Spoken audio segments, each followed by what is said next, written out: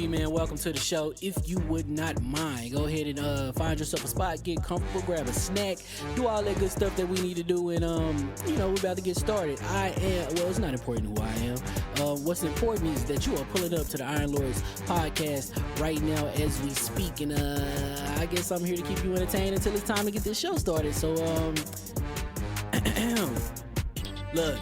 Y'all done messed up and turned me to an animal. And haters be swearing they real, but come to find out that they really mechanical. And yeah, I be eating these rappers, but that's all a part of me being a cannibal. And they say I'm better than money because you can bank on me being accountable. I know a million rappers that don't want to be on a song with me, that's understandable. I kill a beat and they want to compare me to Freddie and Jason. I'd rather be Hannibal. They be like, why use a video game? Just be original, y'all too dramatical. I know it's random, but I'm addicted to flipping the sample and making it flammable. This is that yoga, fire, flame. They think it's arson up in the apartment, they call it department and I get the blame. Still I be running, collecting them rings. You just a target when I'm in the range. I was the hardest to start regardless back when you was messaging people on AIM. Check my vocals, all on Twitter but I'm anti-social. Love my city but I'm still bi-coastal. I got let's switch that up.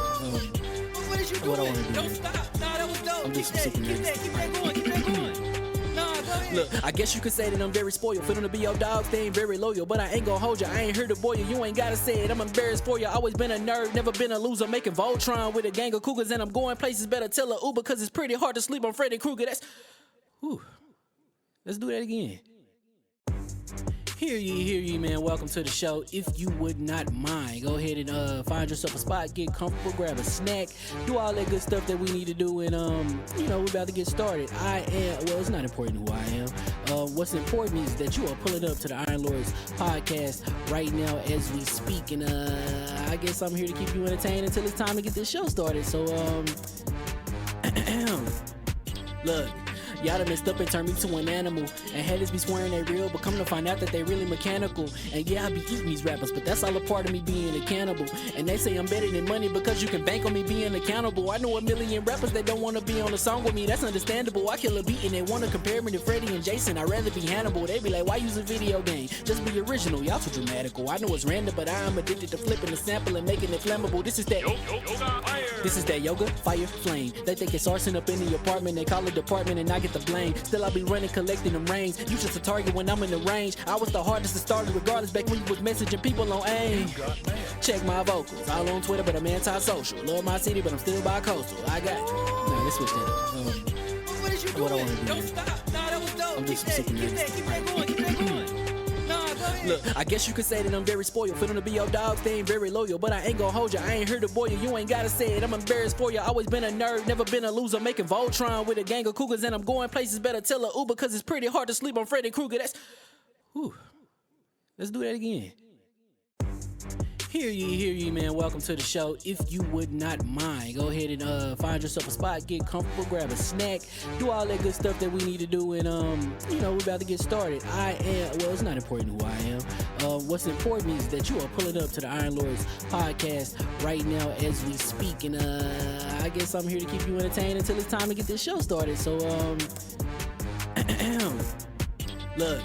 Y'all done messed up and turned me to an animal. And haters be swearing they real, but come to find out that they really mechanical. And yeah, I be eating these rappers, but that's all a part of me being a cannibal. And they say I'm better than money because you can bank on me being accountable. I know a million rappers that don't want to be on a song with me, that's understandable. I kill a beat and they want to compare me to Freddie and Jason. I'd rather be Hannibal. They be like, why use a video game? Just be original, y'all too dramatical. I know it's random, but I'm addicted to flipping the sample and making it flammable. This is that yoga, fire, flame. They think it's arson up in the apartment, they call it department and I get the blame. Still I be running, collecting them rings. You just a target when I'm in the range. I was the hardest to start regardless back when you was messaging people on AIM.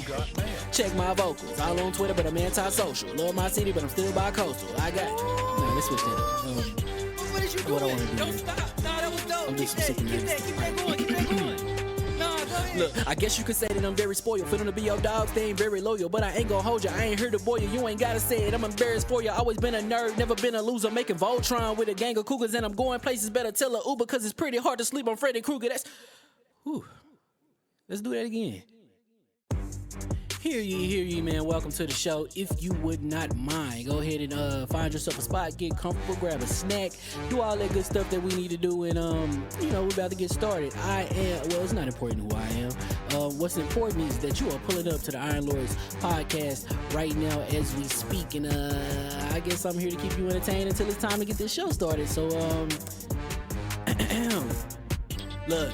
Y'all done messed up and turned me to an animal.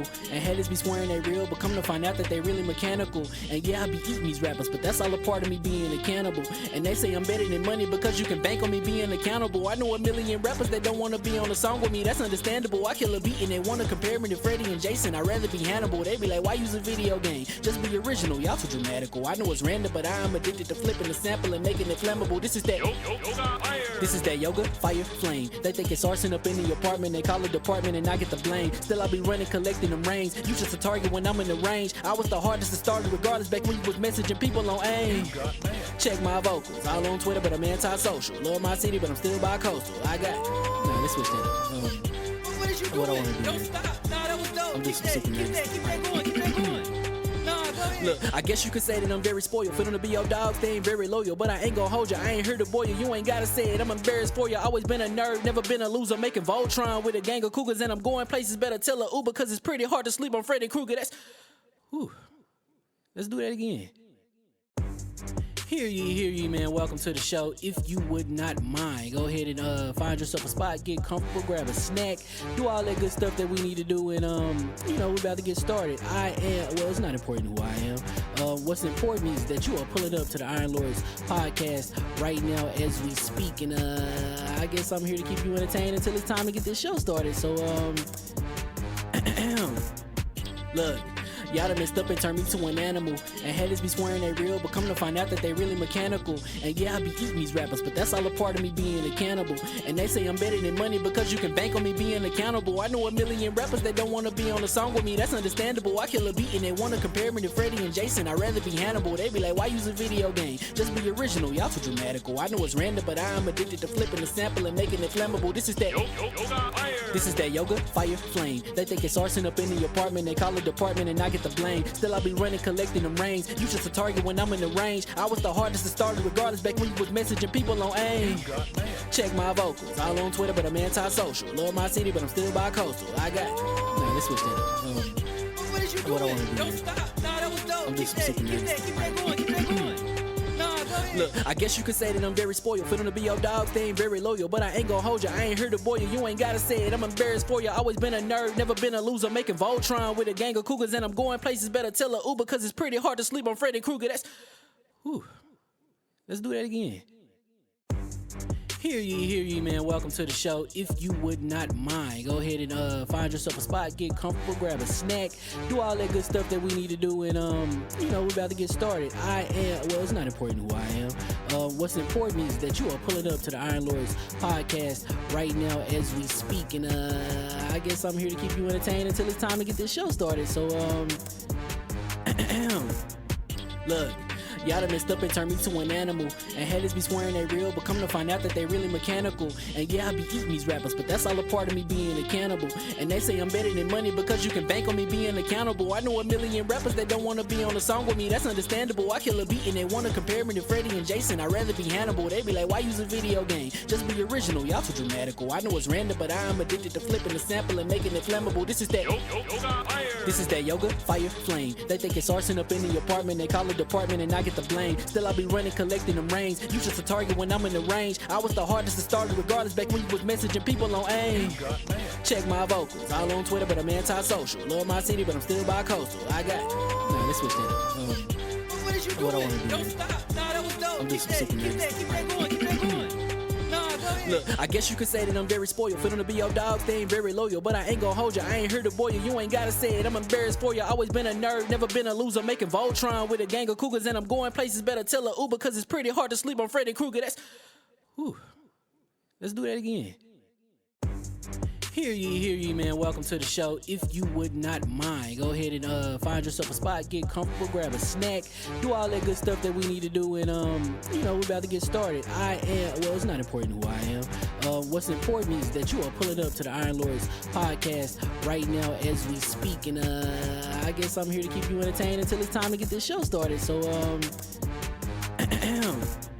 look, y'all done messed up and turned me to an animal. And haters be swearing they real, but come to find out that they really mechanical. And yeah, I be eating these rappers, but that's all a part of me being a cannibal. And they say I'm better than money because you can bank on me being accountable. I know a million rappers that don't want to be on a song with me, that's understandable. I kill a beat and they want to compare me to Freddie and Jason. I'd rather be Hannibal. They be like, why use a video game? Just be original, y'all too dramatical. I know it's random, but I am addicted to flipping the sample and making it flammable. This is that This is that yoga, fire, flame. They think it's arson up in the apartment. They call it department and I get the blame. Still I be running, collecting them rings. You just a target when I'm in the range. I was the hardest to start regardless back when you was messaging people on AIM.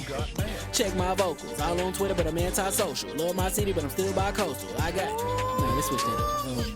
What is you doing? What I wanna do Don't here. stop. Nah, that was dope. I'm just Keep that going. Keep that going.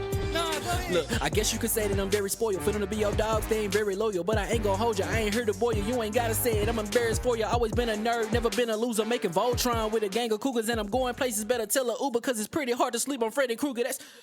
Whew. Let's do that again. Hear ye, man. Welcome to the show. If you would not mind, go ahead and find yourself a spot, get comfortable, grab a snack, do all that good stuff that we need to do, and we're about to get started. It's not important who I am. What's important is that you are pulling up to the Iron Lords podcast right now as we speak, and I guess I'm here to keep you entertained until it's time to get this show started. So look, y'all done messed up and turned me to an animal. And haters be swearing they real, but come to find out that they really mechanical. And yeah, I be eating these rappers, but that's all a part of me being a cannibal. And they say I'm better than money because you can bank on me being accountable. I know a million rappers that don't want to be on a song with me, that's understandable. I kill a beat and they want to compare me to Freddie and Jason. I'd rather be Hannibal. They be like, why use a video game? Just be original, y'all too dramatical. I know it's random, but I am addicted to flipping the sample and making it flammable. This is that This is that yoga, fire, flame. They think it's arson up in the apartment. They call it department and I get the blame. Still I be running, collecting them rings. You just a target when I'm in the range. I was the hardest to start regardless back when you was messaging people on AIM. Check my vocals, all on Twitter, but I'm anti-social. Love my city, but I'm still bi-coastal. I got. Nah, let's switch that up. What is you What I doing? wanna do Don't here. stop. Nah, that was dope. I'm just Keep sick of that this. going. Keep that going. Nah, go ahead. Look, I guess you could say that I'm very spoiled. For them to be your dogs, they ain't very loyal. But I ain't gonna hold you, I ain't here to boil you. You ain't gotta say it, I'm embarrassed for you. Always been a nerd, never been a loser. Making Voltron with a gang of cougars. And I'm going places, better tell a Uber. Cause it's pretty hard to sleep on Freddy Krueger. That's... Whew. Let's do that again.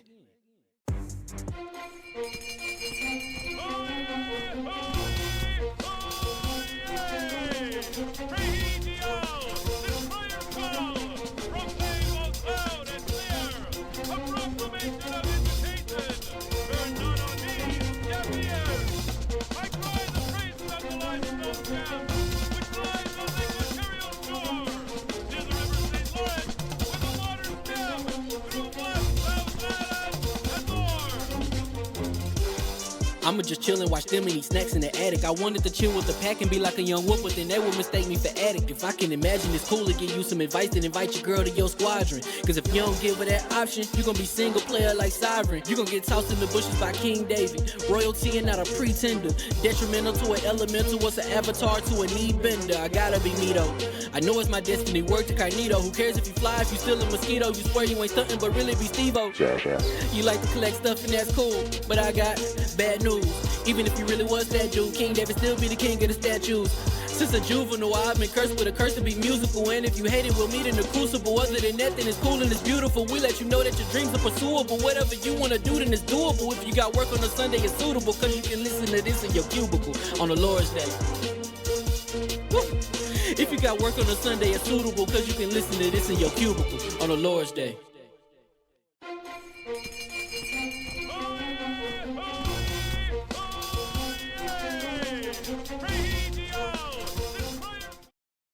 We switching over the mics inside. So you don't like him off top? I don't like him at all. I don't like him or his whole team. But the pops is official. No, the one thing I can take from this, Uh-huh.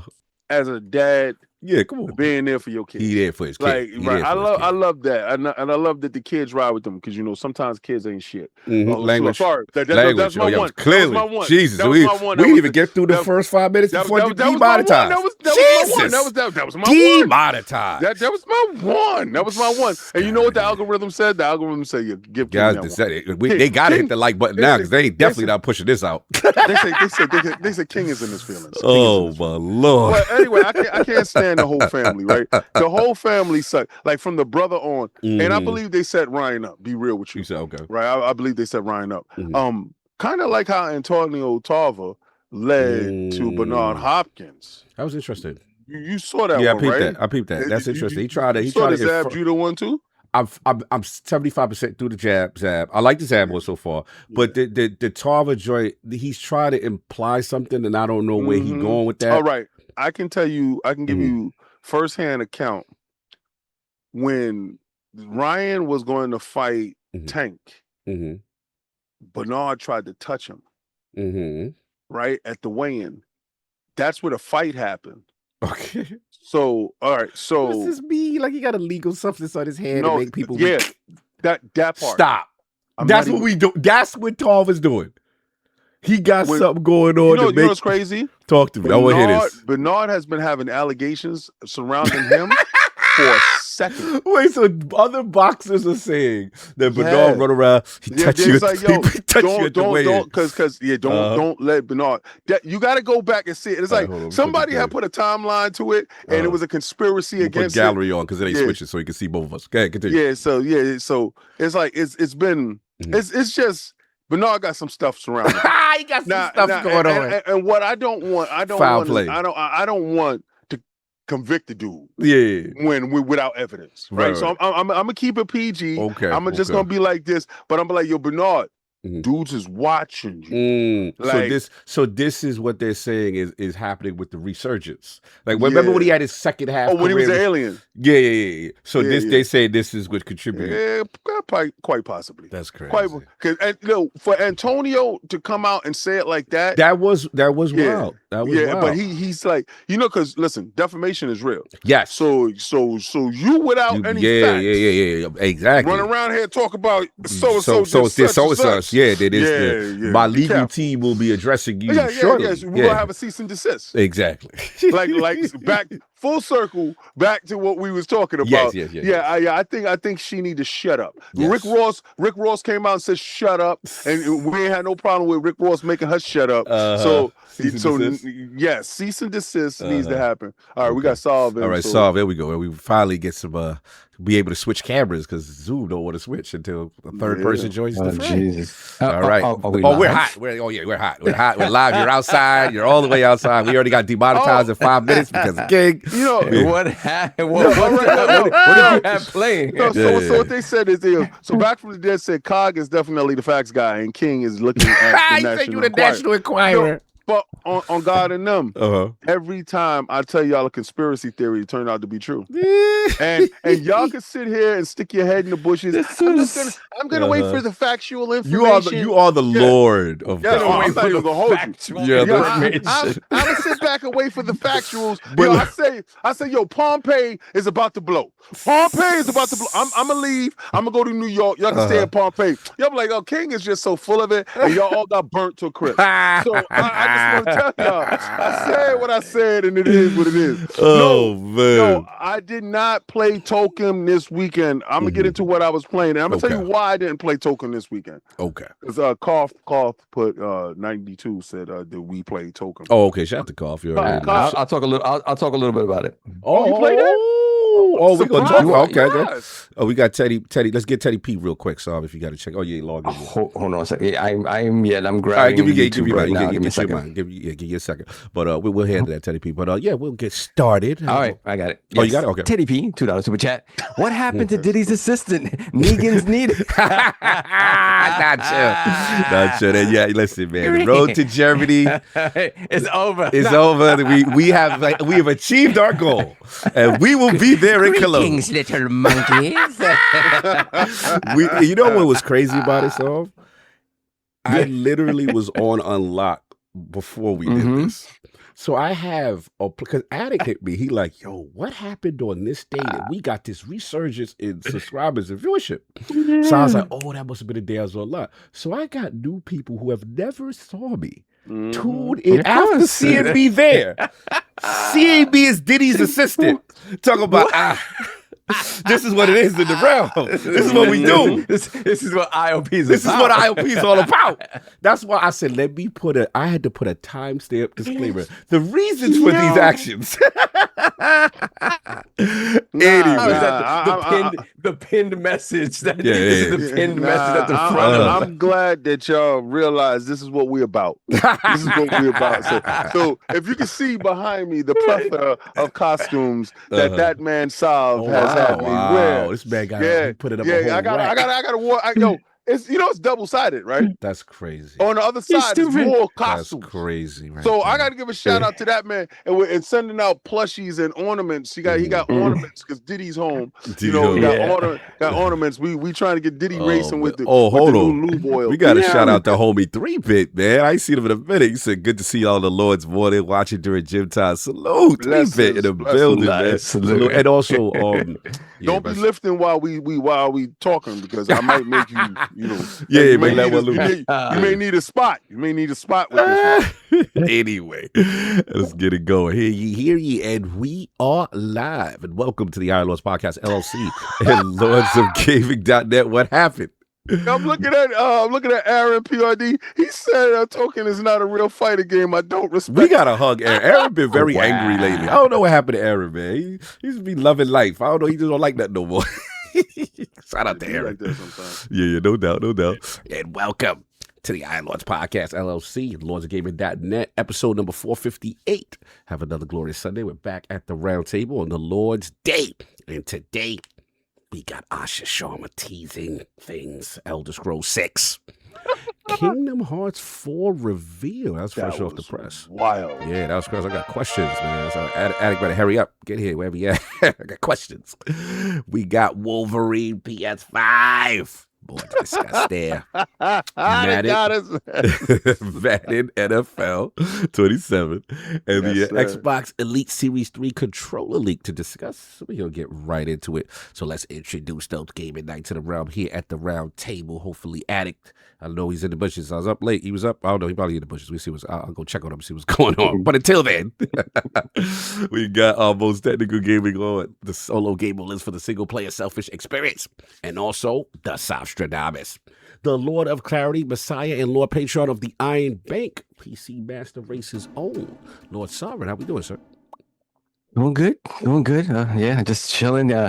Family's here from PR. Wifey's out there. They just finished riding bikes in Central Park, the Lego store. They're going, they're doing the touristy thing, which is funny because it's like when we go with them, it's us doing it too because we don't do it as New Yorkers. Like, yes, we never take advantage of it. After like 13 years, my wife is like, she's a full-bred New Yorker now. She's like, we don't need to do any of this stuff. So, we do it when they go, when they come and they want to go do this stuff. So nice. It's fun. I'll meet up with them later on today. Nice.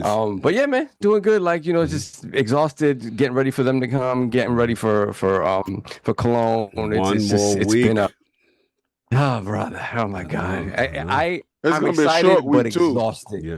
Because remember Tuesday we got Tuesday we got a situation going on. Yeah, Tuesday we got a situation. Exactly. So yeah, it's just one thing right after another. But earlier in the week I did get to play Marvel Tokon. Have it on PC. I guess they patched whatever the issues were. I never saw any issues. I didn't play the early betas or anything like that, so I didn't see any issues. By the time I was able to play it on PC, there was no issues that I could tell, really. Okay. In terms of performance and things like that, hitching, anything like that, like it plays pretty smoothly. And what can I say about it? I think I mentioned this before. I am not the tag fighting guy. I am the old school one-on-one. I love looking at a character or looking at an opponent and seeing what their strengths and weaknesses are and attacking those and having to do that on the fly in the moment as you're playing, as opposed to Diaphone, right? Diaphone. Right, I said his name. Diaphone. Diaphone said it perfectly, where it's like tag fighters, you're playing the game and getting your moves off, and in doing that, you should be able to beat your opponent if you're better at it at that than they are, right? It's less about figuring out what your opponent does well, attacking the weaknesses and stuff like that. It's less about that. And it was the first time I really heard somebody really elaborate on it in a way that I because again, I've always felt that way. It's just like I just don't like these kind of games. Give me Marvel Superheroes 2 any day. Gotcha. Give me another Children of the Atom any day. Again. So what's good about this for somebody who doesn't like tag fighters is that you don't necessarily have to tag your team in and out. You can focus on one character the whole time because they share a life bar throughout. So it's not like each character when they jump in. So it's not like when you tag him, he a- rested, he get his energy back up. he rests in, no, okay. it's one bar for everybody, right? So what do I have to say? In terms of looks, the game is absolutely beautiful. I think that's why I still picked it up. I was like, I need to see this in motion. I love ArcSys. Like ArcSys is really special. The game is absolutely gorgeous. I love the kind of changes to the art style. And it's funny when you look at when you look at the character models with old costumes on, like classic costumes on, it looks a little bit weird because it's not really drawn that way. Yeah.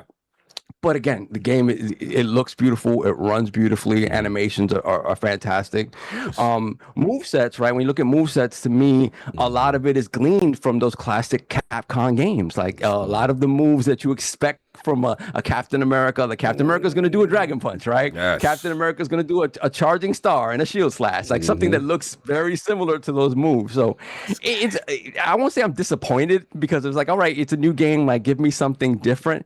But it does. Those characters do feel like characters that would have those type of moves. So I can't begrudge them that too much. Like it's you're kind of aping the best, right? These Capcom games from the past are absolute classics, and they don't really age necessarily, right? Because of the art style of the old ones. Like they don't age poorly. Those are still fantastic games to go back to and play and look at.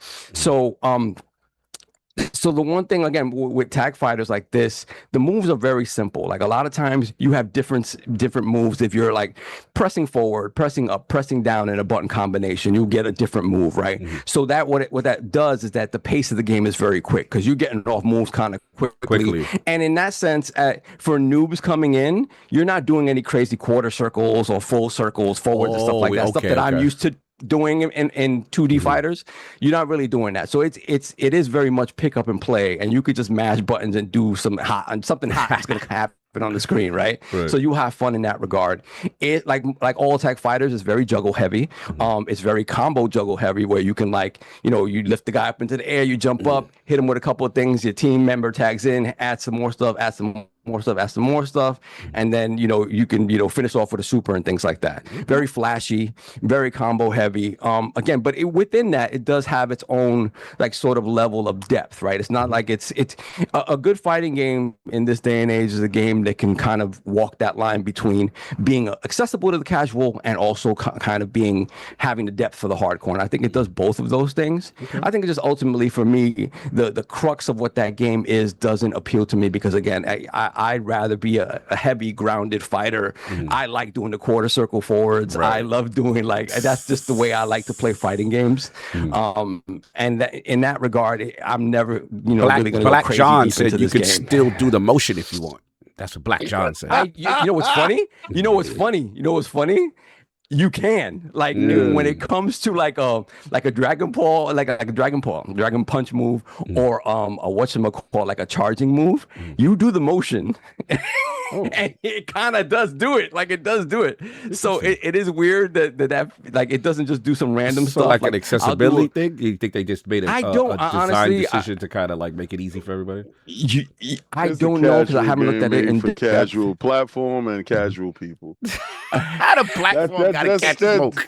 The platform is a casual platform. It's a casual game made for casual people with casual characters in a casual universe. The publisher, not the platform, because it's also on PC. The publisher, if you want to call them casual, it's not fully on PC. It's partially on PC. Never mind that, Sam. That gets interfered with his narrative. You do get the PlayStation Studios, intro at the beginning of the game. Right? Thus, his commentary has changed about the game. And notice if you don't live in a country that that's supports true. that, He right. So it ain't fully on the platform. So it's fully on one platform, but it's not fully all over the world. So let's please keep to the facts, because Cog is the facts guy, right? Let's stick to the facts. All right. So again, let's get back to this casual fighting game that does casual moves for casual people. So funny when a logo pops up in front of something, how opinion of something could change. It's just so crazy. It's crazy. It's wild. It's wild. It's wild. If it's at Xbox Game Studios, how this whole dynamic would change. Yo. Don't put up change. Don't. The Rock. I don't like. Hold on. I gotta put the camera on you. I don't like what you're doing. Listen, man. We about to indict you like Hov. We about to indict you. Yo, listen. And like Rock Nation, I'll walk. Anyway.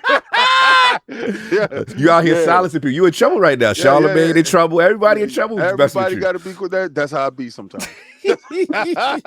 Inquiring minds want to know. You are ridiculous. Continue. So anyway, I do agree with King though. Like for me, for the type of fighting game I like to play and how I like to play fighting games, it does feel casual, 100%. The depth is in the combos, the juggling. That's where the shaving your beard, yo. Don't be let him work. Let him work, son. Don't be shaving your beard while he agreeing with him. Let him work. He talk your talk.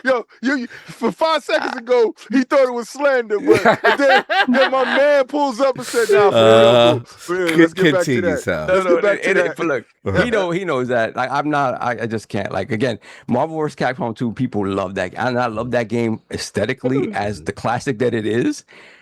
I'm not going to sit there, playing competitively on Marvel vs. Capcom 2. Now, we throw on Marvel superheroes, that's a different story. We throw on Children of the Atom, that's a different story. But yeah, so look, it's fantastic for what it is. If you're into that type of game, which is prominent in the scene right now, you're going to love it. I think it's very well made.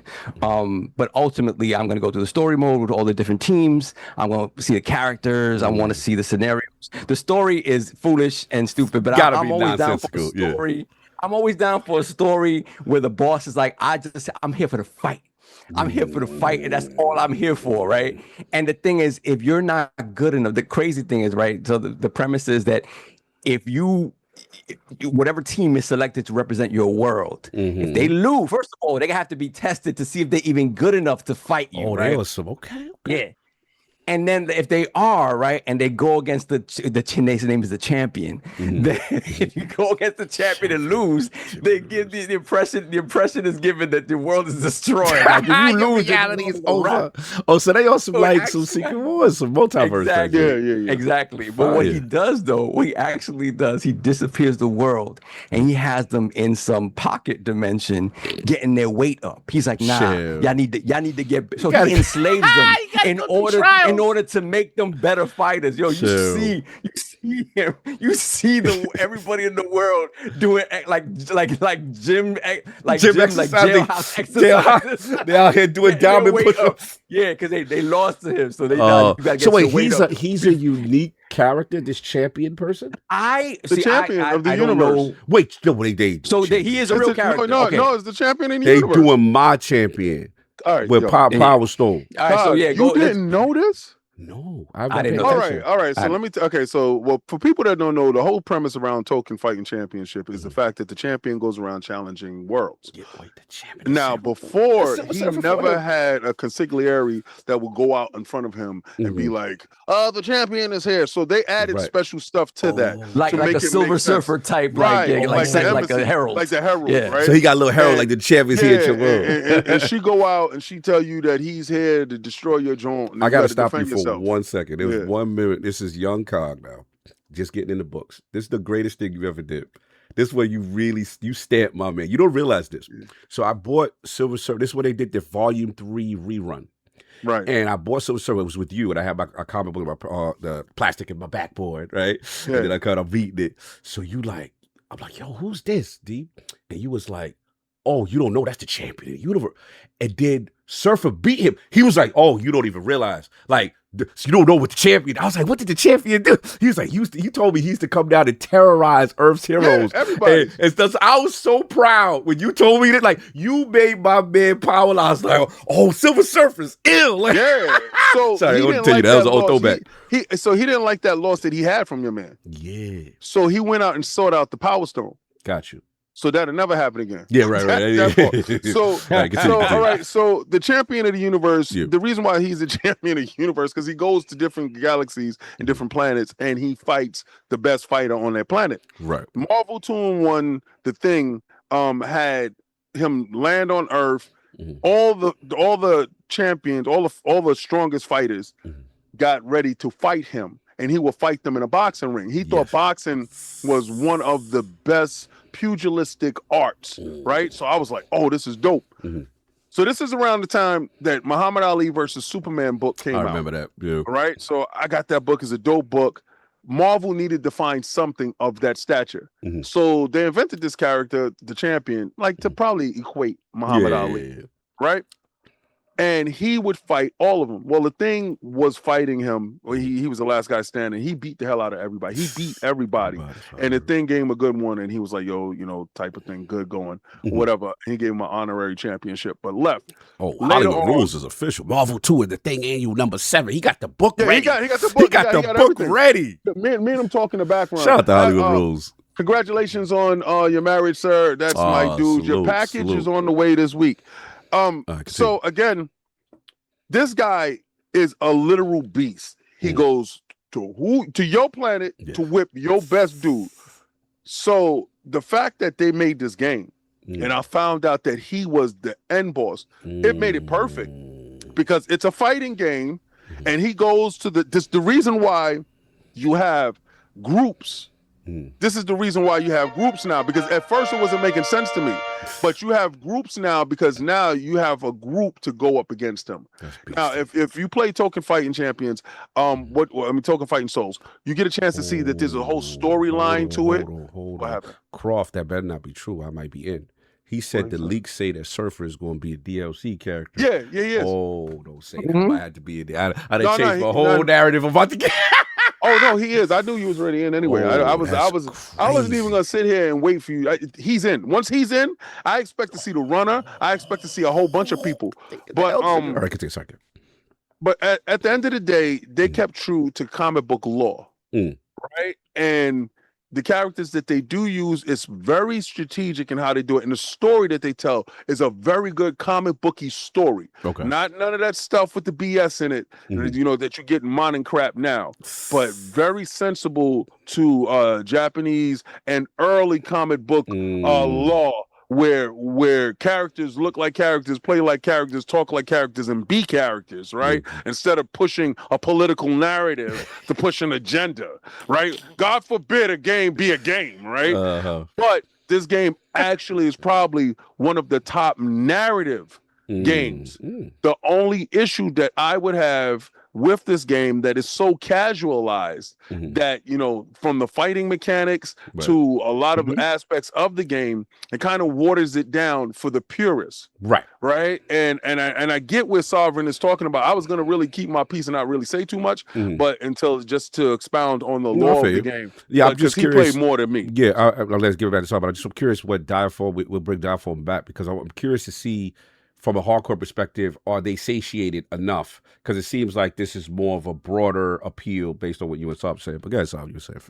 I mean, to me, like, he seemed like he really enjoyed what he had played of it when he came on. So my thing is, like, again, it's a style of game that's very prominent. You look at Dragon Ball Fighters. You look at what's happening with Blaze Blue, Grand Blue, like these type of games. Like, this is what they're kind of doing now. Even 2XK, I know King plays some of it as a 2XKO. Like, it's that type of thing where it's like, they're trying to figure out this line where a casual could come in and have fun, and there's depth enough there for the for the fighting FGC to really have something to hold on to, right? Because obviously, if you have a game that the FGC is not interested in, you're not going to Evo with this game. It's not competitive. Like, it's taking that niche and making it even smaller. So for me, it feels like when you think about a fighting game in that context in this day and age, there's always you have to do that, right? And for me, it's a little disappointing again because it's not the type of fighting game I like. Right. And I would say, I don't know, when you look at Tekken, right? Tekken 8, it's the type of Tekken that I like is still in there. I think some of the stuff they did, again, to move further in a different direction, the aggression, and to, it fixed certain things while breaking others, and you still haven't been able to figure out that line where everybody's happy. Right. But again, to me, that's why I look at Street Fighter 6 and I'm like, okay, they figured out how to make something that's appealing broadly while still being able to satiate the hardcore. And the mechanics of it are essentially the same as they always been. They just, they add to it, they expand upon it. But at the end of the day, it's still classic Street Fighter underneath it. So yeah, that would be my hope and dream and wish for these type of games. But again, it's not to be. I like it as an aesthetic thing. I said to go through the story, to see the characters, to see the added characters. I'll definitely go back to it. Like I said before, I like the fact that I don't have to tag anybody in. Like, yes, I gotta learn all this other stuff. Focus on the character. Yeah, exactly. Because you focus on the character through an entire run, right? You might do a tag and move here and there and just tag them back out. But then in the next run, I'll be like, okay, I want to focus on this character. This character. No, that's good. That's good. The moves are simple. Which again is disappointing to me. But at the end of the day, for me, I see it as a living comic book, just to kind of see these characters with this different tone as well, this very nice art style as well. So again, it has its positives for me, but as a hardcore, like a fighting game that I would really get into and really, go in the dojo for, that's not what it is to me anyway. Fair enough. So it's been that Marvel Tokon. That's what you've been doing. That's pretty much it. Yeah. Hopefully we're gonna get some things in that we're gonna need to be focusing on soon. Yes. We'll see. So but yeah, Mobile Tokon, that's been it, and some Halo. Okay. I'm playing Halo. You weren't here when we talked about this. I have to say I was a bit disappointed in your take and Maddie's take on this game. Continue. I want to hear this. I think a lot of the conversation from the beginning, right before it even came out, I think a lot of the conversation surrounding the game with you guys is, this isn't for me. This isn't for the hardcore dude. And I think at the end of the day, the numbers show, and I always felt this way, it is for the Halo person. It's supposed to be for the Halo person, whether you want it or not. I don't think it was ever for the PlayStation person. Like I really don't believe that on PlayStation. No. But again, to me, yeah, exactly. Okay. But that's a money thing. That's a money thing. That's not a hearts and minds thing, right? I always felt this is for the Halo guy. Like you're not gonna. This is not something. This isn't this ground up reimagining of that first game that would bring in a brand new modern gamer or even an old PlayStation gamer that just never played it back in the day. I just don't see it as that. But yeah, I just felt like you guys are like being so. What I think my thing is this: you guys are like Bungie dudes, and ultimately, you're never really gonna give it that chance, even if they do. Because at the end of the day, when you look at 343/Halo Studios, the only bad Halo that they've made was aspects of 5. Other than that, they've made successful Halo. They've made Halo that's fun to play. It's a reasonable approximation of what Bungie Halo is. And they put out, if you think about how long they've had it, they put out a decent amount of stuff, not like, an amazing amount of output, but they have, despite all the toxicity and stuff that's going on in the background. So I'm just like, the way you guys talk about it is like, you just really want it to be in Bungie's hands or dead. I don't care about Bungie in this particular case, but I'll let you finish. Or dead. And it's like, I kind of feel like the pressure you put on this remake of a 25-year-old game for it to be kind of exacting to what that original game was, is kind of unfair. Wow. And that's just the way I feel. Like it's a brand new engine. They're approximating what that first game does. But when you guys are talking about, this doesn't feel quite right, and this rock isn't where it's supposed to be, and disengagement is not exactly as it was. There's too many elites. It's too hard now. I'm like, okay. Maddie said that, but I'll let you go. Yeah, but again, it's like to me, it's like, you know, when you love something too much and you squeeze it to death. I kind of felt like the conversation around it is that it's like, at the end of the day, it's never going to be exactly those things, and it was never going to be exactly those things once they got given to them, right? And Bungie walked away from it. So my thing is this: it's like if the conversation around this game is to that degree of detail and like granularity and hyper specific focusing, we're gonna kill it in the crib before anything else happens. Because at the end of the day, all the stuff that's happening at Halo Studios behind the scenes has to be addressed 100%. Okay. But the Well, it will toxicity be with that notwithstanding, 1600. They gotta go. oh yeah, something's happening there. And that but the 1 point toxicity something. notwithstanding, they still put out Halo. And it still sold you know, 1 point something million. So clearly it wasn't just me and my oversensitivity. The masses did not gravitate towards this song. We can't get around that. But it got a lot to do with that. It wasn't just my commentary and Batty's commentary that made right. But as the people that I listen to, yes, as the people that I listen to, I think that echoed a lot of some again, and we'll talk about it with Wolverine, where it's just like it felt. I know from your aspect, it's not disingenuous, but a lot of grifters, of course, jumped onto that type of commentary where you know it's disingenuous, and I think that stuff is self-perpetuating, right? So even if you do it from a place of love, I think you guys do it from a place of extreme, maybe a little like, you know, stalkery love. You know what I love about this? What I love about this is let them do that to his Assassin's Creed. see, this is where I got to keep my fraud on Assassin's you. Creed been bastard. See, right? No, there's no fraud because you understand. Because I'm the only one here who's willing to take stuff that I love, like love, and blow it up, start over. True. I've always been the one. I'm not the one that's like, oh my God, I don't do that because again, I understand things change and evolve. I understand things can't always be the same. And if I really want the old thing's there. Right. Okay. And I'm not gonna have a brand new thing be beholden to something old. So clearly, besides me, only 1 million people said that this was an experience that they choose to partake in and on the platform. And then you know what's crazy? You know, what's that game kick? Big Walk. Big Walk lapped Halo sales in the same. This is Halo, the iconic. But again, there you go. You Halo, the iconic. But that's what it is. Why are we trying to act like this game did not transform console? How long has it not been that? How long has it not? You can't take away the history, the legacy of it. But the history is ancient history at this point. I think Pricing had a huge. Sure, $50 for this. All right, so this game was a $20 game based upon the fact that Steam had Halo Master Chief Collection for $40. Right, so you can't come in with this old ass game. And it's been much cheaper for a long time. They just brought up the price. Yeah, that's a fact. For $50, it was 10. Right? It was $10 for a minute. Like Think the whole thing was $10 for a minute. So I think pricing had a huge thing to do with this. Whoever pegged the price to where it was at, pricing definitely had a fact.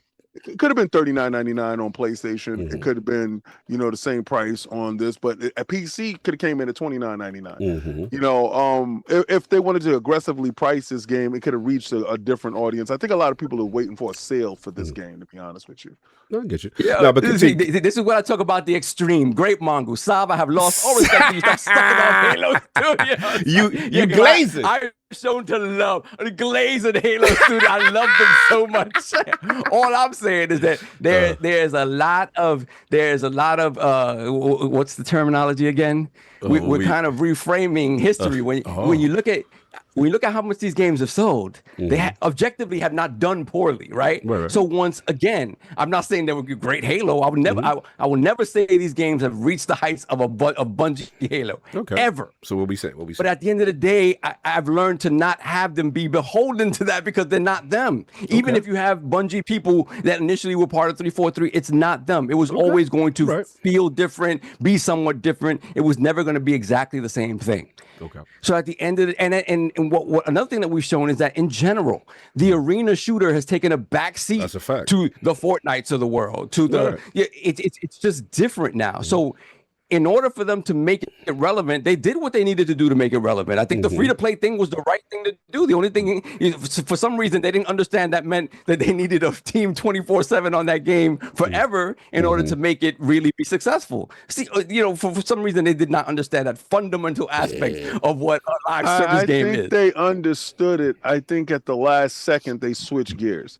Because I have white papers showing that main franchises, pillar franchises, was supposed to be a live service, like Halo, Gears, and Forza.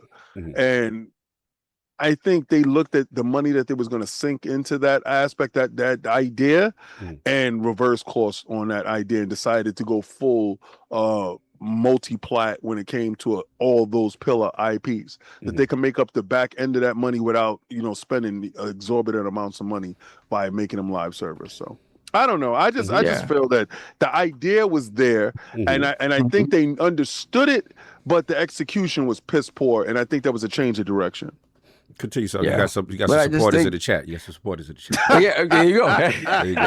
They don't like what's going on, so they got my man's outside. Look, at the end of the day, I think you got to read the super chat. I don't. He got you. There's a lot of people that got you. I got you right now. They got you. So wait, who we got? The Jenna? Oh, say, come on a second. Let me jump to. I agree with the Jenna too. Let me see. The Jenna, £5 super chat. Lifelong Halo Glazer. The game was great overall, but the cutscenes and prequel missions were poor. Also, 9 days to Gamescom got my Fan Fest ticket. Shout out to that Jenna. We will see you over there. Yes, sir. Cologne coming up. Then we have Dhruv Gupta, 705, $2 super chat. Hashtag Sal's right. Hashtag Sal. Thank you, Dhruv. Much appreciated. This is my thing. Like, it just, look, at the end of the day, I think what this remake is, brand new engine. I think we always knew it was going to be, hey, this is us testing our of metal in Unreal 5, right? Because everything moving forward is probably going to be Unreal 5 or Unreal, whatever. I think it's pretty well done. I think it's beautiful. I think the lighting is great. I think the art direction is great for the most part. Again, I'm not a professional artist or anything like that to be like, no, this sucks or this is too samey or whatever. I don't know that. It looks pretty to me. And it runs well. And I think as a reasonable approximation of that game. And its different scenarios and how they translate it to Unreal 5, I think it does a very good job. There's nothing there that I look at is so egregious that at the end of it, my take is like, I can't recommend this to anybody. I'm like, what? You enjoyed your experience. That's it. I mean, and the thing is, again, I don't begrudge anybody their opinion on it. Oh, no, you begrudging me. You guys are out there with the fine-tooth comb. I'm begrudging where it comes from because it feels like I said, it feels like, again, you're trying to project old feelings onto a new version of an old game. Okay. And when you take into account all the things that are different about it, particularly the dev team, I'm like, I just you disagree. It doesn't That's make fine. any sense. That's fine. That's for fine. it to be beholden to that. Now let's get to the brass tacks part. The brass tacks part, based on investment. Yo, this is so much fun. I know you love this. Okay, I gotta give them a whole idea, right? Because what y'all are not seeing is this is how you fight nice, right? All right. Now, a gentleman's disagreement. That's all. A gentleman's disagreement. Gentleman's disagreement. No. This is a slobber knocker. Y'all just not seeing it. Right? Slobber knocker. Listen. Sav and I fight messy. Yes. Right? And it's all about the individuals in said fight that you can be in a situation. You're like, you ever been in a crowded room and you know something is going on with two individuals? Yes. But you just like, something's off, but it's good though. That's what you do it. Right. And in that same room, you can have two different individuals and something's going on in the world and the room knows. Right. So anytime I get into it with somebody, I'm so loud and so hot-headed that you will know that it's going down. Yeah. These two individuals have mastered the art of fighting under pressure quietly, like they're in a church, like they're in a monastery, right? And what y'all are seeing right now is the monastery fight. But don't get it twisted. Right. These dudes is throwing haymakers. Oh yeah, for sure. Right? It's my brother. It's my brother. Now, look. It's like John Wick and Common fighting it all. Yeah, for sure. Look, that's my brother, everything man. else going on around it. So listen, Sov gave his initial combo and his initial fight, and I saw when it happened. That's why my eyeballs looked up like, right? I said, oh, they doing this. Now, this is Cog's rebuttal. Yeah, just questions. Look, see, and you know when Cog is really fighting, how good the smile is. All right, I want y'all because he feels strongly. Because he feels just as strongly in the other direction. That's all. Yeah. So I know how strongly he felt. I'm like, okay, now I see his perspective. I'm learning. You know what I'm saying? And all I was gonna say was just in reference to look. I definitely I want to say this. I don't want to take anyone's joy away. Let's just put that out there because everyone has the right to experience what they experience, and they like, yo, I had a good time. This game looked good.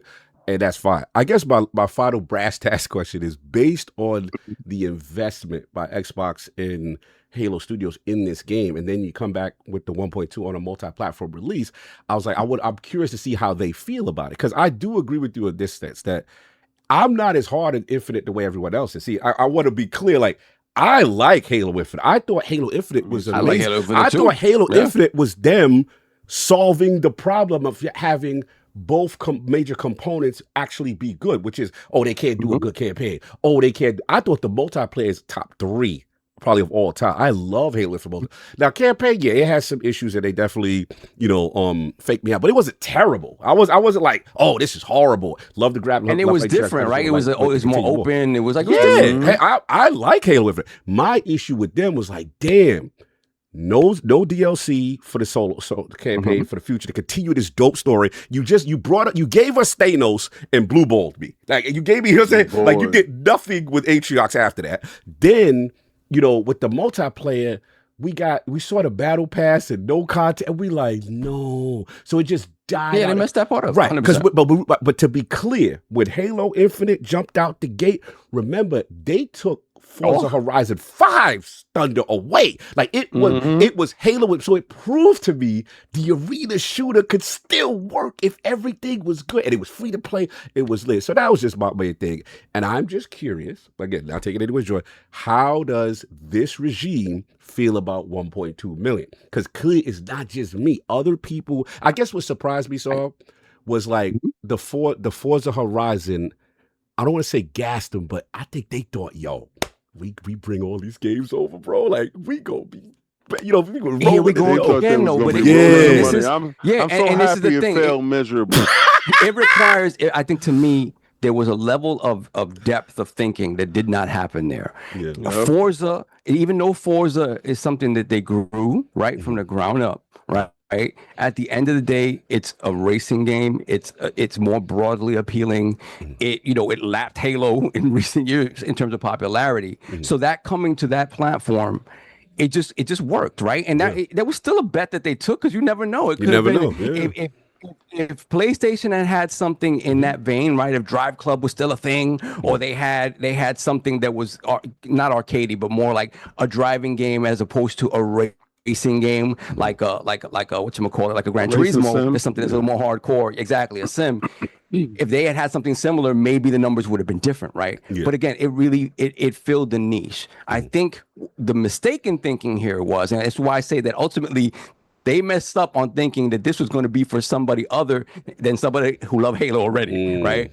And I think the mistake was like Halo really is intrinsically tied to Xbox in a way that really only the dude who wants to see it on a PlayStation either to laugh or to gag, or what I would call the Colin effect, which is and King know what I'm talking about, which is Colin, I love you, but you knew what you was doing, which was like, yes, like I have your champion here because I'm old enough to understand.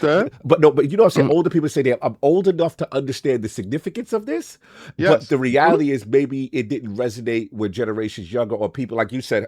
So like it's really for people who are hardcore that maybe, say love this, but a lot of people, exactly, what I'm saying, a lot of people didn't understand the significance of it in that respect. Yeah. But I get what you and at the end of the day, I will say this about the game, right? Mhm. I get it, $50 for just a remake of the campaign. That's what I think King is you right. don't bring the Price point. multiplayer along, right? You don't bring the entire suite over, which doesn't make a whole lot of sense. Because then you bring the suite over, then you show people what your plans are for multiplayer in the future, right? Within this engine, right? It's a missed opportunity to do the whole thing. And I think as a whole, that would have been a more appealing prospect than, hey, here's just the campaign for you dudes who don't know who Master Chief is, who is essentially not very many in our age bracket, the young people don't care about Master Chief, and they won't care about Master Chief. Kind of like the people that was inside the pre-queue missions. Exactly. And that's why it fell on his face. And I will say this. All right, let's go. Prequel missions, I will say the prequel missions top again. Quality. When I first started playing them, I don't care about the woke stuff. I don't care about stuff. I just care about, like, does it feel like Halo? You mean the feminist agenda stuff? Stop it, King.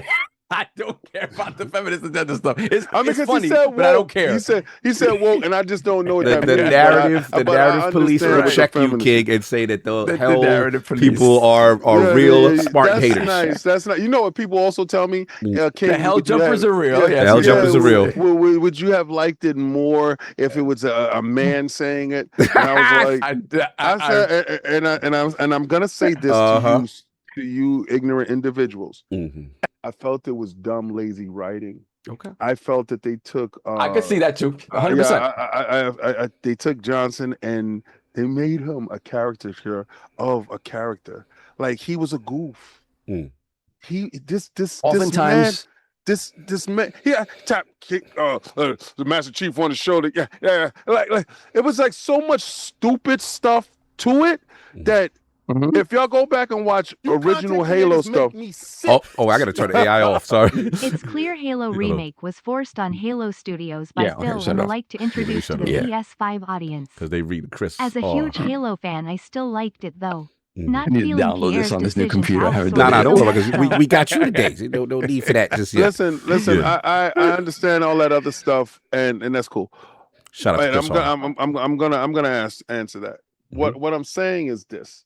I felt it was lazy writing. If you played Halo when it was initially released, even the Master Chief Collection, it's a wartime sim, a sci-fi adventure about an unstoppable Marine and the human fortitude in which to fight back an alien invasion that has taken over the universe.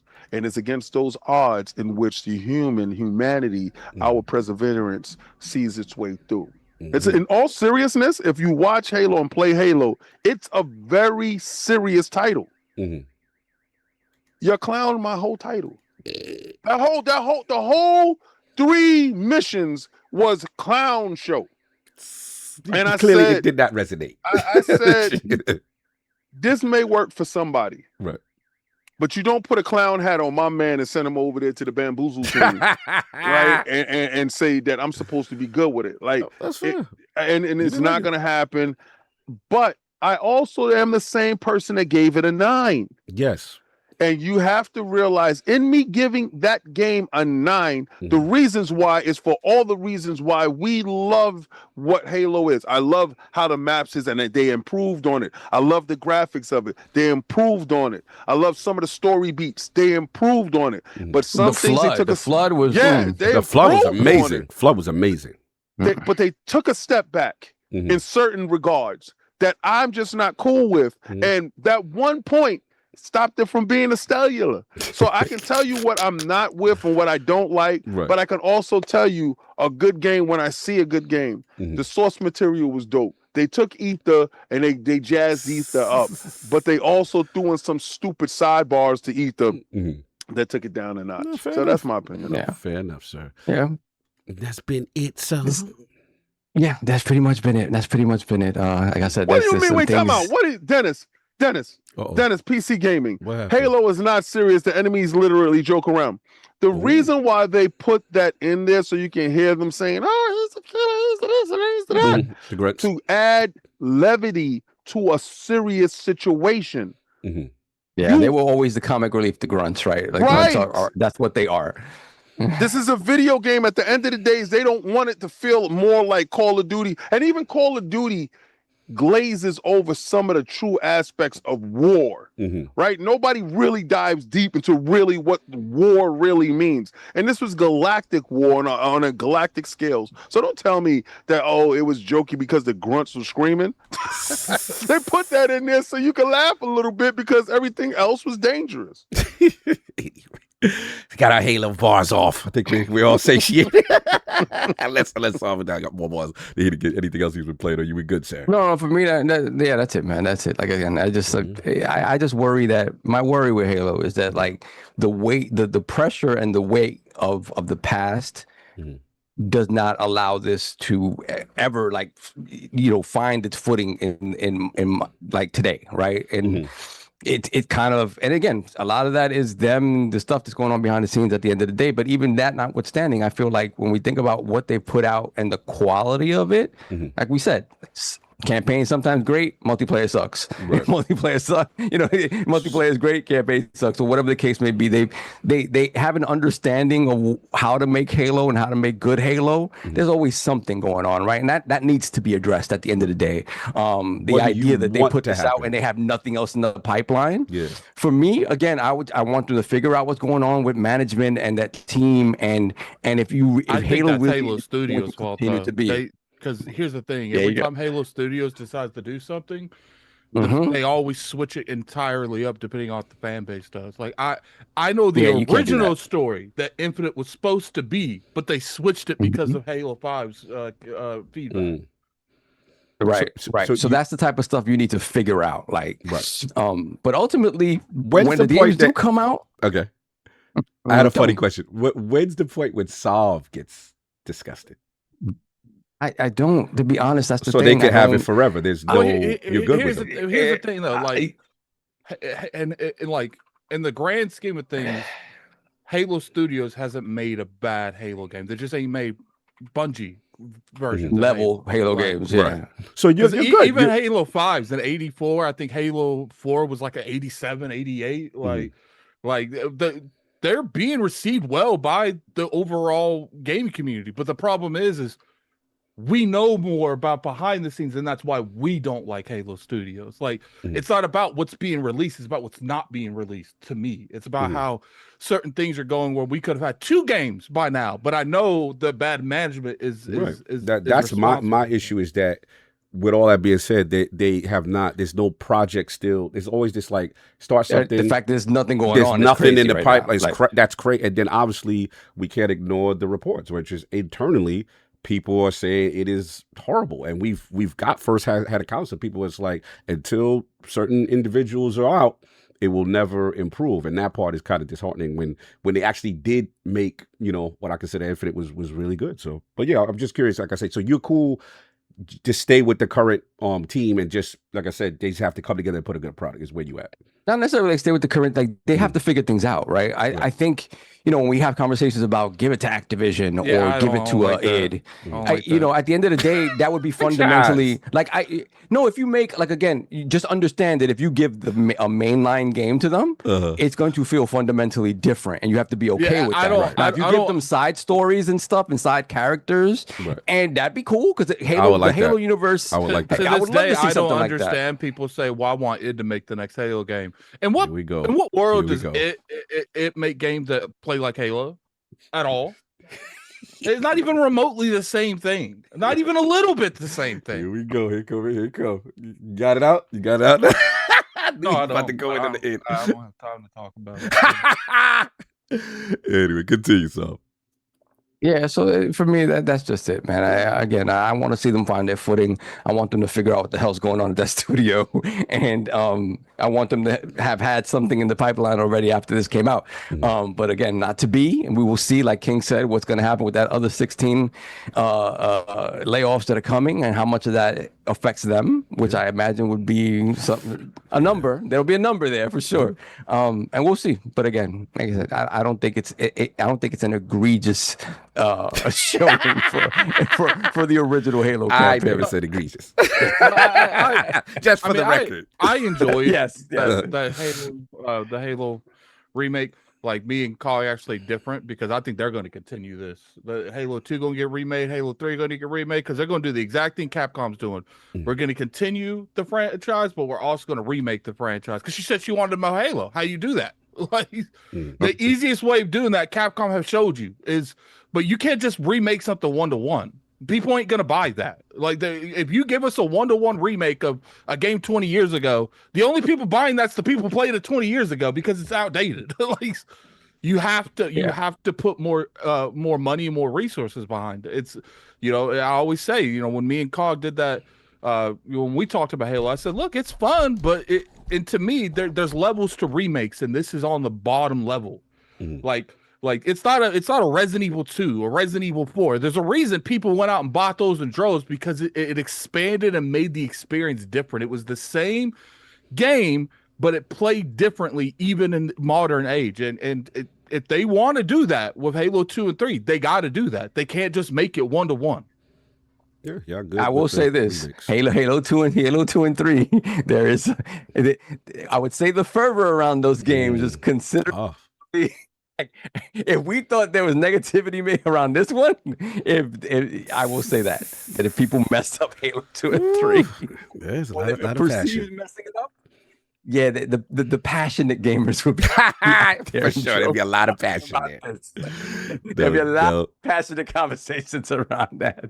And of course, sliding through my co-host with the co-host, my brother from another mother, difficult game conqueror, Lord of the Spin Clap, and the How of the Young Wolf. Lord Addict back to back last night.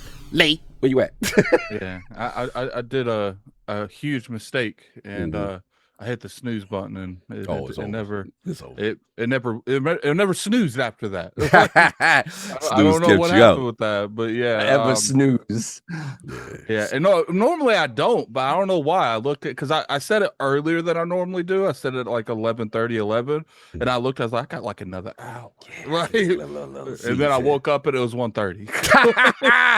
Yeah, I learned that lesson with a flight one time, and I was like, never again. They close. That's what I learned. When the door is closed on a flight, you're not getting in, even if you make it to the gate. I said, damn. I've seen them open that for certain people. Really? They opened it. They opened it for me when we was on our cruise. Yeah, they opened it. Yeah, because the dude found out I was West Indian and he was West Indian. He was like, "Come on, boy, I got you."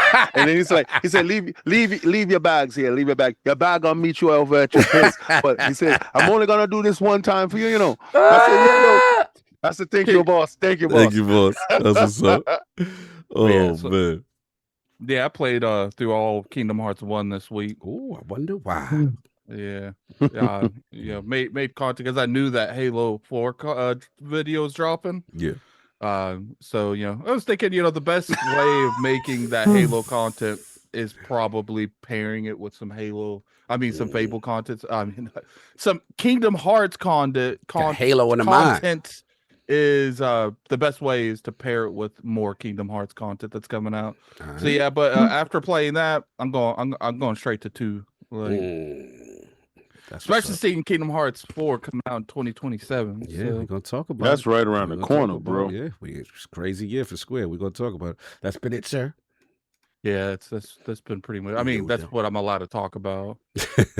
Beta boy in it right now. So No, what's the funny thing? We had a conversation with someone here lately, and I ain't gonna lie. When I talked to the PR company part, I was like, "Why ain't you guys let me say I was playing a game?" Like, I'm not saying that like anything about the game. Let me just. Why does only some publishers have social media embargoes, but some doesn't? Like, can we all get with the same program? I'd like to tell my people that. To look out for a review from me, like get the hype going. But you can ask Cog. They actually took the feedback. Yeah, they took it a lot. I respect they that. actually asked to expand on it. Like, what do I mean? No, for sure. They should take the feedback for Phantom Blade Zero because that was one of the wildest embargoes that I ever had to sign. Ever. You couldn't even talk about what you were like. What demo it was, you could only talk about the feeling or something. You couldn't even talk about the bosses, the weapons, anything. Like, it feels nice. It was a 2-page embargo. It was wild. Y'all went into that room. Y'all know what y'all signed. Y'all know what y'all listen. They told you everything that happens there stays there. Yo, I ain't gonna lie. I go back in that room any day. Exactly. Y'all was in the rooms. Back in that room any day. Yeah, y'all know about the rooms. This guy's wild. Y'all know what Cog be on. Cog be on. And it's pretty much it. No doubt. You know what's funny? Going back to the Kingdom Hearts thing, I didn't realize how hard Sephiroth is in the first game. I finally beat him, but like he's got such an it plays that song. Like see in Kingdom Hearts, you talking about Sephiroth, that dude with the long sword, right? Yeah, it's from Final Fantasy. So essentially, like the way that they brought Sephiroth into Kingdom Hearts, he's a hidden fight in the Coliseum, and you don't know. It just says platinum match. So you go in, you don't have no clue what it is. Like a little logo appears, he shows up and he stands up, and his sword shows up, and it's like now you know he unsheathed it. And then the moment you know with his sword out, the moment you see his hand, then his song starts playing. Oh, he got a song. He unsheathed it out, and then he had a theme song. This is why I don't talk, because I'm not even joking. I generally feel like I'm the only adult on this podcast. You're the adult. I can't even talk about something like this without making it go left. Sephiroth.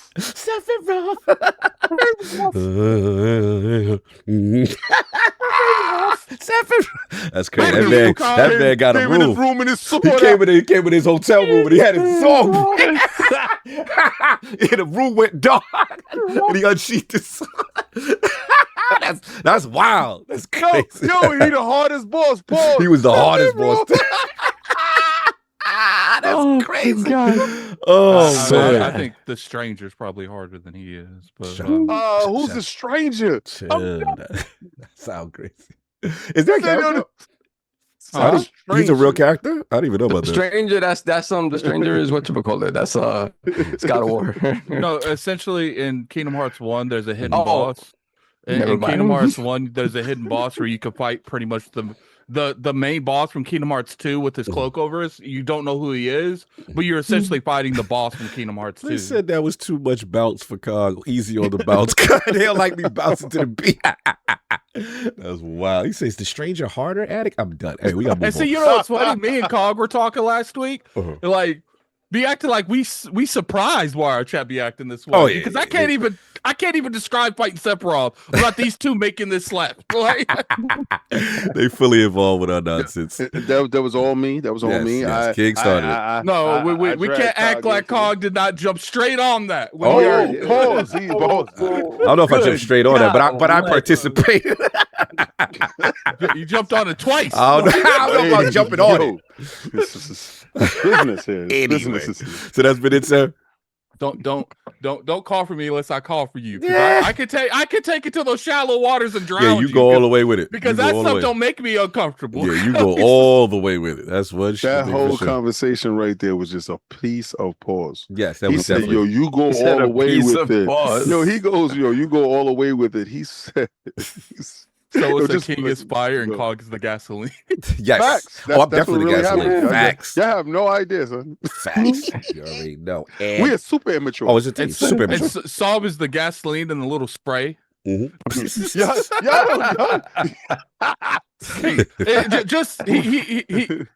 inserts just when he needs to. Oh Lord. We're definitely not getting out of this. Wow.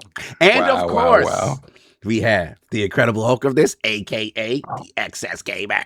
Ooh. The prophet of Xbox. Swami. King of the statues who demands nothing less than that premium experience. It is the ascendant one of the Xbox platform moment. Ooh. Beloved Lord King, how we doing? We're doing fantastic. First of all, I want to give a shout out to Atlanta. Atlanta showed up. You showed out. You was out there for them baddies. Yeah, I know you. Orlando Brown, you the clown. You and Ray J, y'all had your thing going on. Y'all stole the night. Two buffoons inside the squared circle putting on a goofy show for a bunch of goofy people watching a goofy event. But I ain't gonna hold you. That girl, Big Lex, whatever the hell she was, She put the ones and twos on that girl, son. Those hands was flying, and it was looking really good, son. I was like, yo, baddies. It was definitely there, son. Clarissa Shields. Woo. She the queen of fighting. She like Whoa. the bum of the year squad. Like whoever is the best bum, she got him. So line them up. I'm gonna knock them down, son. I ain't gonna hold you.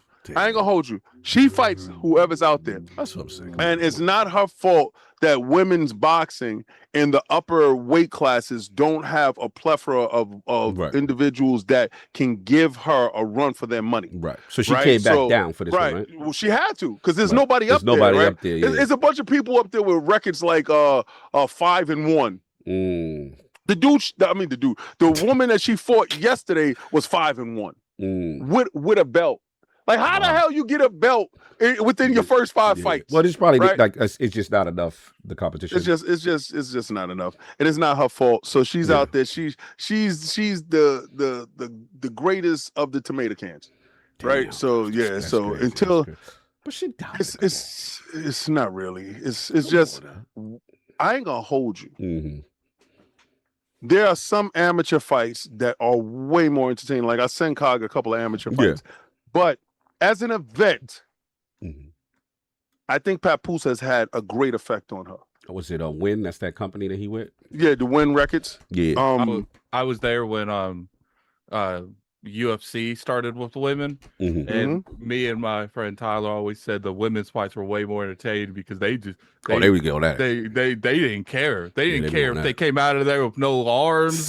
It was like, I don't know how it is now, but I think back then it was just like they felt like they had something to prove too, where they're in like a foreign sport. Yeah, but their fights was wild. You got some women fights that are actually crazy, but they're in the lower weight classes. You know, Clarissa is in like a no man's land when it comes to that. But Remy Ma did do a diss track this week geared towards that, and I think it signal boosts the fight because up until then the fight wasn't sold out, and then it got sold out. Shout out to Floyd for coming out. Shout out to Bud. Shout out to Big Meat. Shout out to everybody in Atlanta showing up, showing out, and showing off, and making that event a successful event. I think women boxing needs all the galvanization that it can possibly muster, right? And so they can get paid too, because they're going in there taking punches too. Yeah. Like, we're not going to act like they're not in there risking their lives, because one punch can change your life for the rest of your life. Okay, end it. So again, this weekend had a big cookout. Invited the world to come, check it out. And, some people showed up, some people couldn't. I understand, indirect shots. Yes, very indirect shots. Yeah, he asked J-Dub, but J-Dub said the PlayStation ain't doing good enough to be going around Xbox. Oh, if I would have got J-Dub, that's wild. Buddy, he would have been under the rest with the Xbox controller in his hands. With pitches, all the pitches would have went up. Well, what he would have done is like throw a controller, and like J-Dub would grab it by instinct, and he would snap. Oh, I got you. Nah, the homies is here. We was gonna press them. Straight up real press on camera, real press. No, I'm not joking, JW. You know what it is. Stop playing. You're available to come over. But the King was handling meat this weekend. Pause. All right, and in doing so, I don't eat meat. Right. Like, contrary to all this glizzy stuff that y'all see happening on the screen, right? I don't eat meat. So. My shrimps and stuff was to the side. The salmon and stuff was to the side. And I was, I'm the grill master. I have to grill up all the food. Shout out to the wife for making the event something incredible. Now, I'm acting like it's a huge event. I don't throw these things at my house. So 10 people at my house is a huge event for me. Then we get into the argument where you say you had a porta potty if there's more than like 3 or something once. Oh, that was hilarious. It wasn't an argument. It was a straight up fact. Real. Yeah, he real. Yeah, so the porta potty was outside. They will not be using. They will not be blessing. They will not be blessing the King's throne. Your tush. Your tush will not be glazing my seats. But you're amongst friends and family. And we know friends and we know friends and family are the worst. I remember when you had that disease. Get outside. I'm done. Anyway, the day before, I had to drive up and go get my son from college. right? The school of hard knocks. Yes, I get it. So we had to drive 6 hours up to Buffalo. Whew. That's a long drive. I'm gonna tell you, 6 hours there and 6 hours back. 6 is rough. Me and the wife was doing tandem back and forth, kid and play, back and forth, going to get up there. I hate it. Yo, that drive is rough. I hate it. I hate upstate New York. There's a big beef going on right now with upstate New York versus real New York City. Yo, facts. Versus real New York. Oh yeah, yeah. Rappers beefing. New York City versus upstate New York. Yeah, they be like, if you say you from New York and you claim upstate, and you're not New York. King said it right, Cog said it wrong.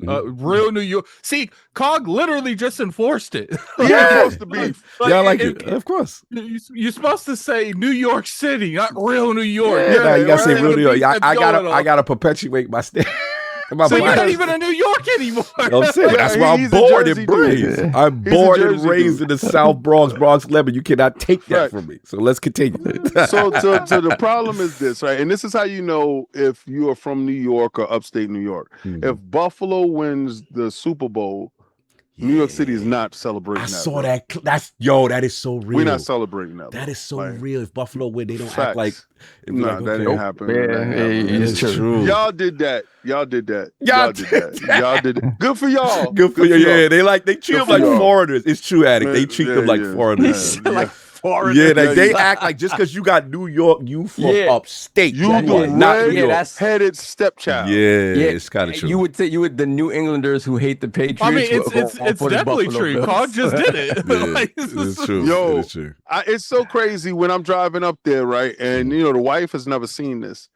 There was like barns, open window barns with nothing but hundreds of cows hooked up to milking machines. And you can see it, right? You can see it. They unapologetic with what they doing, right? They get to that unapologetic milking. They got him, son, and the cows is like, help me, right? And I'm just driving past like, bro, this is really dark world out here. Yo, and it's in the middle of the night, and they getting milk 24/7. They like, like, yo, this nonstop milking happening, boss. And I'm looking at it, I'm like, oh, buddy. And like across the street, let's say that dude owns that farm over there. They're milking over there. A little bit down the road, they're milking over there. This is 87? This is what was it? Bro, this was get home lane. I was just trying to get home. No, I just want to know what highway, if you remember. I don't. I had Waze on. His mind suppressed it. His mind's like, just get me out of here. I don't know what road I'm on. Just keep going. You know how horrifying it is? And that's a ride I would never do alone. How horrifying it is. Imagine if you broke down in front of them at night. Yo, Addict, you know when your heart starts popping in your chest and you start thinking to yourself, what if I caught a flat? Yeah. What if I caught an unintentional flat? Or what if there was an intentional flat? It is so black and dark out there. That's crazy. That you can go missing and nobody ever gonna find you, B. Like they never gonna. It was a time that I drove for 2 hours straight and saw not one car in front of me or behind me. Absolutely the most terrifying thing ever. I told him again, I said, listen, if you want to go graduate from college again, I'm never coming to pick you up.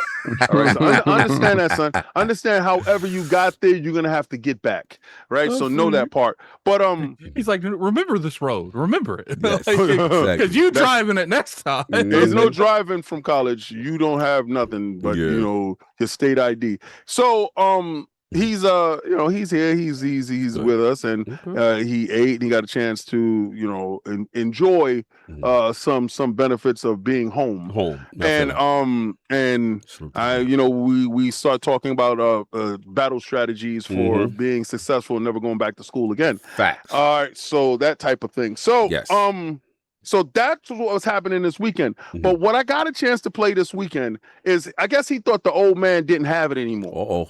So I had to school him in Madden. I broke him down in Madden twice. One game was 27-0. The next game was like 36-0. And trust me, I used the Jets. Right? Jets is an overall 77. Geno Smith. I'm outside. If you want the smoke, Come see the kid. I got that for you. Don't be fooled by my 77 rating. All right? I put hands and feet upon you. I'm serious about my jet life. Understand? JETS. Jets. But then he said, all right, you got that, but let's fight though. I said, got you. Put on Dead or Alive. Oh, wow, you took it back. Oh, jiggle physics. Let's go. Boy, yo, COD. What's up? I beat him 11-0. Oh, Lord. He put the controller down and said, nothing has changed. Nothing has changed with you. And the whole time, wifey and his girl was sitting there watching me dismantle him. And you know I'm animated. All right, no, you're about all ridiculous. And I had a couple of drinks in me, so I'm extra with it. I started sitting on the floor. I said, maybe if I get lower than you don't see me, you know what I'm saying? Like, I was Jan Lee, I was acting a fool. Then I got a hold of the drunken master. It was over. It was absolutely over. But I started playing Marvel Rivals this weekend. He got a chance to the grandson was here. Nice. So the grandson, he tells me, Papa, let's go. We got to play games. Okay. Like, all right, go down to the red room. He always grabs the Wii U controller. He think he playing. Oh, I know. So he grabs the Wii U controller. Because he likes it. I don't know why he always picks that controller. Grabs the Wii U controller. It's like 10 controllers that he only picks the Wii U. So he sits down. And we playing Marvel Rivals, and they added so much extra stuff to Marvel Rivals. The hood is there, and I have a problem now, and I gotta go to Video Games AA. Okay, what's up? I'm hugely addicted to this game. Yeah, no, that's your joint. Where nothing else gets played. No, that's your joint. This quest that's to your get destiny. All the skin. Yeah, this is a problem. Yes, that is your joint. I saw Beast of Reincarnation right there, and I was like, I need to be playing this. Yep. I need to be playing Hell is Us. I need to be doing this. Where you have to, you know when this addiction is real, that if you put the game on first, it's over. Oh, it's over. Yeah, you cannot put it on first. There's no, I'm going to just do this and stop. No. And then that's when you know. Facts. It's over. So I really need people to come help me. Now, Fight Night Friday, we had the open beta of Gears of War. We did that thing. Absolutely. We put it on Infantry. We was outside, and we played the long siege one. We didn't play the short. Yeah, the short one. Yeah, do the real hard. Yeah. We saw teams all over. We was fighting. We was resurrecting people. We was just running people, chainsawing people down. Doing that is the greatest mechanic that they added extra to Gears. This got to be the formula going forward for all your games. Like, could you imagine if Halo had a squad of ODST people, and then you able to go across the map? But we couldn't say that because Saw would say we'd be overly criticizing and we won't let go of the past. we couldn't want something like that. God, no. Thank God. you know me. You good with it. He like, yo, blow it up. Change whatever you need to change in Gears. Let's go. Let's go. Change it all. Yeah, he loves this. He loves this. Saw, I ain't gonna lie. I did not touch the versus. The VPP or whatever, you know, play versus play. Yeah. I didn't play. The PvP. I didn't touch that not one time. I was so infatuated with this because you get to build your loadout, you get to level up your armor, you get to level up your guns. It's like mods, you get to select out your characters. Yes. I said, which class you in? Which class you in? Assault right now. Oh, you did assault. What's his special power? I forgot because I did the medic. Pushback. Oh, like it's like an earthquake thing. Like get off. So like let's say you're getting surrounded. You throw your earthquake up and push them back, and then push them back again. Nice. And then you're able to just get them up off you. Get, that's fire. That breathing room. That's fire. None of their stuff is like really like super like Destiny type of stuff. Yeah, it's simple. Yeah, it's like it's grounded in reality type of stuff. And I'm not gonna hold you graphically. This game holds up. Coalition. This is it. Like I hope this is the template for them going forward with a lot of their games. Third person shooter. This is it.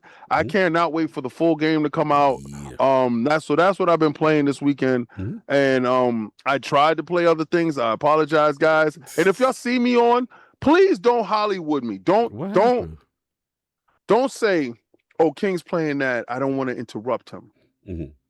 Don't do that. If you see me on you in my friends list and you want to join in on something, send a party invite. Do that part. Because again, if you Hollywood me and then be like, because you make it to me, Hollywood.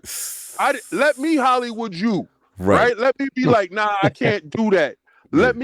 Don't make the excuse for me, because I'll be wanting to play all the time. So don't put me in a Hollywood status like, I don't want to bother King because I see him over there. No, don't do that. Get up in there. Join in and play because we here to play games. Let's tell people if they send me a message like, look, I'm reviewing like 3 games. I don't have time to talk. You're the complete opposite.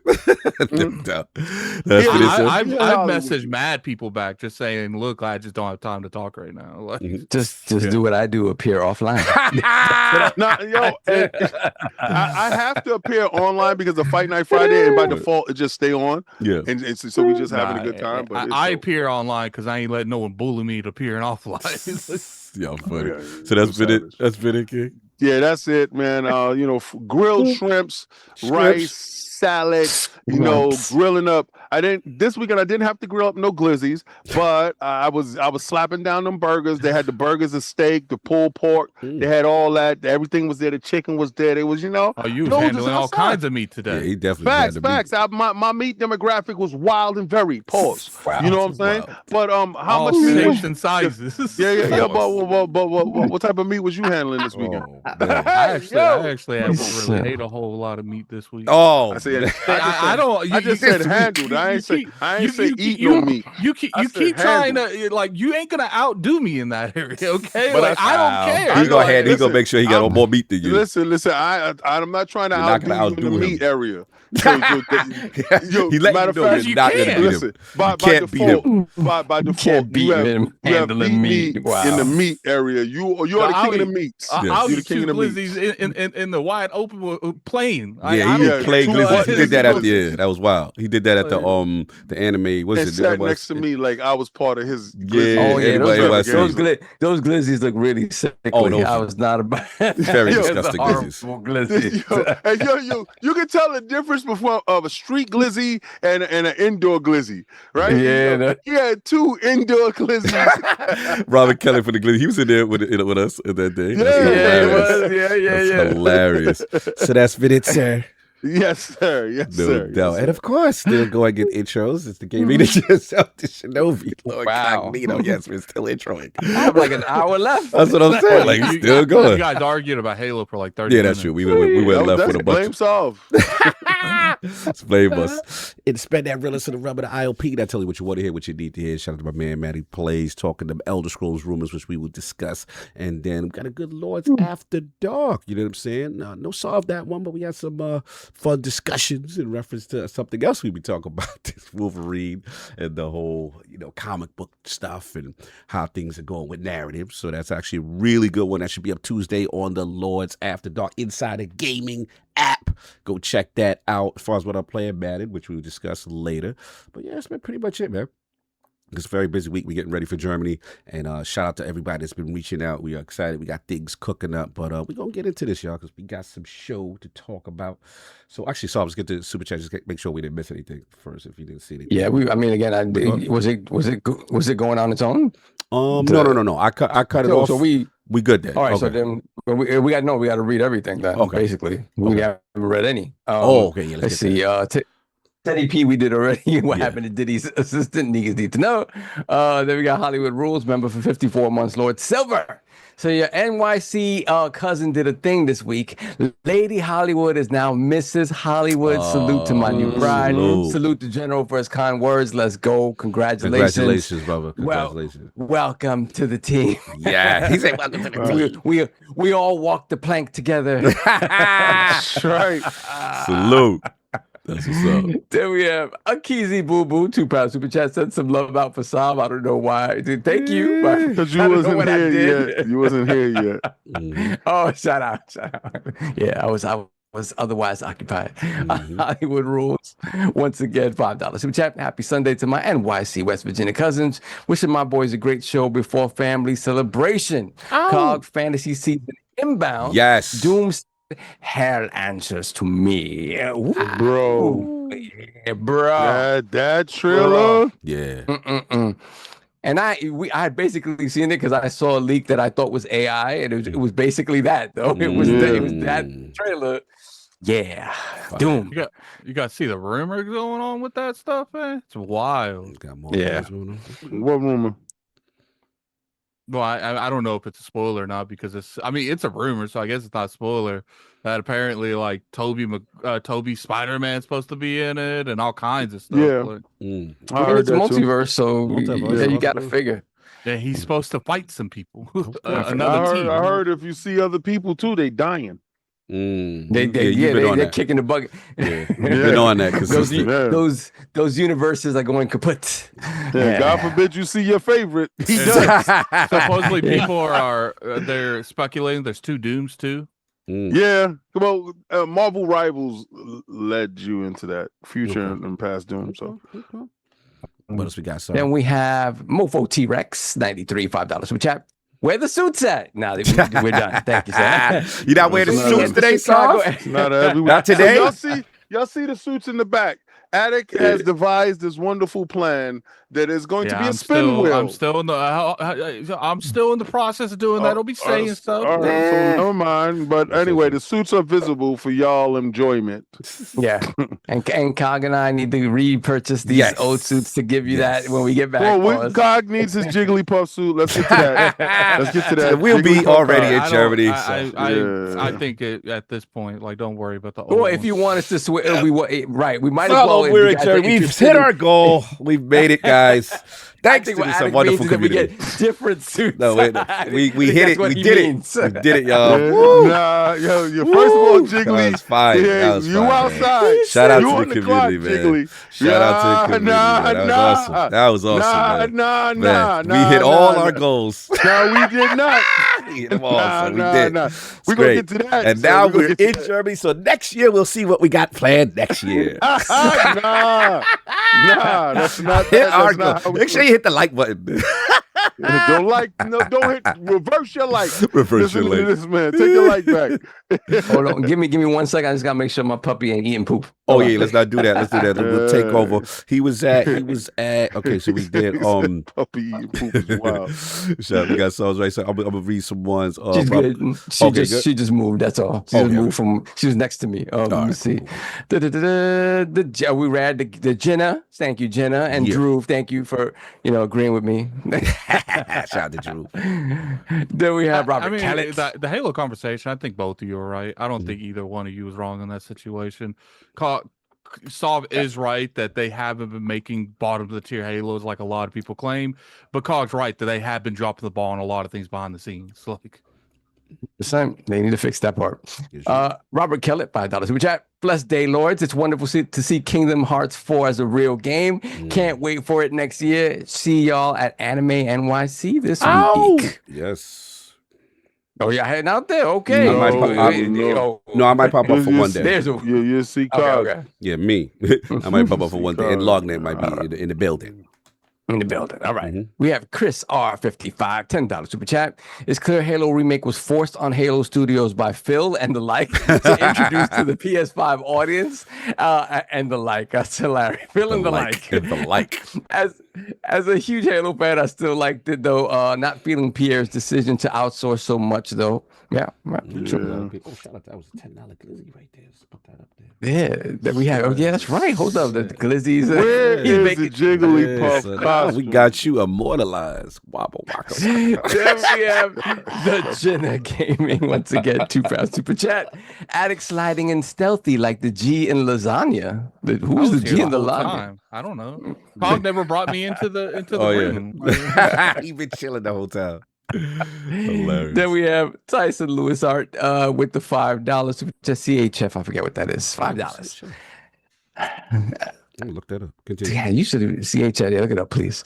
How soft? $5. Thank you. How soft feels about Halo? I'm the same with Beast of Reincarnation. Is it a 10? No, but not the slander that is getting Catch y'all and Cologne. It's getting slander like that. Oh yeah, Beast of Reincarnation. Oh yeah. I'm not with it. CHF is Swiss franc. Shout out to the Swiss francs. Shout out to Swiss francs. Thank you. Salute. Much love. Cog likes Then we Swiss have- francs. Pause and double pause on that one.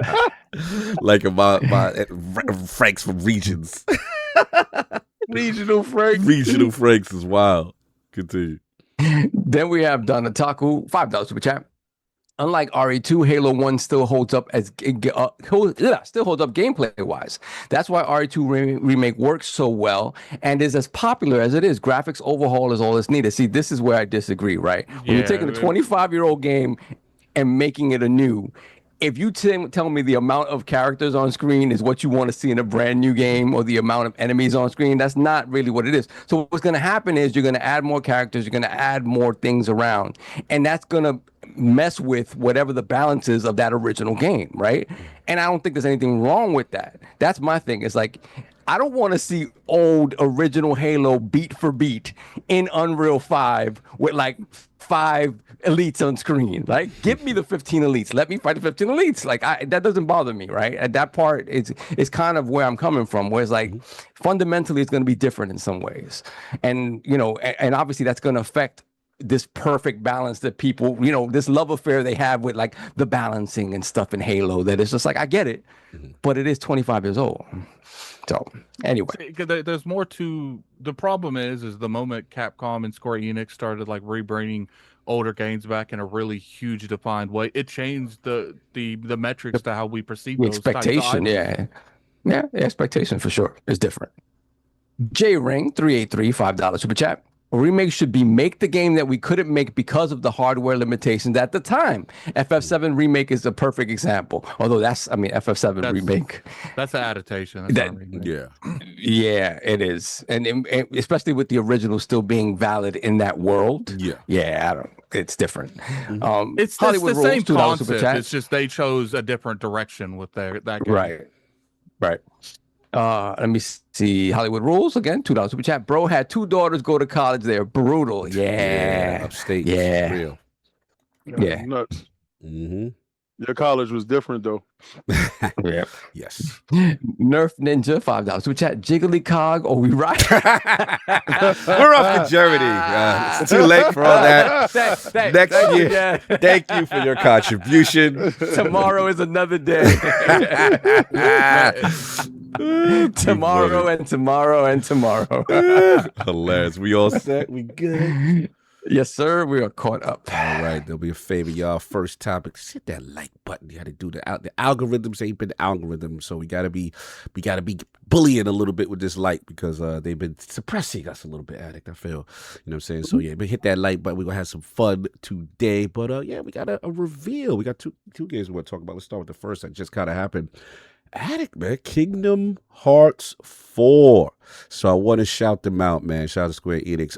During D23, the Ultimate Disney Fan Event, we'll read the press release actually. Square Enix and Disney and Pixar Games announced that the highly anticipated action RPG Kingdom Hearts 4 will release late 2027. New trailer at the showcase revealing the new in-game world inspired by Disney. And what's Pixar's Coco? I don't even know about this. What's the Coco? That's one of the Coco is the one. Yeah, it's like about the grandmother, I think the Mexican kid. Yeah. Because it's funny. The Mexican movie. People lost their mind when they saw. I don't know that. I didn't know what this was. It's dope. It's a dope I'm movie. having a situation now where like they're introducing movies in Kingdom Hearts that I've never seen. Yeah, I don't watch Disney. But it was sad. I was like, what happened with the kid? And if they died, yeah, remember it's crazy. I've always wanted to see that movie, and my wife won't watch it because of her grandmother. Like I've never seen it. She can't watch. Okay. They had she won't. She refuses. Gotcha. Big Hero 6, I think is what it's called, or something like that. Yeah, it was in Kingdom Hearts 3.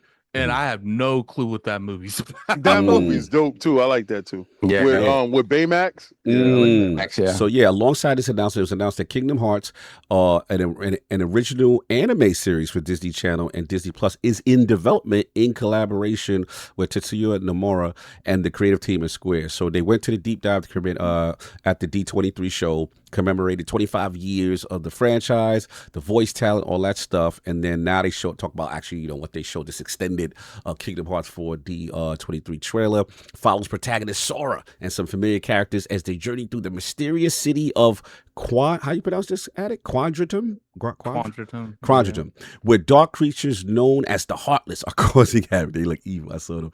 In the next chapter of The Beloved One, Sora will once again journey to various worlds inspired by Disney and Pixar, where new figures cross his path and new powers awaken. The new trailer revealed a plethora of new information about Kingdom Hearts, including the return of the familiar faces as Sora's friends Donald, Duck, and Goofy. Fans will also be able to play as Mickey Mouse, Donald, Duck, and Goofy as they seek to uncover information about Sora's whereabouts. And then finally, we got the reveal as far as where it will be available for Nintendo Switch 2, PlayStation 5, Series XS, and PC in late 2027. So yeah, this is a big year for Square. They got Final Fantasy and now Kingdom Hearts addict. You are a resident Kingdom Hearts expert. Were you going crazy? Were the Keyblades keying? How was you feeling when you see your peoples? Nah, look, I think I have to get over Final Fantasy before I start like really hyping for this game. I'm glad it's finally coming out. I've known about it coming out in 2027 for a while, so it's not like anything that's a surprise to me. But the thing is too is like when it comes to like Kingdom Hearts, like this is the new trilogy. Like Kingdom Hearts 1, 2, and 3 ended the original main antagonist that we were dealing with for like 10, 15 years. Now this is a new trilogy. Well, we have no clue. So essentially, like, you have a Keyblade, and there used to be Keyblade masters, like people that perfected that art, but they've been away for a long time. And supposedly, this game is bringing them people into the front. And I think they're main antagonists. I don't know. There's 5 of them or 6. So it's good to kind of give that energy. What you're seeing there, the reason they're looking for Sora is because at the end of Kingdom Hearts 3, Sora disappeared. They didn't tell you where he went either, and they like I'm not quite sure like where he is. To me, it's given like the like where Sora went's like pretty much not equivalent, but it's close to our world. Like he's essentially went to like our world, and I'm sure someone in the comment section will give like a more in depth, but essentially what's going to happen is like this is the starting of the new chapter and what's going on. Because the funny thing is like in Kingdom Hearts 1, 2, and 3, Xemnas was the main antagonist. So it's kind of interesting going into like a new project where he's not the main antagonist. And they have these new people. And what's funny is like the 6th part of the Keyblade Masters, like he was a character in Kingdom Hearts 2 and 3 disguised as someone else. Because at the end of Kingdom Hearts 3, he shows up and they're like, "Oh, you don't look the same." And he pulls his hood off, and it's that dude. You killed him in Kingdom Hearts 2. And so a lot of people like lost their mind on that. What's funny is they showed like a giant chest, and they're like, "Oh, we're finally gonna find out what's in the chest. It's been years. We're gonna find out. Oh, we're gonna get the information." And credit scenes. So because they're essentially like, you're gonna find out what's in this chest like in 8 years. So it's good. I think that next year is going to be a great year for Square Enix. I think that they are setting themselves up for huge success. Now, can these games land? I don't know. But if they can land Revelations and Kingdom Hearts 4 next year, what a year! And I think there's less on Kingdom Hearts 4 than there is on Revelations. Revelations is the conclusion of a trilogy. They got a lot of ships to land with that game. Like Kingdom Hearts is the start of another trilogy. So you could kind of go in there and get a little bit more leeway on what you start, because you're not ending sagas, you're beginning them. So I feel like I don't know, like I feel like both of these games, I don't know about Revelations because they've made some decisions in Rebirth that I'm still wanting to see how they land. But I think next year going to be good for them. Kingdom Hearts, I saw a lot of people that says, "Oh, Kingdom Hearts, it's going to be 2028. They said the end of 2027. They're not giving you a date because they're not trying to market a game when they're marketing another game. The moment they give you that date, they're going to have to market the other game. Right. Like they're still marketing Final Fantasy. So I want to get some bars from Resident, because obviously I gotta hit up the Kingdom Hearts fandom. You know what I'm saying? Because obviously clear I'm not the guy that plays the game. But speaking to Lord Brad Ellis, man, we're gonna get him on. We're gonna try to get him on when we come back from Germany. But this was his preview bars. I was like, how we feeling? How's Kingdom Hearts community feeling? He was like, Coco is a fantastic looking world. He said the puzzle Mickey section seemed charming. He said Donald and Goofy being playable apparently for the first time. That I didn't know that. So they're playable for the first. I think they might go the direction where you could switch back and forth between all your characters and not just Sora. Because like what's funny is they took King Mickey. King Mickey is like a children's game character and everything, and he's like one of the strongest people in the entire universe. Mickey, that like, is? Yeah, King Mickey. King Mickey. All right, get it right. King Mickey. They have these big heartless that are like they take a minute to kill, and he just shows up and kills like 8 of them by himself. Like so he got Keyblade. What's going on with and no, he's got a Keyblade too. Okay, so he outside with it. Okay, because in the very first one, the whole point of Donald and Goofy going around the worlds is they're looking for King Mickey. Oh, they looking for. Because he just left. Was like, yo, someone has a Keyblade. I'm gonna need you go and find that. And I'm because like he's like the real, like he's essentially what's her name from Doctor Strange, the you talking about like Scarlet Witch? No, he's the person above. Oh, Dr. you're talking Strange. about the Sorcerer Supreme. The Sorcerer Supreme, like TJ said Mickey Thanos. Yeah, pretty much. And Mickey is so powerful in that they have a chance if you die, you spawn back as Mickey. Like you can die as Sora, and the game takes pity on you. It's like now we're gonna bring you in as King Mickey. That's now hilarious. now it's your turn to put the boot to that.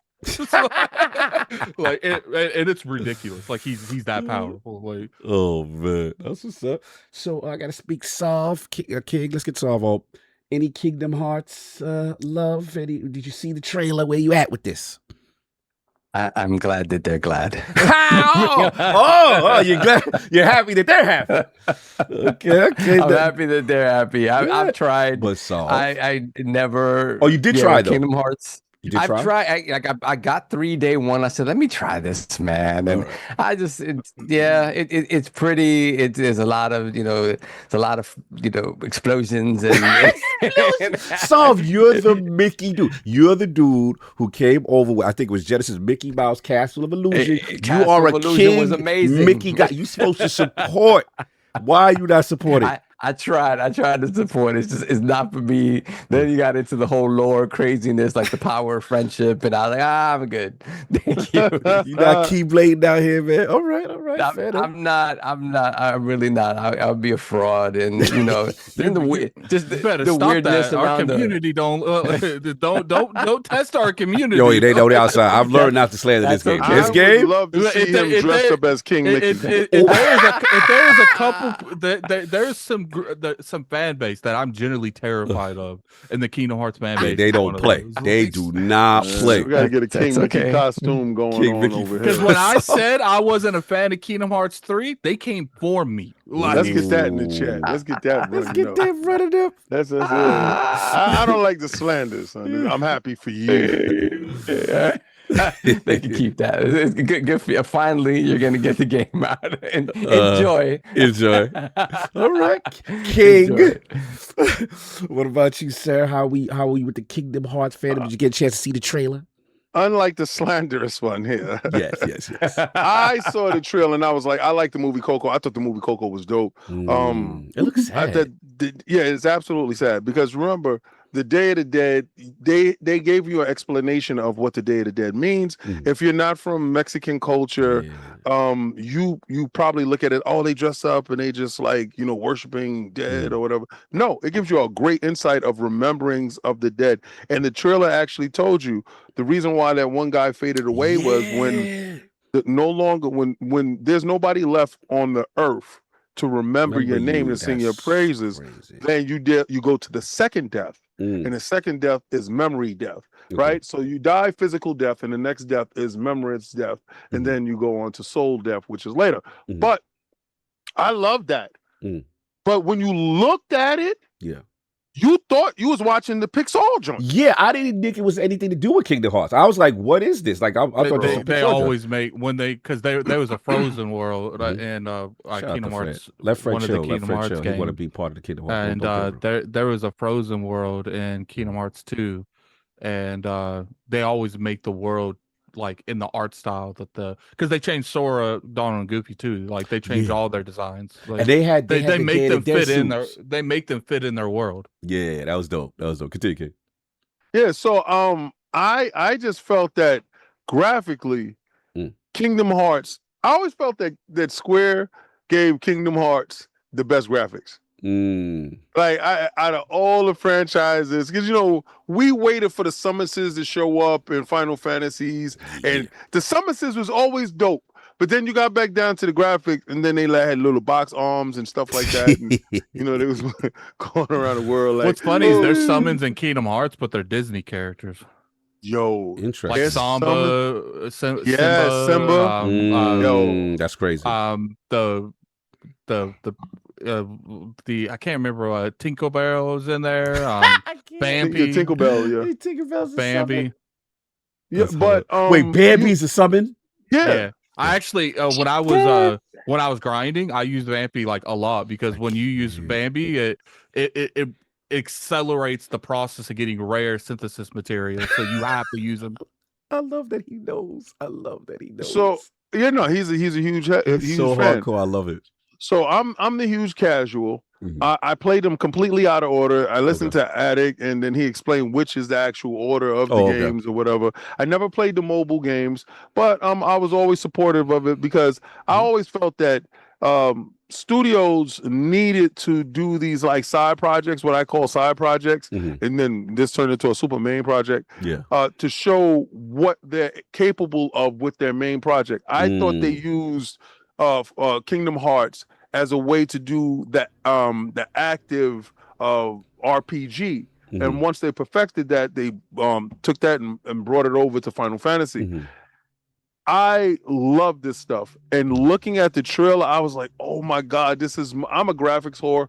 So this is like on steroids. Kingdom Hearts 3 was a very pretty game. Yeah, and this one looks like it's gonna blow it out the water, like because I couldn't tell generally what was the vertical slice or what was real. Right. And then when I'm watching the gameplay, like when I saw the Heartless come out of the ground, I was like, oh, snap! Even with the chain. Right, because I didn't see this coming.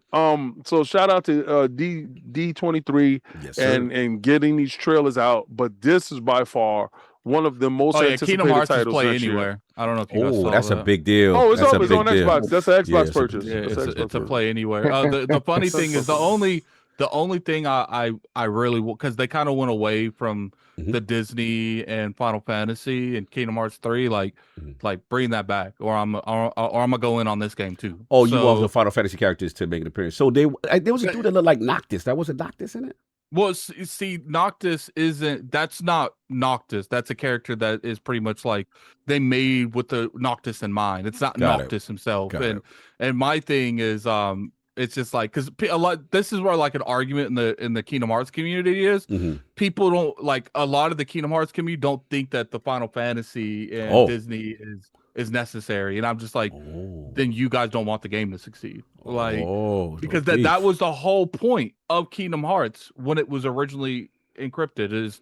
It's a mixture between Square Enix, Disney, Final Fantasy and Disney characters in one universe with original characters that's in Kingdom Hearts. And what they ended up doing, because it used to be Kingdom Hearts 1 and 2, you would do this world that belongs to a Disney world, and that there's a Disney villain at the end, and you would have to fight the Disney villain, and somewhere along the line they decided that we're gonna put a Heartless at the end of every Disney villain, and that took a lot. And then there's no Sephiroth fight in Kingdom Hearts 3. There's been a Sephiroth fight in every mainline Kingdom Hearts game, 1 and 2, but 3 just wasn't there. Why do you think they're separating them? I think it could be a combination of things. It could be Disney doesn't want them in there as much as they used to. Like they don't want you as Sora beating up their villains. Maybe that could be it. No, because Hook, you fight Hook in one. You fight Oonga Boonga, whatever his name is. Well, you fight him. You fight Ursula, the chick from Little Mermaid. Like I don't know if like they want that to continue anymore, and that's just me speculating. But I it's don't a know. Square property. That's what's so weird. It's the fact that it's a Square character. No, Disney. I'm pretty sure Disney publishes it. They have all no, right. I get that, but it is interesting that Square doesn't want, or whoever is it, if it's Disney is saying, "Hey, we don't want your characters." Oh, you're saying their game? Why? Yeah, is it Final Fantasy. Yeah, that's what I'm surprised. I think yeah. maybe that is them trying, because to me it feels like they can't get out of the Disney stuff because that is the world. Facts. In Kingdom Hearts 2, you see Vivi, you see all kinds of Final Fantasy characters. You fight them like in the Coliseum in Kingdom Hearts 1, because I just did it. There's a fight where you fight Cloud and Leon at the same time. So it's just like I don't get this like this thing where like the Kingdom Hearts fans like, we don't need Kingdom Hearts. Yes, you do. Marvel's gonna be in it. Star Wars is gonna be in Kingdom Hearts, like 3, 4. So it's just like, look, the whole point of Kingdom Hearts is it's supposed to be the ultimate collaboration of multiple that's brands. how I look at it. Like it's like the ultimate crossover of IPs. I'm with Soft. This is not for me, so I'm just get my balls over really quick. But what's dope about it is anybody could pull up, and it's like if you're a kid, like this is dope. Like yo, Daffy's here, you know, everybody's here. You know what I'm saying? Goofy's here, like that part.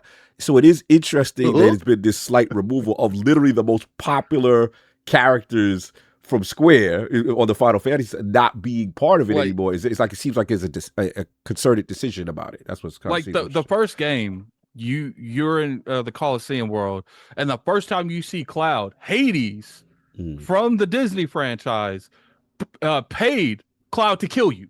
Like, little mercy, Merc with a job. When you take stuff like that out of the universe, it's just like you only left with some Disney parts and most of its original Kingdom Hearts. And nothing's wrong with the original Kingdom Hearts fan, but it's like you gotta have the other ones. You gotta have the collaborations. Like if you got these IPs, why are you not using them? Hopefully maybe they a little surprise. No, I was I've seen a lot of the directors say that he took feedback from Kingdom Hearts 3, because it got a lot of, because it wasn't just the Kingdom Hearts stuff. There were so many aspects. Let Fred live. Let justice for Fred. Let Fred chill. Justice for Fred. I don't like Fred being removed from the conversation.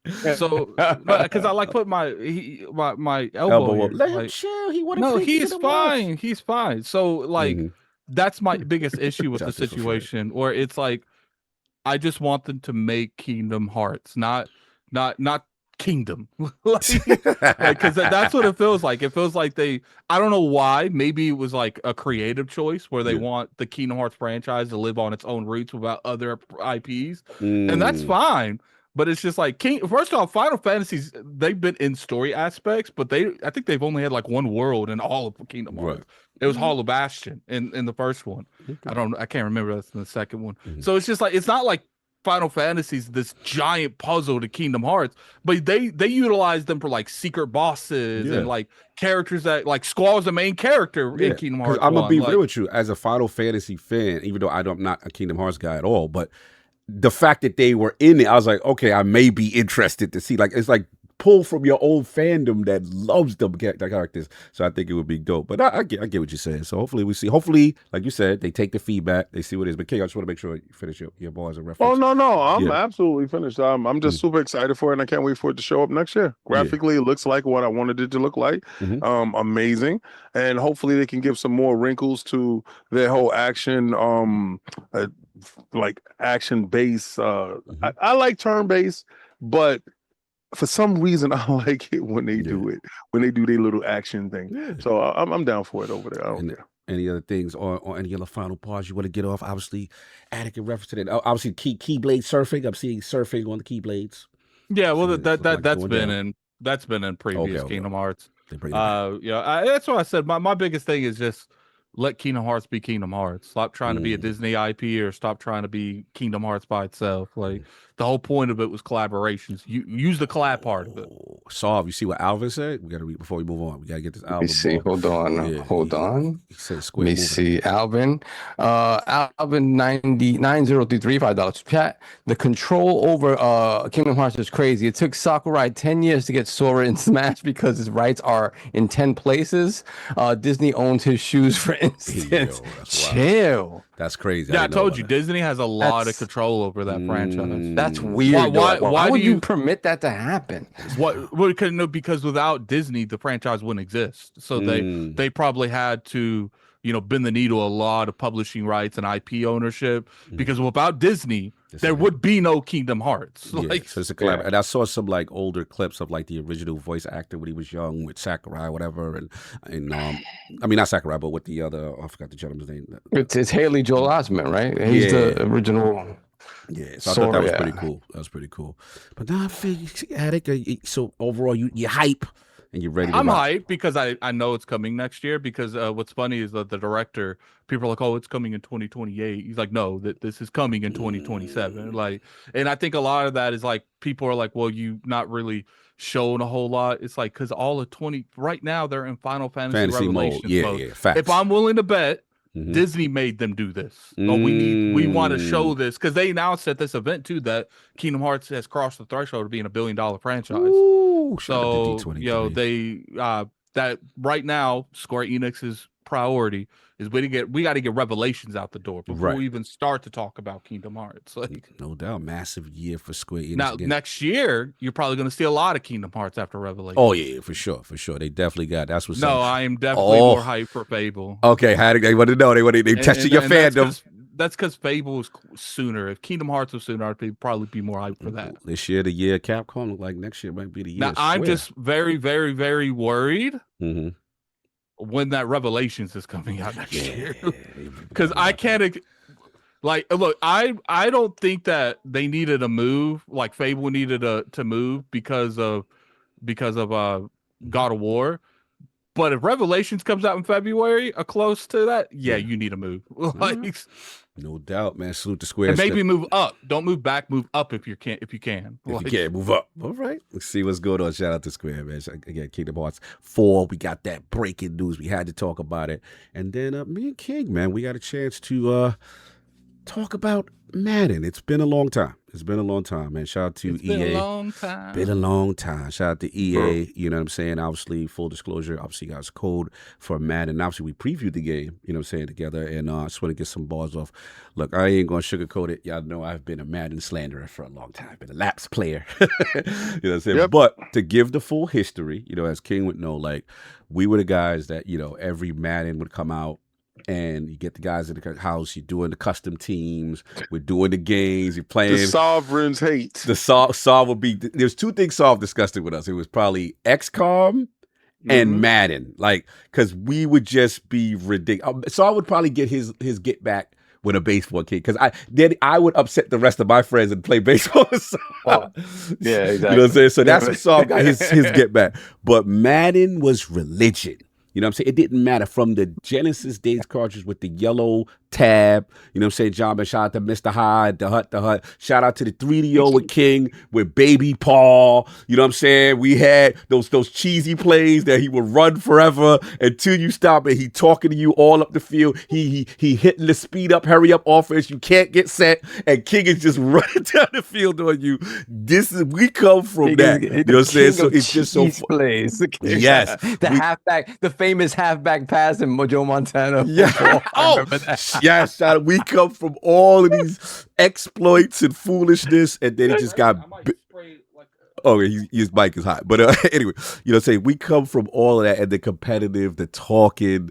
Madden was life for us. Seriously, it definitely was a huge part of the Lord. So, look, I've had my issues, and I think obviously we had the great Mike Reinhardt on, and when, Sega came into the game, with NFL 2K, it truly upped the competitive sphere. That's just going to be really honest. And I've been kind of salty since, you know what I'm saying? Because I always felt like then it became analyzed and obviously y'all know the story, but let's get to it.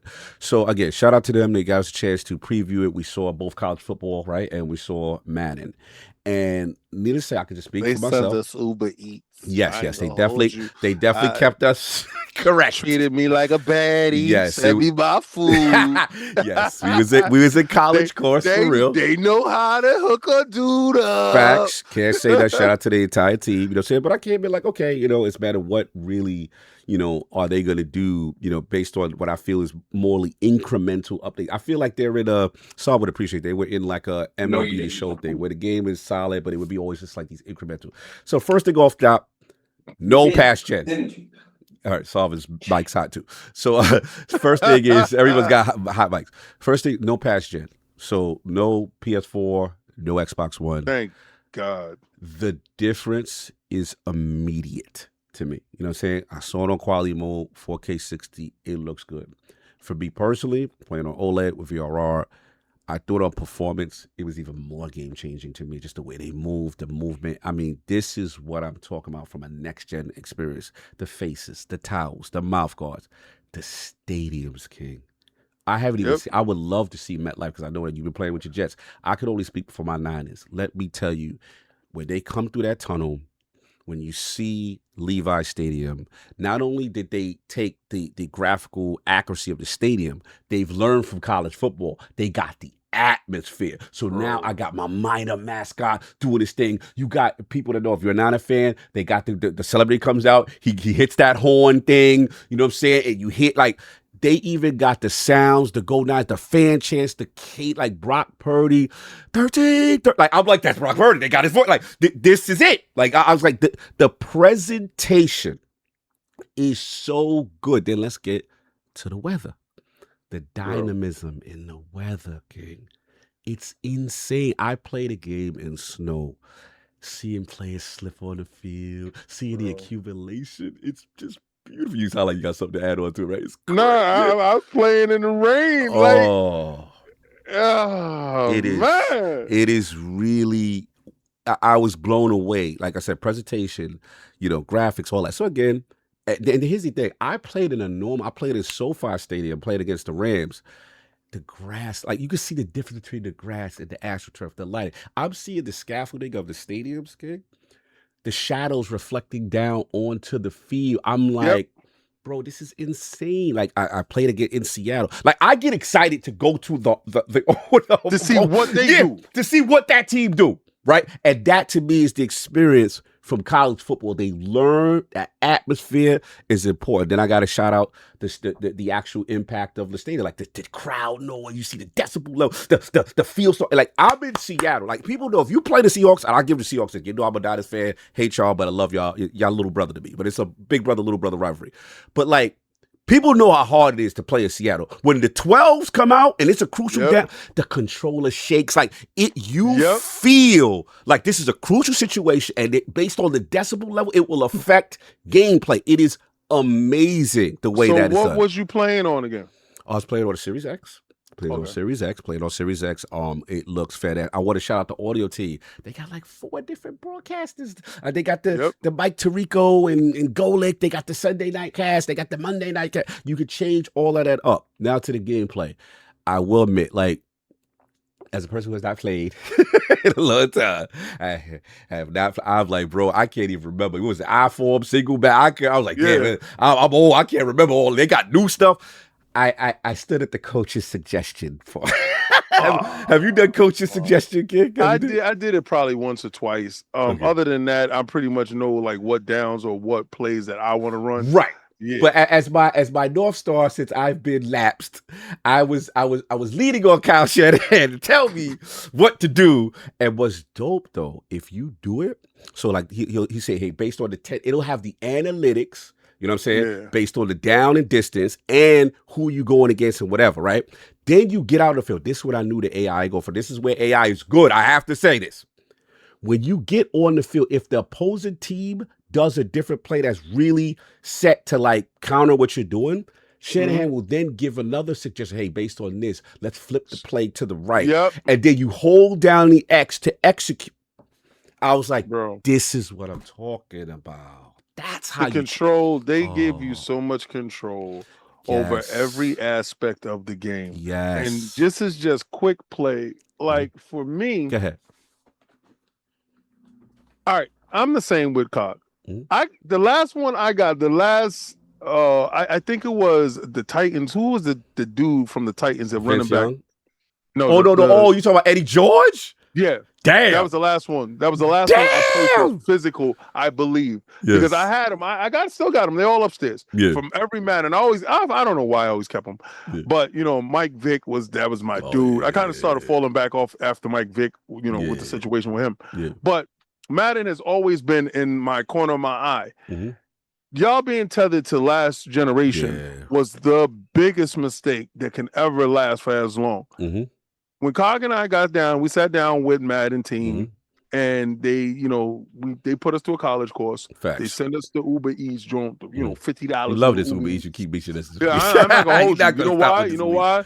You know why? Because this is what you got to do. Like, if you want us to take the time out, because they held us for like 5 hours. 5 hours. If you want us to take the time out to sit there, go through your game, thoroughly do this, have the NDA, have all of this stuff, feed me. It was a long time. Definitely 5 hours. Feed me. So first of all, they got that right. Second of all, they got everything else right. Like, they had different aspects of the game, teaching us the game before we got to the game. So we're saying this looks really good, but this is on PC in our head. Yeah. Right? I'm playing on a PlayStation 5 Pro. So technically, I'm playing on the graphically most intense machine that you can play it on right now outside of the PC. If it's on PC, I don't know. So I got that copy, and I turned it on in my living room. Dear God. It hits different. It is. I had the surround sound cranked. Crazy. I haven't felt that way, King, since Salva appreciate this. I haven't felt that way about Madden graphically since we saw Madden on PS2 outside stadium. We were waiting online. With the but that was the first time we ever seen them in 3D. The black eyes, they was like, it haven't looked that good since that. I was like, oh, this is a jump now. That's what when they lied about the 360 one. Oh, remember, yeah. The launch 360 one, they lied. They were like, yeah, this is the game. Yeah, right. No, that wasn't that. That was not that. We were standing on that line because we had like a 24-hour wait. Facts. Right? Waiting Shout to buy out to our Paris. PlayStation 7 more 2. days to Germany. Yes, see you, Jen, soon. Yes, Paris. Yes, sir. So we yes, get sir. our parasocial on Paris. Facts. You know how we do. We outside. We touching grass. But let's see. Okay, he be throwing me off. Anyway, so seeing it then, I wasn't gonna buy Madden for PlayStation that day. I saw it. I bought it. Right. I ain't gonna hold you. There was no way I was not getting my console that night without walking away with Madden. Facts. Anyway, you got this Madden now. So I told you, my son is home. I had to put hands and feet. I had to let him know. I had to let him know the old dude still got that. Yes, sir. And I was picking my plays. And I was calling them out. Nice. Like, I see it. Nice. And I see the shift in the line. Yes. I said, right there. I said, let me show you. Let me show you how I would do this, son. I said, the hot route. I'm sending Mitchell up that way.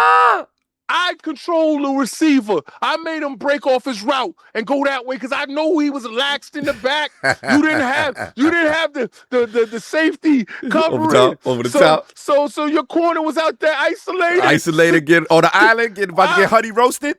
My stats beat your stats, son. Give me the ball. And when I get the ball and I turn around and run, I put that speed burst on, and I see y'all coming, and I get the juke. Yo, I'm telling you, I got goosebumps right now. I'm telling you right now, you Madden dudes are eating. Like, if this is you,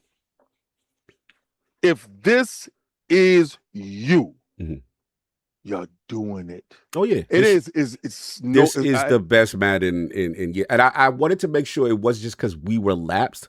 I'm looking at at other people too, right? Yeah, they like, nah, this, and I'm like, okay, am I bugging? Because I was like, I've been hating on them for a long time, so I was just like, let me see it. Now they're like, nah, this is tremendous. Now there is some nitpicks I do got. Did you do what I did? What you do? Did you put on 26? I did in not. Game Pass? I did not. I put in 26. How's it? From Game Pass. How's it? It's not. Oh man, yeah. I see the joke. Yeah. So I got a few more bars and then we move on. Yeah. So I want to bore Attic and Solve out their minds. Cog plays in priority. Yes. I play in quality. Mm. I tried priority, and it looks nice. It's very smooth, very nice. Performance, right? I put on quality. You like that 4K, that 4K 60. Yo, when I saw Aaron Glenn, Aaron Glenn got the scoop back. You know how he got that, that coop in the head. You know, he got that. Dudes smack him in the back of his head back in the day. I said, my son looked at. He said, they did that. That's him though. That's him though. Yeah, same thing when I see Brock Purdy with the. I said, that's him. That's him for sure. Gino being back. Yeah. They said. In the beginning, they said it's a full circle moment.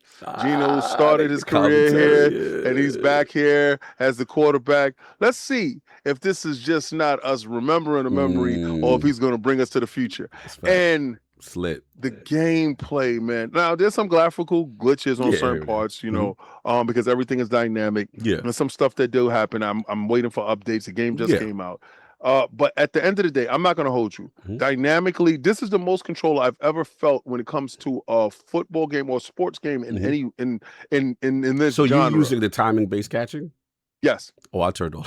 I'm old school. I put it back to old man, and I was like, I don't want to do none of that. I want the stats to determine. No, like nah.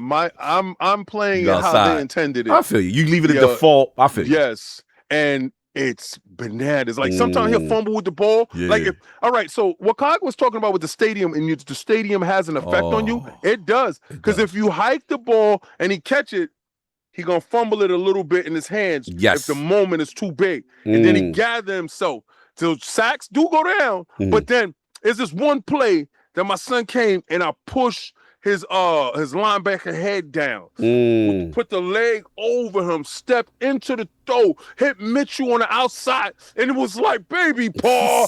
and I started acting the fool because the replay was so Monday Night Football.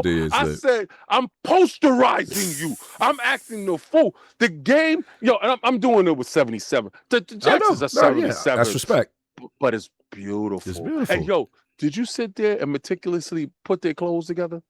I saw. I was too busy doing the jerseys. I'll be messing with the jerseys. So the jersey I did the jersey. That's what I'm talking about. Oh, that's what you're talking about. Yeah. I took it back to 94 joint with the black outline drop shade. I said, ooh. Then I had the old school. Ray tracing on the helmets. Yeah. The ray tracing on the helmets. Sick. You see the reflection of the stadium and your helmets. It's ridiculous. They be like, they been down in the huddle. Yeah, and you can see the lighting off it. It's crazy. You see the eyes? I saw the linebacker looking at that, looking. And I'm like, you gonna get it, son? I said, I ain't gonna hold you, man. This is what's making me play my PlayStation right now. I feel you. You play it on Pro. I don't play it. Yeah, I forgot you played it on Pro. Yeah, that's the best way to play it, man. You can't play PlayStation or anything else. I don't acknowledge the base. I acknowledge only the Pro. Fair enough. I'll finish because we go along. But look, it is. You got that aspect. I do want to just talk about. I think something Saul would appreciate as a baseball fan, like the simulation player interactions. What I like, King, is that after every play, afterwards, a running play, like you'll see the jostling and the pushing and the talking like, and the get off me, like because that's football. You know what I'm saying? So every so you got that. I saw the quarterback sneak animations where he gets over the pile, try to extend the arm for the first down. I actually saw I smile off of little things. Like I saw a field goal get blocked in real time. Team. I said, let's go. Music is decent. Shout out, we got Nas and Premier on one. We got ever since you left, we got French and Max. Ever since you left me. I said, you know what's crazy? You can go in there and get out all that Green Day and all that stuff that you don't want. And you can turn it off. And hear what you want. So that's it. Now, I do got two bads, and then we move on. The only bad I got, so remember, I was using coach suggestion, and this is based on down and distance and stuff. My only issue was there was one time I was playing someone, I was up 14-0. In the second quarter, it was 7 minutes left in the half. Bad time, right? It was fourth down, I got stopped. It was like 4th and 16 or 20 or whatever. And they Kyle Shanahan said to go for it. I'm like, I'm not going for it. I'm going to kick this 30-something-year-old field goal and cue. So that was the one time I said, coach suggestion ain't 100%. You got to still do your JW. Joyce was off. My only issue though, okay, this is my main issue with the game. It's a nitpick, but it looks so good. I gotta come for you. Remember, we come from NFL 2K5 when Sega put the boot on the net. We come from Chris Berman halftime show. And they break it down. Trash. They halftime is garbage. I'm sorry. Like y'all can for as good as y'all look. And then what I don't like is when the game is over, it just ends. There's no hoopla. There's no walking, no off the walk screen. through, no quarter by quarter. Like, let's swear. Can I see this greatness? Like, even when you go through the scoring summary, some plays are you can replay, but they still gotta fix their halftime and they end the game presentation. To this day, 2K5 is still smacking them on that. I said the same thing. Yeah, that's unacceptable. For as good as you look, for everything you got going on, you got to fix your halftime. Because they prioritize the halftime show. Yeah, you know what I'm saying? That's it. So that's just my last thing. But look, overall, again, very, very impressive for Madden. NFL 2K would never return. That's it. Yeah, that's it. They got the exclusive. So that's a wrap. You know what I'm saying? Yeah. But that's pretty much what I got. But that's all my bars on it. And I know King and Sarv and Attica are just chomping at the bit to get into football with us. When it comes to like, the only thing I'll say upon this is we only got 180 something likes. Yeah, hit them likes, so we gotta hit those likes. They not hitting now. We need 300 likes, 300, y'all, for us to start growing as a channel, man. We need 300 gotta likes. Hit them likes, y'all, for real. It's free. Just hit the likes, bro. Please, y'all in here chilling. Let's go. When it comes to the entire information on like, I always say like, look, the console market right now is doing bad because of like pricing points and stuff, but a lot of the reason the console market is in the condition it is because how many years we almost in the next gen and we're starting to get current gen only Madden games. Yeah. Like I don't blame people for staying on past gen. Why move? Like no, I get it. And if it's like one of those situations where it's like, I get it, the console manufacturers themselves have no sway over some of these games like Madden coming over, but it's like, Call of Duty. Yeah. We're just now getting Call of Duty next gen only. Yeah. Like we can't have it both ways. We can't complain that the console industry isn't growing, but then also want the money from past console generations as well. And that's mainly towards like Xbox, PlayStation, and maybe not Nintendo. Nintendo don't care, but that's mainly just towards the current platforms, because it's like, look, like you got to encourage. I don't know if you have to pay. I don't know if you have to help with development. I don't know if you have to give a little bit of money on the back end to adjust for the money that they won't be getting from last gen. Yeah.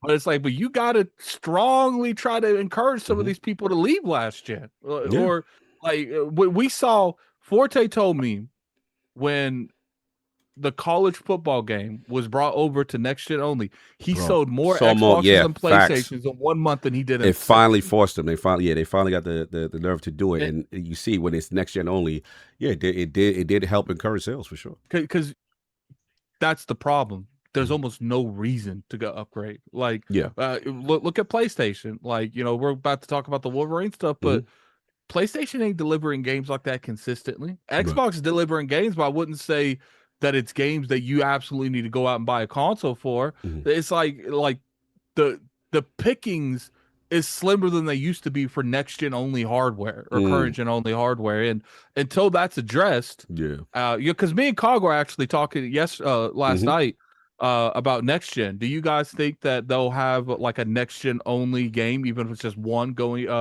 at the beginning of next generation? Yeah, what do y'all think? Beginning? No. You think so you think that there will be it will be cross generational throughout for like pretty much everything, Helix man. PS6. Okay. Yeah, pretty much every. I mean, on the PS4 generation, what do we have? A Demon Souls. What else was exclusive? Knack. There was a third game. I just can't remember what it was. King, do you think there will be a Helix exclusive, or do you think they will have all cross generational? It's over.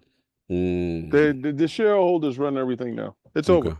So you think it's more so they're scared to take those companies those games going to want to take the hit of just try to grow their store base. That thing. They don't care about that no more. We're digitized. We're in. That's over. When you had to sell and build up a fan base based upon lineage and it was a locked off from a digital at legacy. Now it's just straight up. You carry that legacy through. Right, so you already have an installed base, so they just make the game just graphically is a little bit better. Remember, we're PC now.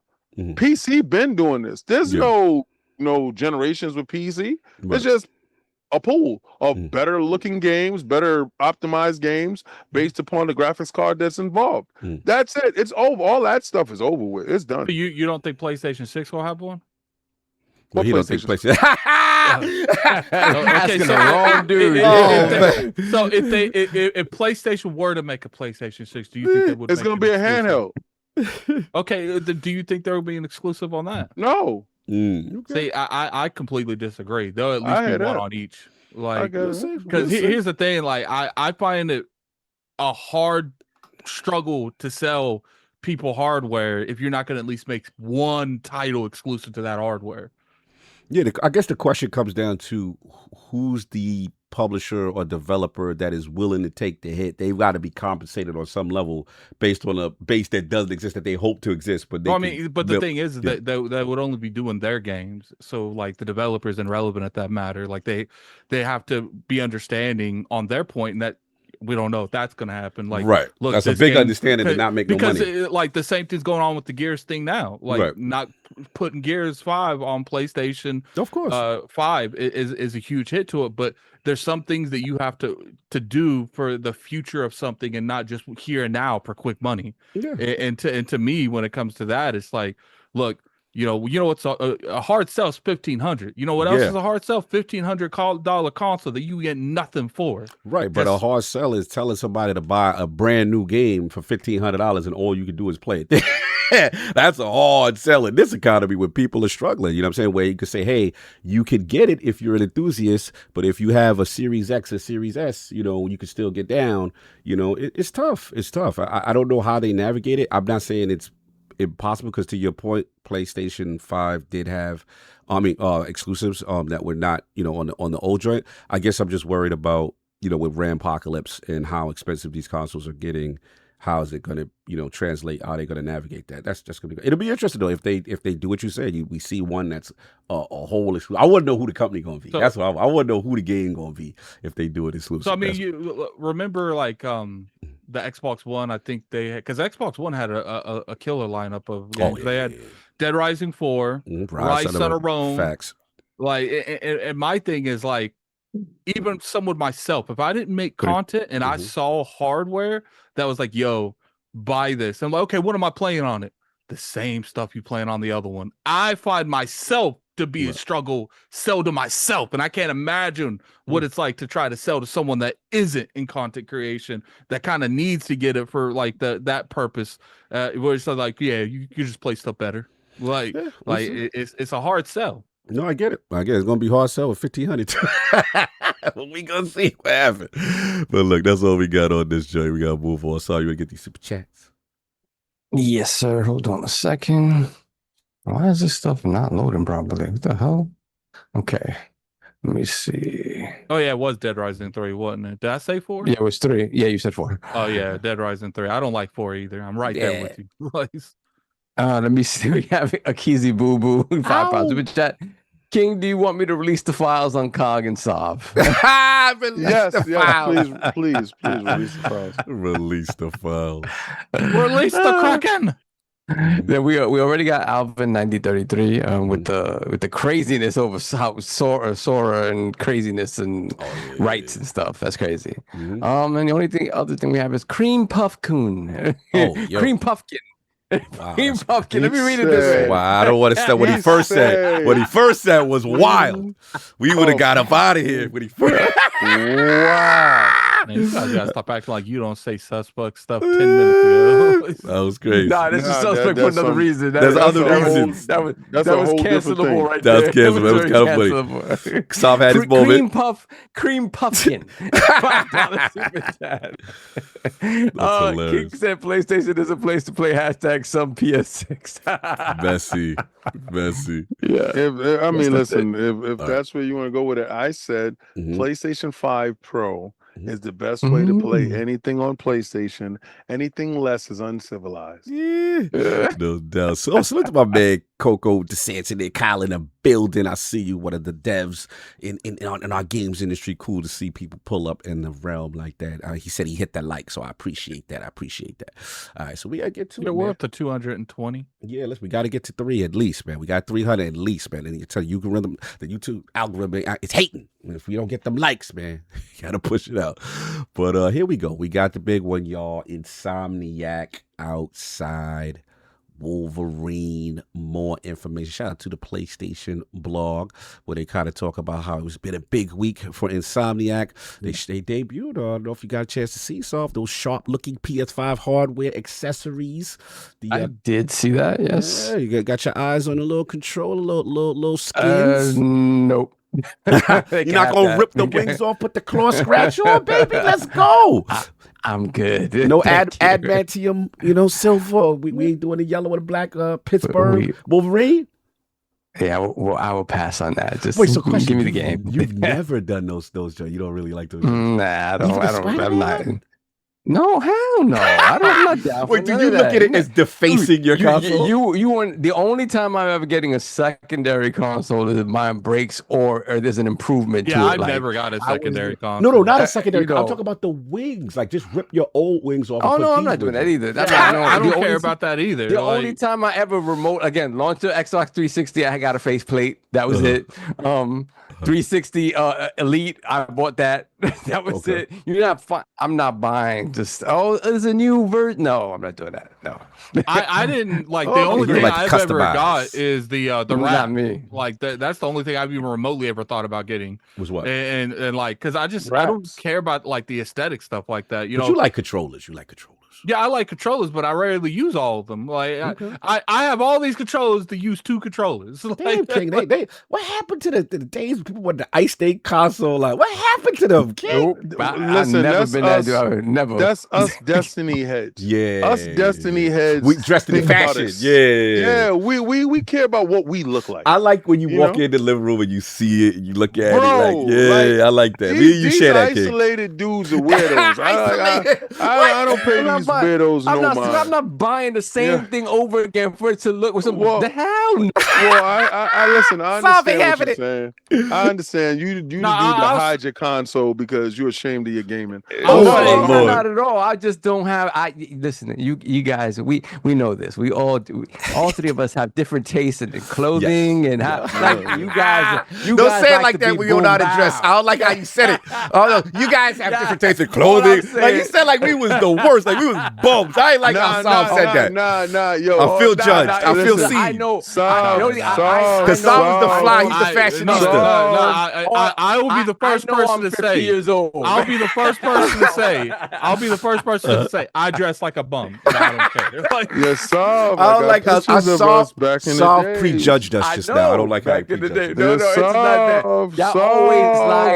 Y'all always like boom blow. You're like, he got the 4K. Oh, you got him in 4K. Pictures of us back in the day. Exactly. No, the jacket go hard. The jacket go hard. You wearing the leather. I had the bubble. So like I said, who's the freshest in that picture? He is. You trying to act like you was conservative. He was outside. I was bubbling. Act like you conservative. I was a little too BX hood with the puff. That was conservative. Yeah, but this was fly. That boy fly right there. You trying to act like you was conservative, and that I'm the only conservative one in that industry. Well, that's the thing. You had a full Anichi jumpsuit, and then the chain. See, I never did the chain. The chain. You know the name. You do. Fashionista song. I'm a fashionista. So as a result, we don't know what we doing. So you leave your console pure. I've never been that. I've never like the Gears console. No, look, it's funny. Shout out to the was it the Redfall event that they sent us. You've been known, Saab. You've been known, Saab. Like you've been known to really show out. That was wild. Continue. That's how you know Saab won. He had to go to AI. Continue, Saab. So never with the controller at the Redfall event. Nah, you gave that to somebody. I know. Actually, it's funny. I've been using it, and now it's drifting, so it's got put away. It got put away. But that's it. I'm never buying. I was over there, and Cog's like, I can't be seen with this, and gave me his red phone. Yeah, Soft wears khakis and polo shirts. Facts. That's me. Facts. That's what I do. That is so. Straight up.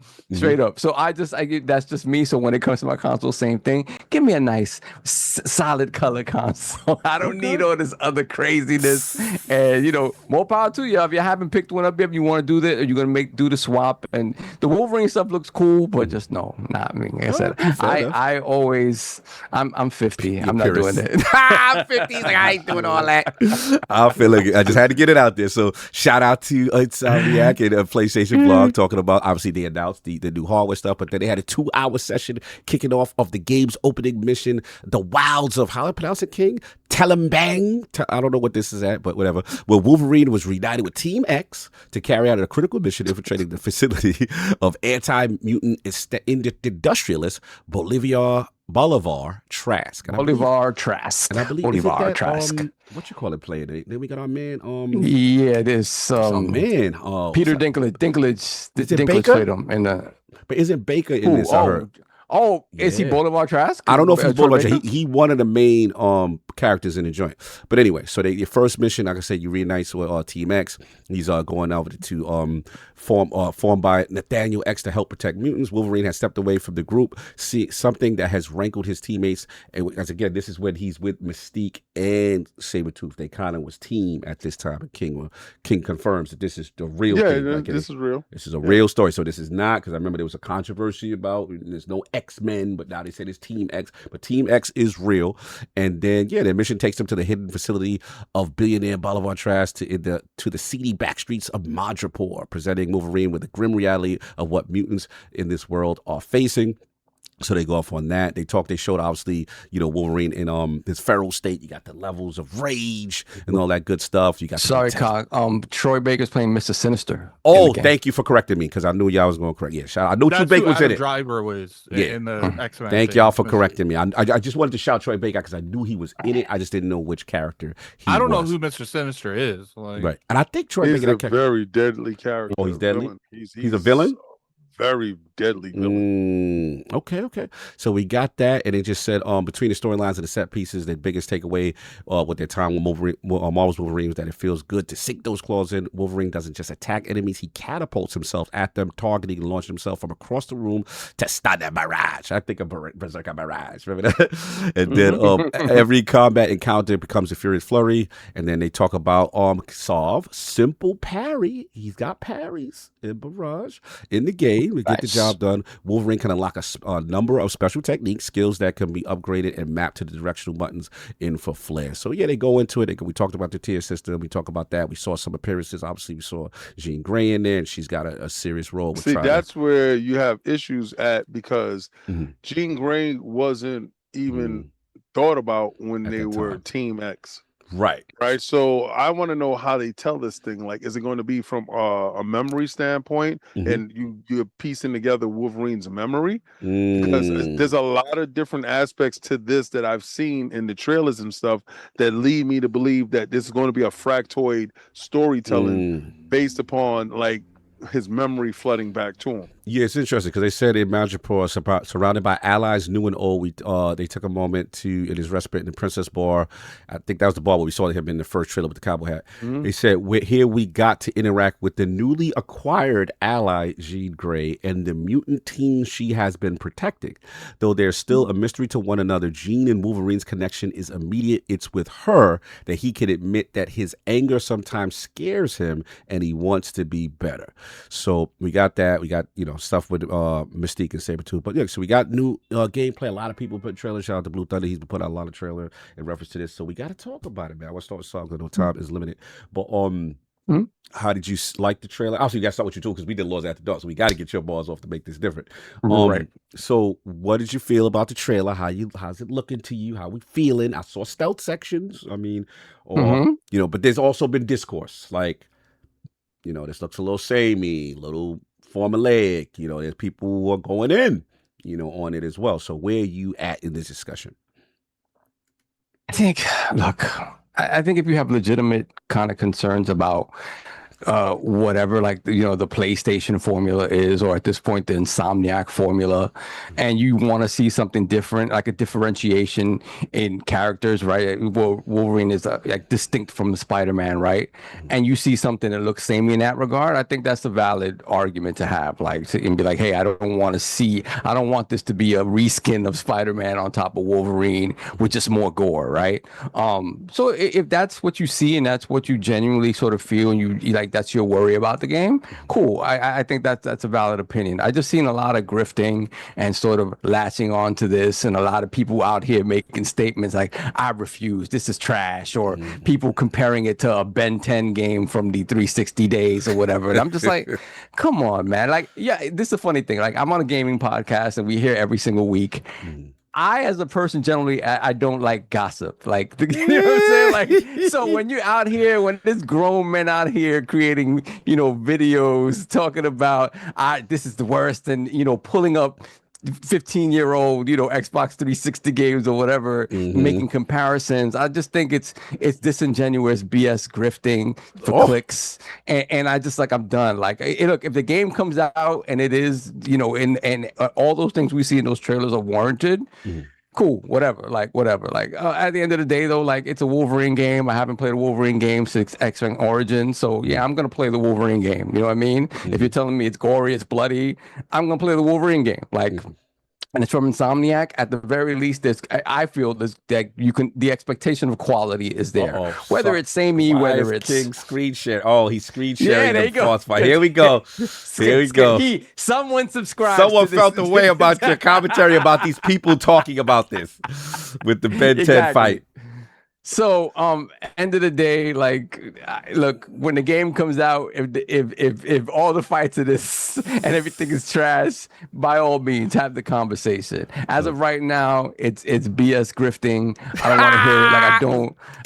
I'm tired of it. Like, I'm tired of people just having say you're tired of King 100,000 subscribers. Like no, it's fine. No, King can do it. You know put why? Put a name to the face. My man. No, the thing is, my man has not gotten the recognition that some other people who do not do this as well have gotten. King is hilarious. With hundreds of thousands of subscribers who do not deserve it when it comes to the level of grift. My man is outside. My man is outside. He's the king slanderer, the king console warrior. That would be the only one I rep, because I know what he's about. Like, I know he's so good at what he does. I'm mad that people lesser grifters are getting the shine and not him.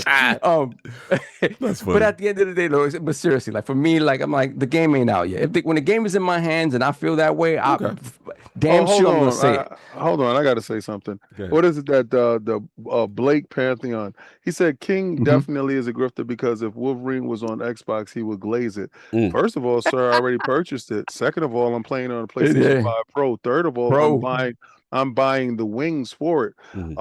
And I told you I'm a Marvel stan, so I don't give a damn who it come out for. I'm playing the game, I'm loving the game, and I'm going to enjoy the game. If it was a Switch exclusive, he'd be buying it. Like, he'd be buying it on Switch. I just don't want it to be any feminist crap that we've been receiving. So if anything, I'm against that. Okay, so don't come for me unless I send for you, and also be factual. So all right, let's get back to that. And get ready for your auntie of war, sir. You're ridiculous. Continue. Yeah. So for me, that's it. Like, again, the game isn't that far off. Let's wait and see. Like, this reminds me of Puddlegate and all this other stuff. Like, it's just like, come on, man. Like, so for what you see, let's talk about what you like. You like ColecoVision exclusive. Shout out. I'll pull out my ColecoVision Paris. Facts. Yes. So let's talk about what you like. Graphically, how's it look? How do you feel about the stealth? How do you feel about the combat? Yeah. The stealth as an initiator of, like, you going into different, spaces and stuff like that. And that's another thing. I think the issue was, like, they expected something more open, and it seems like it's more sectioned off and things like that. Like, we'll see how it plays out gameplay wise. But as Wolverine as a character, I always see him as an aggressor. Right. So stealth as an initiator to a confrontation, and then going into straight up combat, I kind of feel is fine. I'm going to be that dude that's going to be just like, oh, I might initiate something. I might drop down on somebody, whatever, do something like that. At the end of the day, I'm going to slice you up. Right. I don't want to use that parry. I don't want to slice you up. I want to use the different combos and stuff like that. So ultimately, the need to use stealth in a game like this for me, it's not a big deal to me. But if it's good, great. Good stealth is hard to come by. So if that is the case, then it's great.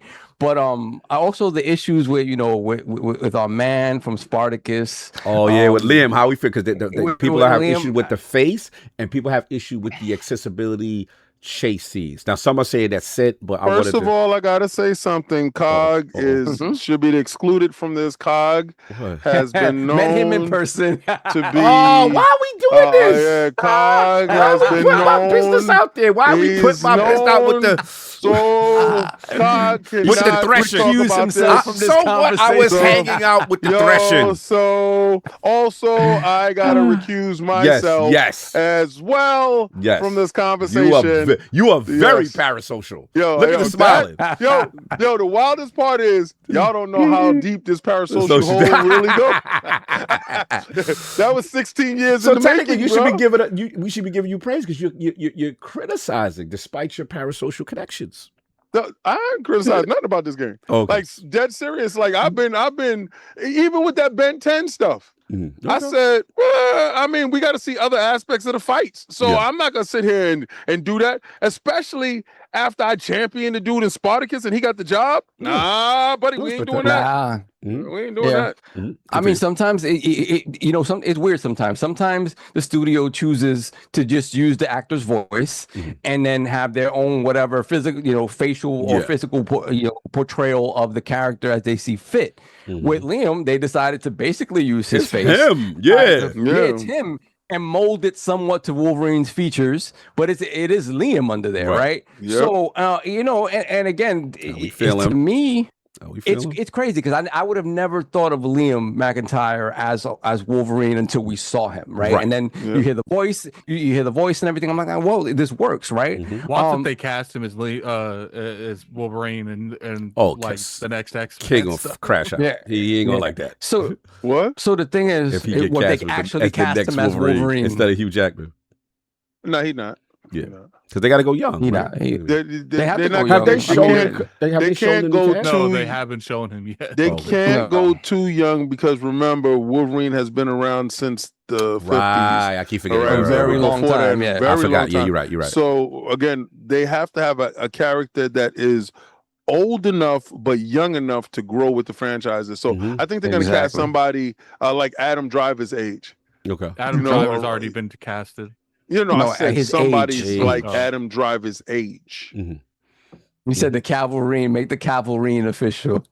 That'd be something. That'd be something. But he's mad tall. Like, that'd a really excite King. To have Henry Cavill, you would make surf Superman there, Wolverine.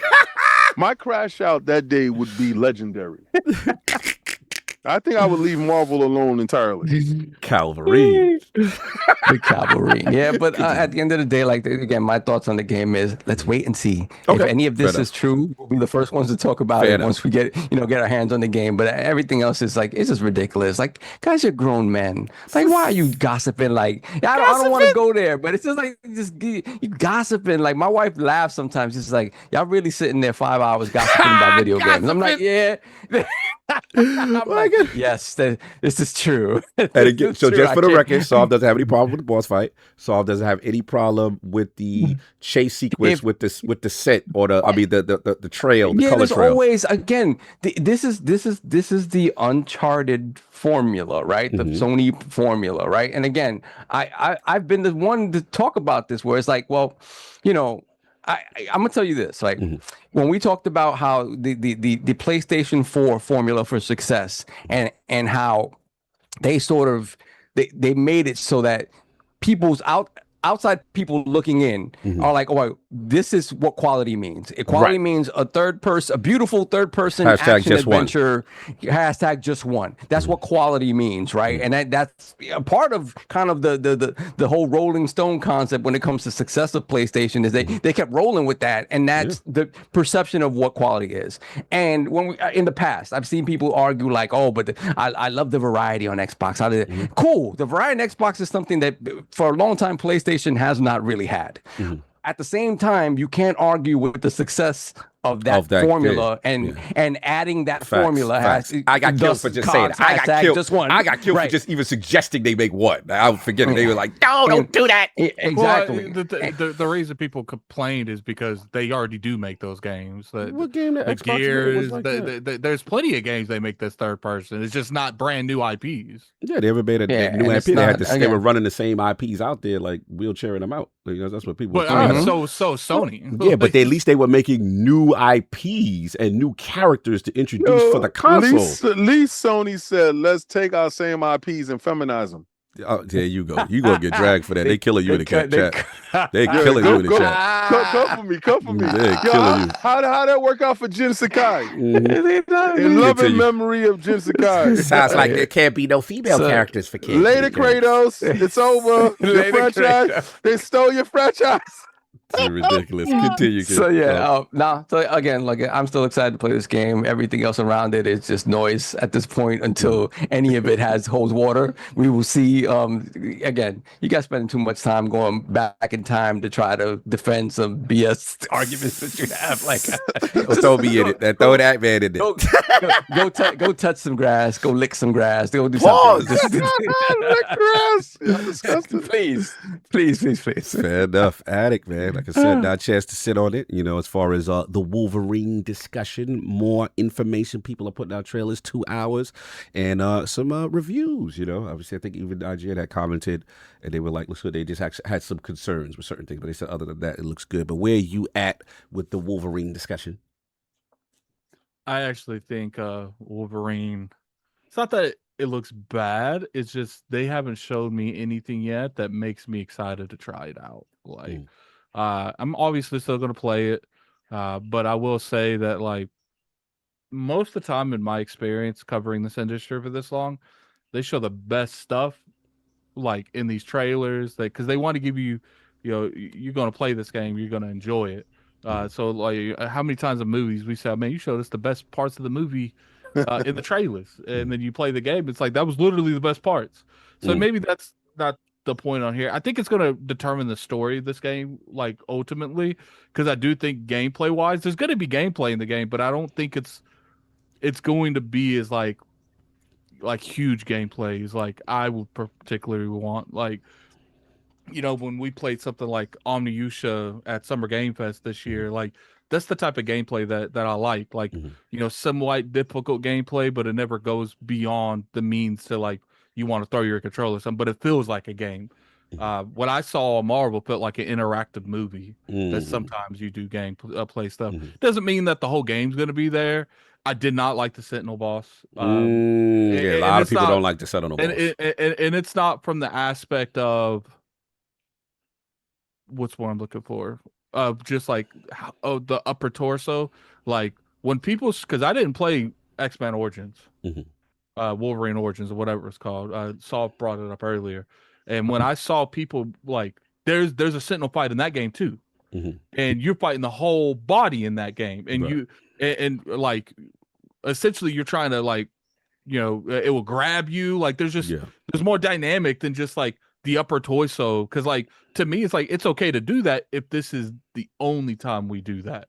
But to me, you know what they're gonna do? You're gonna get his health down a certain amount. I think they're gonna God of War it a lot, where it's gonna have like a lot of set pieces where like you do the damage and you cut his like his hand off or something. Like that's gonna look flashy. It's gonna look good, but the key point is the story going to carry all of that on its back. Because when you do go that direction, that story got to hit hard. Because there's a reason that you do set pieces, because you're trying to emphasize on in the moment how intense that part of the section of the game is. And as long as they do the story, the game will be fine. But it's like King said, for some reason, they're not showing a lot of the story in these trailers. Spider-Man 2 damn near showed you everything in the trailer. It's like, and I don't want to see everything of the game, but I am interested to see, like, have they even really showed who the antagonist of this game is yet? Our man's yet. I don't remember seeing him, but the main antagonist. Triss is supposed to be Trask is supposed to be is that Triss? Trask is supposed Sinister, to be right? It's supposed to be the main overarching financier when it comes to it, but I don't know who's the physical embodiment of what's Wolverine Nemesis supposed to be, because are we going to have aspects of it? We saw Omega Red, we saw Lady Deathstrike, we saw Sabretooth.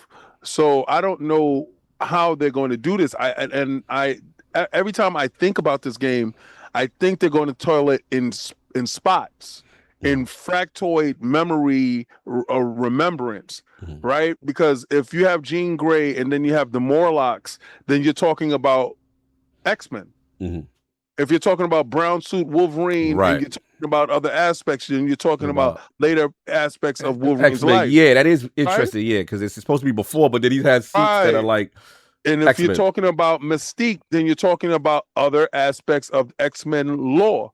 So there's different aspects of this, like when he does Lady Deathstrike in the hand, is Silver Samurai going to be there? There's different. We're going to be treated to a great story. I just want to know how they tell it. Yeah, and that's my thing.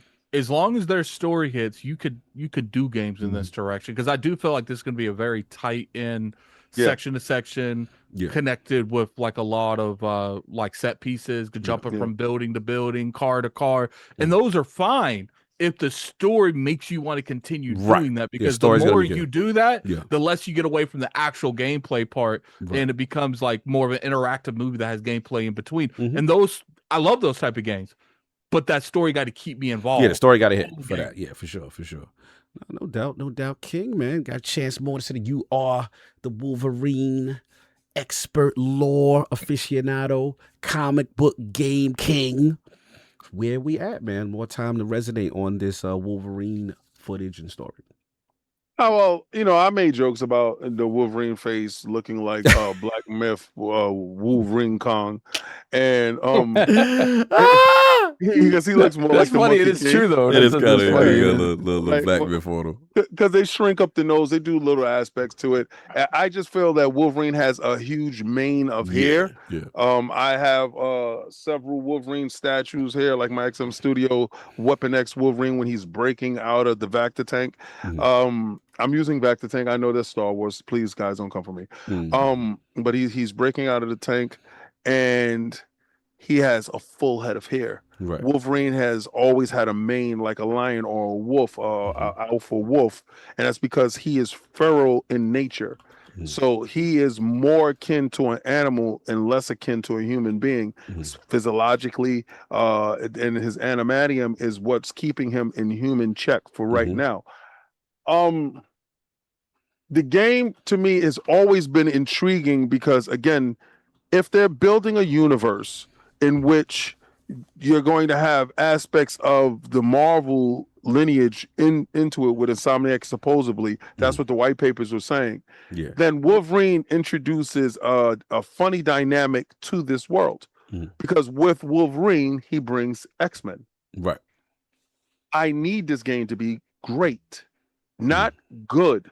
I need it to be great in order to green light that, because again, certain aspects of the white paper said that it needed to sell a certain amount in order to kick in that aspect of the contract. Right? Because if it doesn't sell a certain amount, and this is where I am against anybody telling me that I want it to fail. If it doesn't sell a certain amount, both parties have the option to hit the kill switch on the X-Men game. That's supposed to be a 2030 title. I need it to win. Right? Because I want to see a live action, well, not live action, well, game action, Nightcrawler, Colossus, Cyclops. And I get that in Marvel Rivals, but that is more of a PvP type of thing, right? This is a story told. Insomniac has been doing a great job with Spider-Man when it comes to telling stories. Now, outside of the feminist crap that I don't like that's inside Spider-Man the game. 2, you did not like Spider-Man 2. I hate that game. If y'all see go see Lords After Dark. If you want to see my true feelings on it, and I said the B word, I really didn't mean it, but I did. So you got to go see it to understand in the context in which I used it, and then y'all will know what I'm talking about. I'm scared here, guys. All right, because if they tell a bad story with all of that stuff that Sony has been known for lately, it might not sell. Right. We have witnessed an older game in Halo, not comparing it, but I have to compare it. In some aspects of it, in the early stories, for us that wanted to see the early stories, lazy writing can destroy your momentum. If you lean into lazy writing and cater to a fan base that isn't there, that fan base does not exist. The reason why I can say it doesn't exist because off of our backs, this was built. To turn your backs on the people that built it leads to a certain demise. To go after a fan base that never showed interest in you. So to cater to that fan base, based upon the individuals that are making it, talking about these people need to be represented in some form or fashion, is illogical. Because if those people needed to be represented, they would have been there from the beginning. And they would have helped build it. So again, one doesn't need to exist at the detriment of the other. Please don't destroy the story, because if the story is destroyed, I don't get my X-Men. And I really want to see Charles Xavier. I don't care how you tell the story, but I want the story being told because I think it is necessary for us to have good content. And let me tell you why I believe this to be factual. All right, that's good. Marvel Phase 4 that damn near killed the franchise. Right. A lot of people did not like Marvel Phase 4. That's a fact. I mean, it's not, there's no, it's just what it is. They didn't do well. They chased the demographic that didn't build it. And in doing so, you ostracize the fan base that did. And you hurt the product, chasing something that never was. If you do that here, trust and believe, the repercussions will be catastrophic. The same way that these guys had to go fix Marvel, and we're still with our face like watching them for doomsday. Like, you better get this right, because if you get this wrong, you might as well forget anything after that. You see what happens when Brand New Day follows the script. And yo, Croft is coming for you. He don't want no women in the game. Kill that Jean Grey. Oh no, and it's a game of the year. Well, first of all, I did not say that. That's why you got to address it. Because that's what they say. See what my greatest game, and it's two games that I could say that flip flop any other day. You got South of Midnight. Yo, you stupid. Don't move like that. Don't move like that. And what's your second game? And you got The Last of Us 2. That's big. No, that's a big one. That's a big. Because if everyone wanted to come for you, if they wanted to promote a narrative that King is one way in reference to his preferences in video game protagonists, I sat there and watched this man talk to Neil Druckmann for damn near an hour about his love for, Last of Us 2. And Neil was trying to tell me his love for Abby about Last of Us 3, and I was like, don't you do it, because I don't care to hear nothing about it. That definitely diffuses that narrative. For sure. I have a lust for Abby that's crazy. But y'all, you wouldn't get it. But anyway, stop liking them strong women. Stop liking them strong women. Listen, check it out. He doesn't like feminism, but he likes the strong woman. Please go watch Lords After Dark to really get my assessment, because I can talk freely. Because listen, the algorithm is going to do crazy things to us. But at the end of the day, I understand what is necessary in order to push this thing forward, right? And we're looking for longevity in the space, guys. As developers, you have to know who got you to the dance, right? Because if you get to the dance and you shun the person that got you there, you don't got to ride home. Right. Remember that part. Okay. We got you there. Respect us. Don't disrespect us chasing somebody else at that club. So your main thing, just to be clear. Can I ask a question, though? Yes, sir. Oh, here we go. It is, just to be clear. Here we go. Weren't you the same person like a couple weeks ago saying that Gears multiplayer trash? They need to broaden their horizons. Forget about the people that made Gears multiplayer trash. We don't need that. Like, and you know what they did? That's the same concept, though. I got you. They did their multiplayer. They PvP is there. They said, and I ain't touched not one drop of it. Not one drop of it. You ain't like they kept that classes. That said good. You know what they did? They said, for you dudes that was there with us day one, we have this. And they did extra stuff to it too. They did it. They was like, yeah, wall bounce until your face pop. Do it. But we're going to do this too for that. They catered to both sides. They didn't say, oh, we're going to get rid of this for that. And forget about the people that brought them there. I'm not referring to what they did. I'm referring to what you said. And I just told you, I don't care for that PvP. Yeah, I kept the same energy. But I did not upload it, play it, or nothing. Is you was encouraging them to switch it up to appeal to you and not them. Yes, and they did.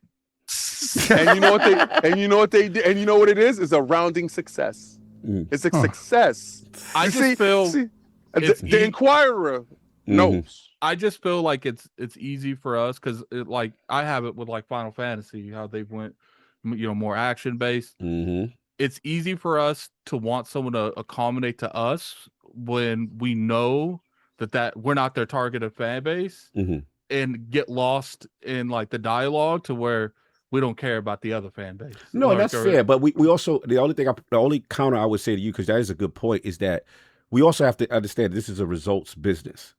And that when you make decisions, whether you stand on your square for the purity of the base or not, or you cater to a new demographic, at the end of the day, the sales are going to say what the sales are. So like in the Marvel case, you know what I'm saying, phase 4, a lot of people that I buy 4, you know what I'm saying? And that's the thing that they got to escape. So it's a tough balance of that, because it's like if you do your core all the way through, like I look at, honestly, I look at Marathon. They stuck to their core base. They was like, we are not casualizing. This is a hardcore. Well, see, I actually don't look at that. I look at Marathon as a spit in the face on the fan base that they've been nurturing and getting with the Destiny and the Halo for years. We're going to make something completely different that none of you guys like, and only a small portion of you is going to jump on it. And that's where it goes back to like what King said, where it's like sometimes in business, going after a demographic that it was never really about you led to a marathon. Right. I think, like I said, both statements could be true. So it's one of those things where it's tough, because it's like you got core people who love it for what they love it. And a lot of, as King would say, would bring the casuals in and say, hey, this is why you should love this. This is why I've been following this. Let me break. Like, it reminds me of like Game of Thrones. I knew nothing about Game of Thrones. People came like, yo, I read the book. Yo, you even. I remember I saw Red. I'm like, oh my God. Like, you haven't seen nothing yet. And then I remember as it continued, they kind of went away and did their own thing. And then as we saw the last result of that final season, people were disgusted, and it didn't hit the peak that they thought it was going to hit based on how the momentum they had. So it's a tough one, but I get both. I think both statements can be true, is basically what I'm saying. But continue. I think for the most part with this particular conversation on whether or not anything, it's like, look, we just got to have genuine conversations instead of getting lost in the sauce on one side or the other. Because I do feel like that's the biggest I agree. issue. Yes, it's too much labeling. It's too much labeling. Or the other, and it's like maybe we just need to have a without getting to the core of it. That's why somebody said in the chat, like, Kong is running PR for King. No, because a lot of times he gets misrepresented, and I want to make sure he's clear to what he said. Yeah. I don't care how y'all feel about it. That we know. That we love you. Listen, I see y'all talk about Last of Us is trash, Last of Us 2 is trash. I don't care what you like. I don't care how your food tastes. I don't care what you put on this morning. I don't care if you even got out of bed. I don't care about none of that stuff. My opinion. It's your opinion. And I'm able to have this because it's mine. Facts. And it's not built upon you. But you supposed to like what I like. My opinion is right. Hive mind with me. If it wasn't for my opinion, we wouldn't be where we are. Nah, so you're supposed to like what I like. And the moment your opinion came in, it started to sink. Right? And it started to smell up the room. And they had to come back to me. Like Thanos said. Get your head out my Marvel pocket. It's always going to lead back to me. Fair enough. It's always going to be me. And no matter how hard you want to fight it, no matter how hard you want to sit there and champion your side, you are in a losing argument. The numbers thing with the numbers. Hence the tide. And I am the sea. I am the tide. You're just a droplet. And as gatekeeping king, you're gatekeeping with your old curmudgeon ways. You don't want it to expand. That's your problem. Somebody put in the chat, core before more. Oh, that's why you like Asha Sharma. That's why you like Asha Sharma. I'm gonna tell you this. She knows. Because she follows me. My God, I mean, you could put it at the perspective of that. You know, Xbox went off for this, all this extra money that's laying around, and what ended up happening? Halo sells 1.2 million copies. So good for them. No, but it's not like you're acting like it's like not unreasonable to have that kind of mindset. But it's just fun. I just love how to see your transformation is beautiful.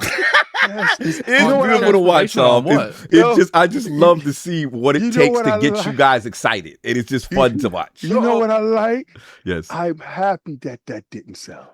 Like you see the difference? I want Wolverine to sell. No, I feel you. Listen, I want more. I champion the demise of Halo. Why? You are ridiculous. Because it was never supposed to be there at all. Right. So good it died. And good is not going to go anywhere. And good, it forces them to do what they're Shout out to the supposed devs that had nothing to do with that. The decisions from the up top. Shout out to them. They're just doing their job. They're just doing their job and listening to management with making decisions that you didn't like. Yeah. The person that was in charge the problem listen to me. The problem it comes to that is there's always going to be collateral damage in any way, shape, or form. It doesn't matter what product you make, what you do, anything. That's why we always say, when is the leadership going to take accountability? Facts, which is the problem with the industry, which is the problem with the games industry. The leadership is no accountability. But continue, so finish your boss, King. I'm done. I'm done antagonizing you. It's just the fact that I want a successful game. I want a game with a good story. I want a game with good gameplay. And it's okay that you take some remnants of the past in order to make it feel relatable. I do believe that the PlayStation fan base is a casual market. I do believe that catering to that market by not making a game that is out of the realm of gamey is a smart move. Okay. Tell a great story. That's all. If you're a story-driven narrative game, give me a good story. And I'm one of those individuals that is smart enough to see some of the breadcrumbs that you did leave. I know you're going to connect the dots and make it make sense. Right. Because if you show Jean Grey and you're saying Team X and you're talking about different timelines in Wolverine's lineage, and if you're showing the foot, the hand, and you're showing Patch, you're showing Madripoor, you're showing Sabretooth, you're showing when him and Sabretooth are cool. How did you get some feedback? I need just for the UK. Some of them, the streets are not liking Sabretooth. Not everybody. How did you feel about Sabretooth's voice? I don't have no problem with it. I mean, we don't. What would we know what Sabretooth would sound like? No, I'm just saying. I'm just telling you what some of the streets was like. I'm telling you what the complaints were for some people. Coming there sounding like Mike Tyson, like I gotta punch you, like. Fair enough. He sound like a overblown. Scruffy, it's like I'm cool with this Okay. stuff. I want the time is short, and I want the game. That's all. We closing in on the game. I think it comes down to it too. It's just like a bunch of people just worried about the industry. We're already in a bad situation as it is, and we don't want to extend that issue. Like when it comes to like, because I'm more worried about. I was said for how long? Trend chasing. Everyone wants to be games as a service. Everyone that's the problem with the industry. No, people just want to grab whatever the person next to them is doing successfully and try to do something themselves, and that is killing the industry more than anything in this industry. And now we're seeing it now where a lot of people are like, "Yo." Maybe there can't be 30 games as a service going on at the same time.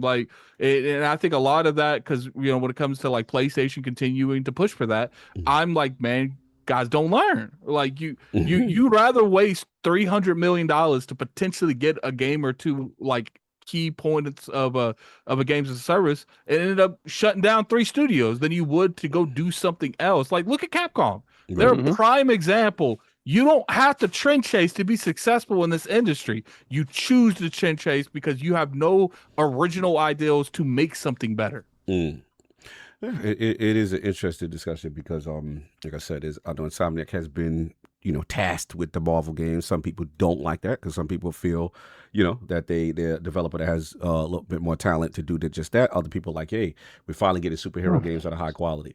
So I'll jump in, King, unless you finish. I'm done. Yeah. No, look, this is interesting because it's one of them weird ones where I was super excited for this game, and I'm still going to get it. But I will say the more I see it, I do have questions. That's all I'm going to say. So here's where I'm at with it. Graphically, set pieces, it looks beautiful. I'm not going to take that. I think it looks beautiful. I like the whole running down dive he's like a feral little animal jumping and pouncing and I like that. I like we going brutal because I was like, are you going to go there?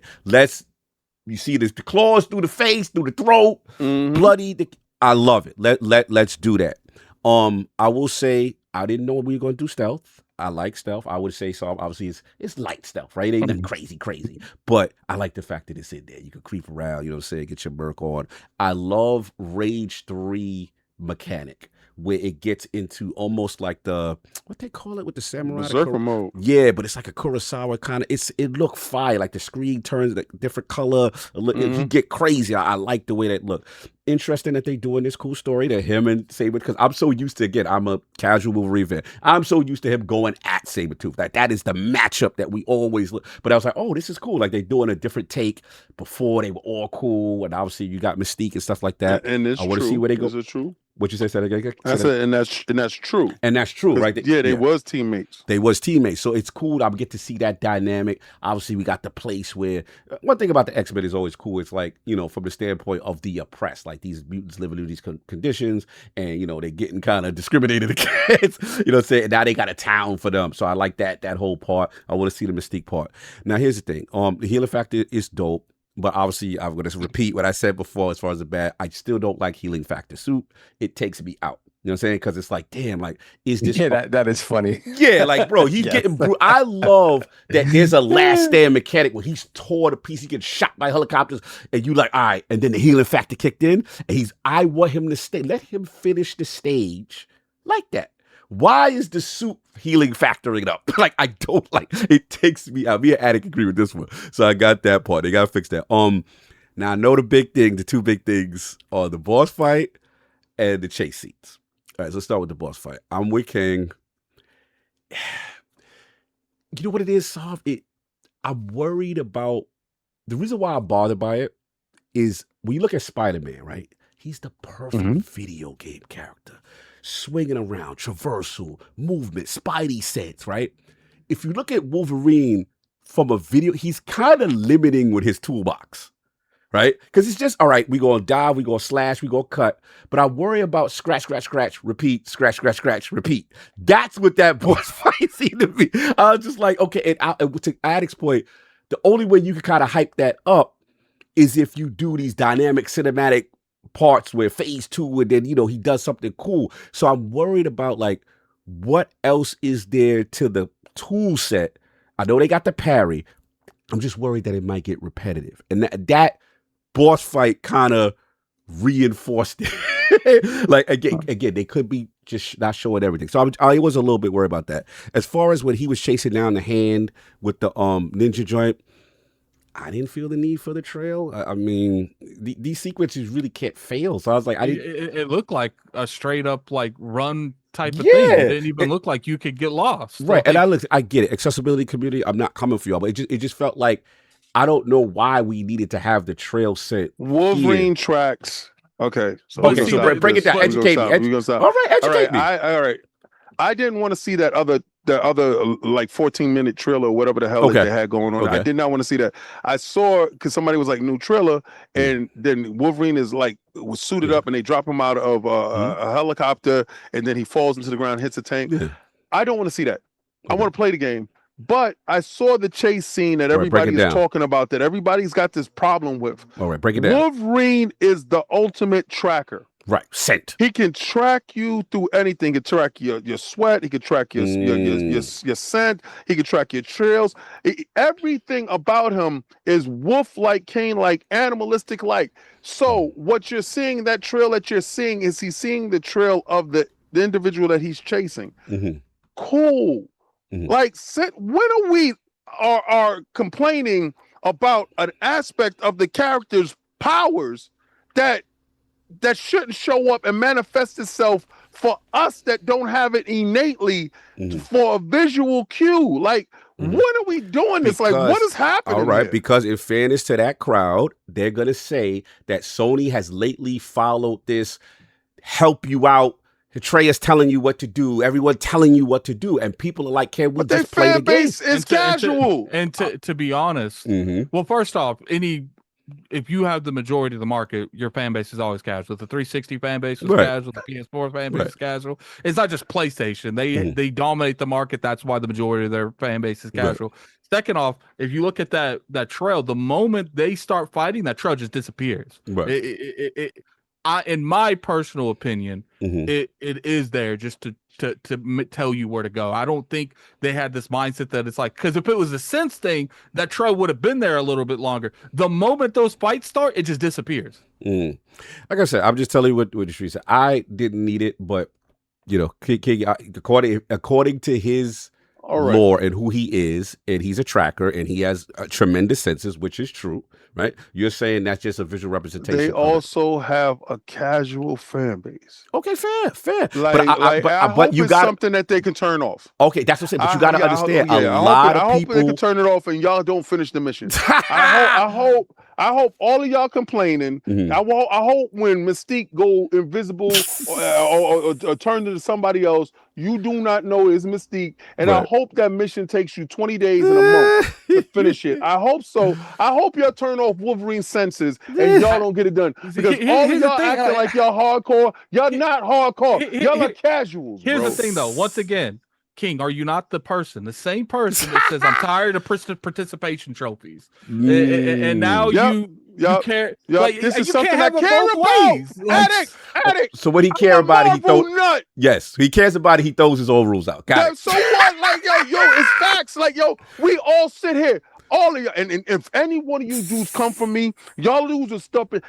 No physical, no this, no physical, no this. What, Black Ops 2 is out? Let me get that. So shut up. Don't come for me, bro. It's you throw out your integrity and your morals when it's something you love. Okay, fair enough. Let Wolverine be Wolverine. Let it be great, Let that set go. So you love the fact that they like this. They letting us, you know what I'm saying? The set. You loved it. I've rationalized the stupidity in it. We're telling you he's a tracker. I feel like but it's true. In my delusion. You love it. I gave them the out. And listen, and in my delusion, be it right or be it wrong, how many people in the chat said, true facts, King?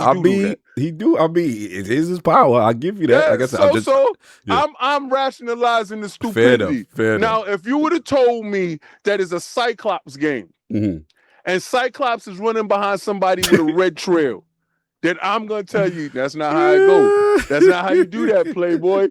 I'm gonna tell you that. But you're talking about the Wolverine dude that can smell people. He know how them ninjas stink. So he was on that stink, part. and he like, was on it. He walk in the room and be like, something smells funny. Like y'all been watching the X-Men 97. I just been watching X-Men 97, and I just saw him do something smells funny. I just saw him do that. So come on, man. Let's go. I don't have an issue with that stuff, but I understand that gamers are tired of the industry treating us like we're children at all times. Like it's like to say the Treyas thing, the thing on Yomo or whatever his name is on It's not that they don't want accessibility, they want the option to have it off as a BO about the phone. I hope they can turn it off, and I want to see y'all pass that board. But it looked like an unfailable secret. They'd be shocked like the same reason y'all want younger demographic to get into the game, but y'all want to make it hard as hell. Fair. No, that's fair. Now that's a strong argument. That's a strong. I will give you that, and we can't complain. I feel that. So look, I was gonna say that. I know that was obviously the boss fight I talked about, Healer Factor suit I talked about, and then like I said, they've got to prove that it's not a formulaic, redundant thing. You know what I'm saying? They as far as like. From the superhero formula, which is the hashtag just one formula. And the last thing I say is, I would say from, I love Liam. Like Liam is the homie. That's Spartacus right there. That's the bringer of rain. You know what I'm saying? And shout out to the original one. Our man Andy though. Salute. You know what I'm saying? But our man Liam did a good job. You know what I'm saying? Replacing the amazing legend. Rest in peace to the legend. But I do see Liam's face in this, and I was surprised they actually went that way. I was like, all right, cool. That's Liam. That's him. So all I need, I'm with you, King. Can I get by the end? Can I get the Wolverine blowout by the end? Let him go into the blowout. That's all. Because I just don't like. They got a lot of costumes and stuff like that. I think they got some cosmetics. Okay. That's all. I'll be surprised if they don't have a Hugh Jackman face. What's funny is I had no issue with the look. Yeah, okay. It's just because the hair is short cropped, and I'm used to, you know what I'm saying, Wolverine with that. You know what I'm saying? The blowout. This is also coming from the same person. I don't even care about like the cosmetics of my own person in games. So, no, I get that, but it's like if you got your favorite characters, your anime sorceries, and they start messing with Gojo, and they got Gojo looking a little different than what your normal look that you love for, you're gonna be like, all right, that's an interesting choice. But if they give Gojo a ponytail, that's what I'm saying. You gonna be like, when it's somebody that you know and you love, and they choose to take a different look, people gonna be like, yo, is he gonna get the look that we know him for? I think the problem is when you have Marvel characters and comic book characters, they have so many looks from a variety of different things. That's always going to be their go-to. We chose this adaptation, not the one that you like. And in their defense, there's only one Gojo. In their defense, what I like is I saw the Jim Lee joint where he got the face out with the blue with the yellow straps. I saw Wolverine, brown. I saw the red. Like I said, okay. I'll shut up because you're giving me the suits. You're giving me him, and so that's one of my things. We got to see Wolverine in the suit because Hugh Jackman, King will go at nausea, would refuse to wear that joint until Ryan Reynolds, they impressed him to do it for the Wolverine Deadpool joint. But that's it. So look, we'll see. I understand Saul's point. I am not as crazy as everyone was like, yo, I'm completely trashed. I'm going to be there. And I will be getting wings. I get my yellow and black wings. I'm ice it out. I think I'm getting yellow and black. I might get the controller too. I was gonna get the silver. Yo, you know what I like though? I like the fact that they don't care about the disk drive though. I love that. Yeah, you gonna have to take that off if you want to use them. You are ridiculous. Hashtag. Let's see if y'all really get physical. I ain't on that console enough to even care about the controller or the wings. Like, take your wings. See, that's the part. You got an ice show. I'm not on it either, but people come in my house and my PlayStation got to show out. They got to show it. I'm a fashionista, so with my PlayStation. Most people are gonna be like, "Oh, you got a PlayStation? Go look at that." Gotta have style, but that's all. I want them to come in my house and say, "What PlayStation is that?" Yeah, with the I've never with the seen that on it, son.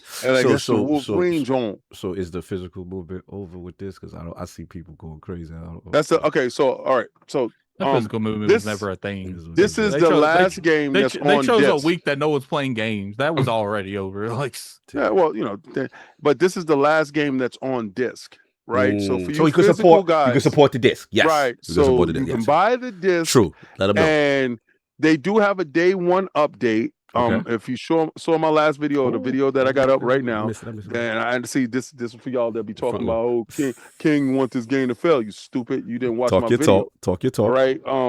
This is the last game that's on disc. Right. Matter of fact, I'm not gonna say no more. Go watch my video. Go watch Frontline video. That's it. Get on it. Get on it. That's Get over there. Go see that. Facts. Get back to that. All right, so that's all we got. So I'm gonna get these super chats. I know you gotta go soon, but I just want to get the super yes, chats. sir. Hold on, I got mine. The little one. In my hand. See, Addict. See how? See, free Fred the cat. This is how you do it, son. Fred should be just like this, but you don't want to let Fred live, man. You gotta let Fred. Look at that. Look at that. She like, dude, you can't. No. She's like, you gotta hold me with both hands. Yeah. We want to see Fred just like this. He said you gotta hold me with both hands. Yeah. What's the next topic? Let me see. Hold on. Let me scroll back a little bit. Okay, so we got Richie Torres MMA, $5 super chat. So I'm looking like Boy George without the weight. Hey, okay. That's wild. Then we got Isaac Hayes, 85, $2. Soft with the butter soft leather. Yes. I'm a fan of the butter soft. It's crispy, son. Yo, question: which Boy George? Boy George from the Bronx or Boy George from? Oh, they don't know about hood Boy George. They don't know about that shit. You're going too much street stuff going on, sir. Your gangster ways. You gotta relax. You gotta relax. I don't know that I look like Boy George. Like, do you? He talking about culture. Puerto Rican Boy George. He talking about culture, comma chameleon. Boy George. They come and go. They come and go. They come and go. Yeah. I don't know if he favors that Boy George. Without the weight or without the without the weight is hilarious. I caught that without the weight. Yeah, that's it. Wow, crazy for this. That's a double entendre. Yeah. Wow, that was ill. That was ill. Yeah, it could be. It could be that Boy George. My Boy George. Pause. Yes. Yeah. Without the weight. Hello. And then you're soft with the butter soft leather. Yes. We all about the butter soft. Pause. The one true Brett Bob, $5 super chat. Whoa. How do the Iron Lords not know who Mr. Sinister is? You are all a disgrace. No, that was me. You come for me. I do not. I am the comic lore fraud. I defer to King for everything. So that was me. And then we have Cream Puffkin, once again, $2 super chat. I noticed you enunciated that good. Yo, he know where Boy George is from, too. Oh, word? He put it in the chat? Oh, that's real one. Real ones know what we're talking about. So, thank God. I appreciate that. Right. So, yo, I ain't gonna hold you. I like Karma Chameleon, though, but not that much. Heck, that's Boogie. That's the first time I saw a Lamborghini. Facts. Yeah, he gave me aspirations to be a gangster. Heck, Richie Torres. What you know about Richie Torres? Better stop that. So much gangsterism in this chat. BX Gangster Hood legends in the chat. Let them know. Let them know. So Cream Puffkin, $2 super chat. Can confirm that King is my favorite grifter. Yes, shout out to King. Then we have the one true Brett Bob, once again, $5 super chat. Plot twist: what if Insomniac is just copying X2 Wolverine's Revenge in an updated format? That would be something. I hope not. Then we have Sir C. Gillius, $2 super chat. King talk that ish. Shout out. Then we have P1553D1, $2 super chat. Whoop whoop. Hello, Lords. What's up, bro? What's going on? Then we have Stitch25, $2 super chat. Except the Nintendo fan base, they're just delusional. Stitch be hating. Yeah, he be on his head top, boy. Yeah, all the time. Then we have Richie Torres MMA, once again, $10 super chat. A lot of people like to get on King for his opinion on Sony catering to a certain demographic, but the fact is he's right. That demo doesn't show up, so get off his meat. Pause. Okay. Facts. I like you. Man, that man's defending Kings. Go for that. Go for that. In front of that meat. Get him! Then we have I ain't gonna hold you. Wait a second. That's just it's two phrases you don't want to hear in your life. Yo, remember what you said? Remember what you said? Yeah. Remember what you said? Somebody pull up and say, remember what you said? Remember what you said? That is with your back turned. With your back turned? You be like, remember what you said? That's what you don't want to hear that phrase. And the next phrase you don't want to hear is "get him." I can tell you, I've heard those phrases. Yeah, this is wild. Remember what you said? Phrases, yeah, he over there. Get him. You over there? Get him. There you go. Or got him. No. You hear got him? Oh no. I just got my check, sir. I'm just coming out to check cash. Got him is terrifying. Got him is terrifying. Got him is terrifying. Got him is the worst case scenario. Facts. I've seen many dudes been victim of got him. Got him. It's not good. Nah, it's not good. That's a bad look, sir. Continue. All right. Then we have, let me see, Dave Reezy, $10 super chat. Trackers will track anything they cannot see. Trackers don't track things that aren't in front of them. An enemy crop dusting Wolverine was not in my bingo cards and unnecessary for a chasing sequence. Call him enemy crop dusting Wolverine. Shout out to the $10. Y'all got philosophical on Wolverine. This is a game. That's what I'm saying. It's like I think there's too much thought put into this. There's too much thought into worrying about this. I will give you this. I will give it. I do feel like gaming discourse has devolved. Like nobody don't like nothing. Like nobody like nothing, bro. Like it's rare to see somebody excited for something. Like I'm hyped for this. I will give you that. Without a but. Without a but. Yeah, it's true. That's true. Dudes don't like that no more. And they try to make me part of that. Like you hate that. No, I don't. I love everything. But your slander is so hilarious that when they don't like something, they want you to kick them when they down. How do you feel, Mighty Megatron? They love that from you. That reminds me of Slides. You know, Slides when Mumra would lose to the Undercats. He'd be like, so the Mighty Mumra.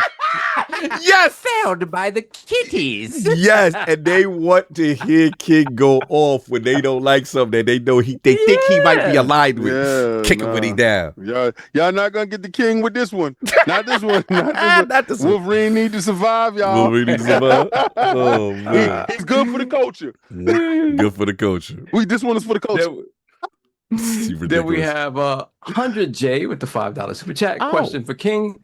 Do you think a Hulk boss fight would be in this game? Bro. That would be crazy. Bro. Game of the year. You might make me wear a PlayStation shirt. Game of the year. You do Hulk? They do that. What if they line up a Hulk game? If they brand new day me? Oh. Yeah, he gonna betray Asha. Listen, let me tell you this. The reason why it's a huge possibility, and they holding this off. And my thought of a fractoid Wolverine memory that he can go back in the back and play scenes of it. That brown suit. Oh, there is no iconic fight outside of the brown suit with him versus Gray Hawk or Green Hawk. That was his debut. Did he debut? No, well, he debuted it with yellow and Wolverine as a character. Did he debut in Hulk book? He debuted in the Hulk book. Oh, that's fire. Hulk 181. I got it upstairs. I got two copies. I got it upstairs. I got 180 and 181. I got two copies of 181. But he has the short mask. Yeah, the short joint. Yeah. Facts. Y'all could do a version of that. But if you give me brown suit Wolverine versus Gray Hawk in this game of the year, King is in. Y'all, they got him. We outside. We outside. Y'all gonna be my number 3 game because I still gonna have South of Midnight and Last of Us 2. But that's always gonna be there. They can't change because of what they did. But the story got to be there, though. Let's get to that. I respect it. Let's get to that. So what else we got? But I might be PlayStation Blue for a week. Yeah, he definitely for a week. He'll definitely betray Xbox for a week. Oh yeah, for a week. Sure. I'm not gonna rock with y'all for a week. I'm not gonna rock with y'all. If they do that, I tell y'all this: y'all will tune in to PlayStation Frontline News. So what if they do that and then they do the joint and then they set up Insomniac Incredible Hope? Yeah.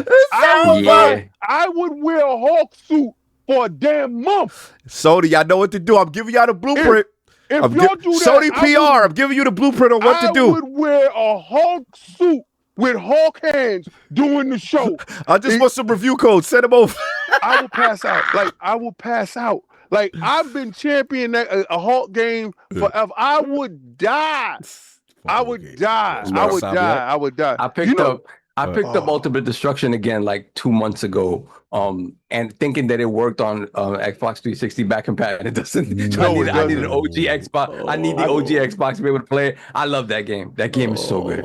No. Oh my God, bro. We need Hulk. We need a Hulk game back. They do need a Hulk game for sure. Oh, you got one more for Richie Gaming.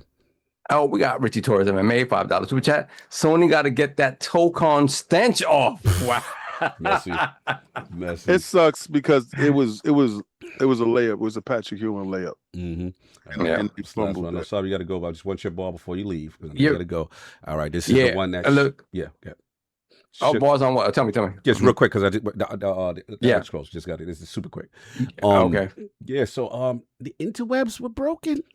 Asha Sharma once again. Random tweet from what is it? The Empress, right? As we call him. Yeah. The Empress. Asha Sharma. Live playthrough of. That's why she don't follow you. Yeah, she don't follow me. She clicked no follow.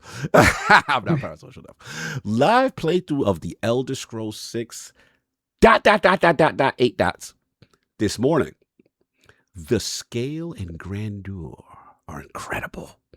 The story even greater. So this went viral. Everyone. She played it. It's playable. 8 digits. Name. Then the Bethesda Game Studio account responded. It was great being able to show you 8 ... Thank you for the kind words and the wonderful visit. Then the great Oracle himself, Matthew Paul. Who named him that? I named him that. Oh, that was you. That's a cock. Yeah, that's a cock. I call him the Oracle. Okay. It's like I just wanted to know because dude said that I named her and it wasn't me. No, yeah, correct. That's correct. I named Matthew Paul the Oracle because it's funny because when he wasn't with Xbox, they'd be like, "Great Oracle, where's the industry going?" And tell you he would come up with a great report, and I was like, "Oh, damn, everybody co-signed this dude." So it's like, "All right, we get a great Oracle." Anyway, so he responds, quote tweets Asha, can confirm. It's fire. Emoji. And then the last thing is shout out to the Elder Scrolls community. Maddie Plays, Sid Potato, all of y'all with y'all sleuthing. Good Lord. This thing took on a whole detective board, Columbo, private investigation, CSI. So they have come up with, it could be Sentinel. That's what the streets are saying. Elder Scrolls 6 Sentinel, that it would take place, the speculation take place in Hammerfell. And then they said Asha Sharma and Bethesda have teased that the title's made up of 8 letters. Elder Scrolls writer Michael Kirkbride agrees that this is the likely title. Starfield plays a factor in this, that it may have been hinted that the title for Elder Scrolls was Sentinel years ago. A scratch from the Starfield reveal trailer has seemed to have hinted that the game takes place possibly after Hammerfell and High Rock provinces. They talk about Sentinel as the capital of both the Alakir Desert region and the, I can't pronounce this, Murakasa region. And they said the Elder Scrolls 6 Sentinel, he said his title is Lord. So we're going to see if that's the choice. So, Saf, the internet is going crazy. What do you feel? Do you feel she's playing this thing? And how close do you feel are we? How hype are you about this? And I got to ask, the exclusive conversation is coming up again. You know what I'm saying? Like, right. Is it something that they have to leverage for exclusivity to work if they truly believe in it? So where you at with this? I mean, I think she's understanding what sort of talking about, what talking about like franchises and stuff like that means in this space and how to do it in a way that's exciting. I think for a lot of years, Xbox didn't quite know how to, have a aha moment or great, mic drop moments and whatever. And I think she's very good at that stuff. She's like that's what like we want, her. We want to see what you do with it. We like that. Oh yeah, it is. Oh, yeah. She's gonna kiss that mouth. Good. Yeah. I think she's good at that. Like she's good at that. Like, she knows what the fan base wants to see, right? And I think, she's smart enough to know not to do things that are so far off in the distance that feel like she's lying or exaggerating. I think she's realizing that you have to appease in a way that makes sense, that feels like it's tangible and relatively close. So doing something like that, like finally, hey, that means that we'll probably get a name reveal soon. Maybe we get finally a look at what's going on under the hood at some point, right? And I think her doing that and teasing that is good. It gives me. Okay. I think I heard you say this, Cog. It is Peter Moore like energy, where it's like you know how to be the show person and to show something off and try to make people excited about it. And I think that's something that's been needed on Xbox. It's never been, I don't recall anything post like back compat and whatchamacallit and like the 8 Studios reveal stuff with obviously has different connotations now these years later. Oh God, but, yeah, exactly. But it was like those moments where I was like, oh wow, I love this, and we were in the room for those moments. You know what I'm saying? Like, yeah. So it's like for me, it's like we need that back, that type of energy where she's making the base excited about it. So it feels like she's every day. It feels like she's learning something new, understanding, what's in front of her and what the expectation is from the fan base and in general, like how do you talk about games to make people excited despite all the stuff that's going on around it, right? I think so. I appreciate that from her. I hope that does mean finally we're going to see something and hear more about it. It's been a long time since that we got that reveal with how far whatever. Out? Like how far out? If she's talking about it now, I would say 2 years. 2 years, and maybe at the Keeleys we see a little something. Okay, you know what I mean? Like, why do you think now then? Like, why do you think she's doing? I get it with the showbiz stuff. I get that, but like, what you think it's a rollout? Like, what you think? Well, I think, obviously, this first set of layoffs and stuff that happened, we saw what happened with different studios. She realizes that she has to start showing and start sort of punching those tickets on promises that have been made, right? So obviously, Elder Scrolls 6 should be the next thing that BGS is focusing on 100%. Like, all hands on deck. So I guess she wants to make it clear that that's what's happening. Like, hey, everybody's working on this. Like, head down on this stuff. We trying to get this to you as quickly as possible. We know it's been far too long. It's kind of in an unacceptable way. Just so I do think God Howard bullying. Like, let me stop. Exactly. The memes is funny though. The memes is funny. The meme with the gun to his head is hilarious. Like, I'm sorry, God. I apologize for besmirching your name, but dumb Asha Sharma memes on you, son, are hilarious, and I do enjoy them. Yeah, I do enjoy them because the thing is like we talked about it, and it feels like something akin to that did happen. Like he under pressure. It's like, bro, I know you love this thing. I know you feel like it's your baby, but we're gonna your baby's gonna get leveraged out. Like I'm saying, like it is what it is. You know what I'm saying? I need you to understand that, or quite possibly is like I need you to understand that, or maybe the door is kind of right there. Like, you know what I mean? Like that's the kind of a conversation I feel happened. So beyond that, what was the other thing about? Exclusivity. I've said it already. Right, hey, look, if you are selling me a box that you want me to gravitate to, run it all the way back. Run it all the way back to how things used to be, and at least see what happens. I think that is the only true and genuine way to do things. Remove all the things that people, what we know or don't know about the popularity of Xbox franchises, about the popularity of Xbox hardware and how much it sells relative to PlayStation. I've been saying this for a while. Okay.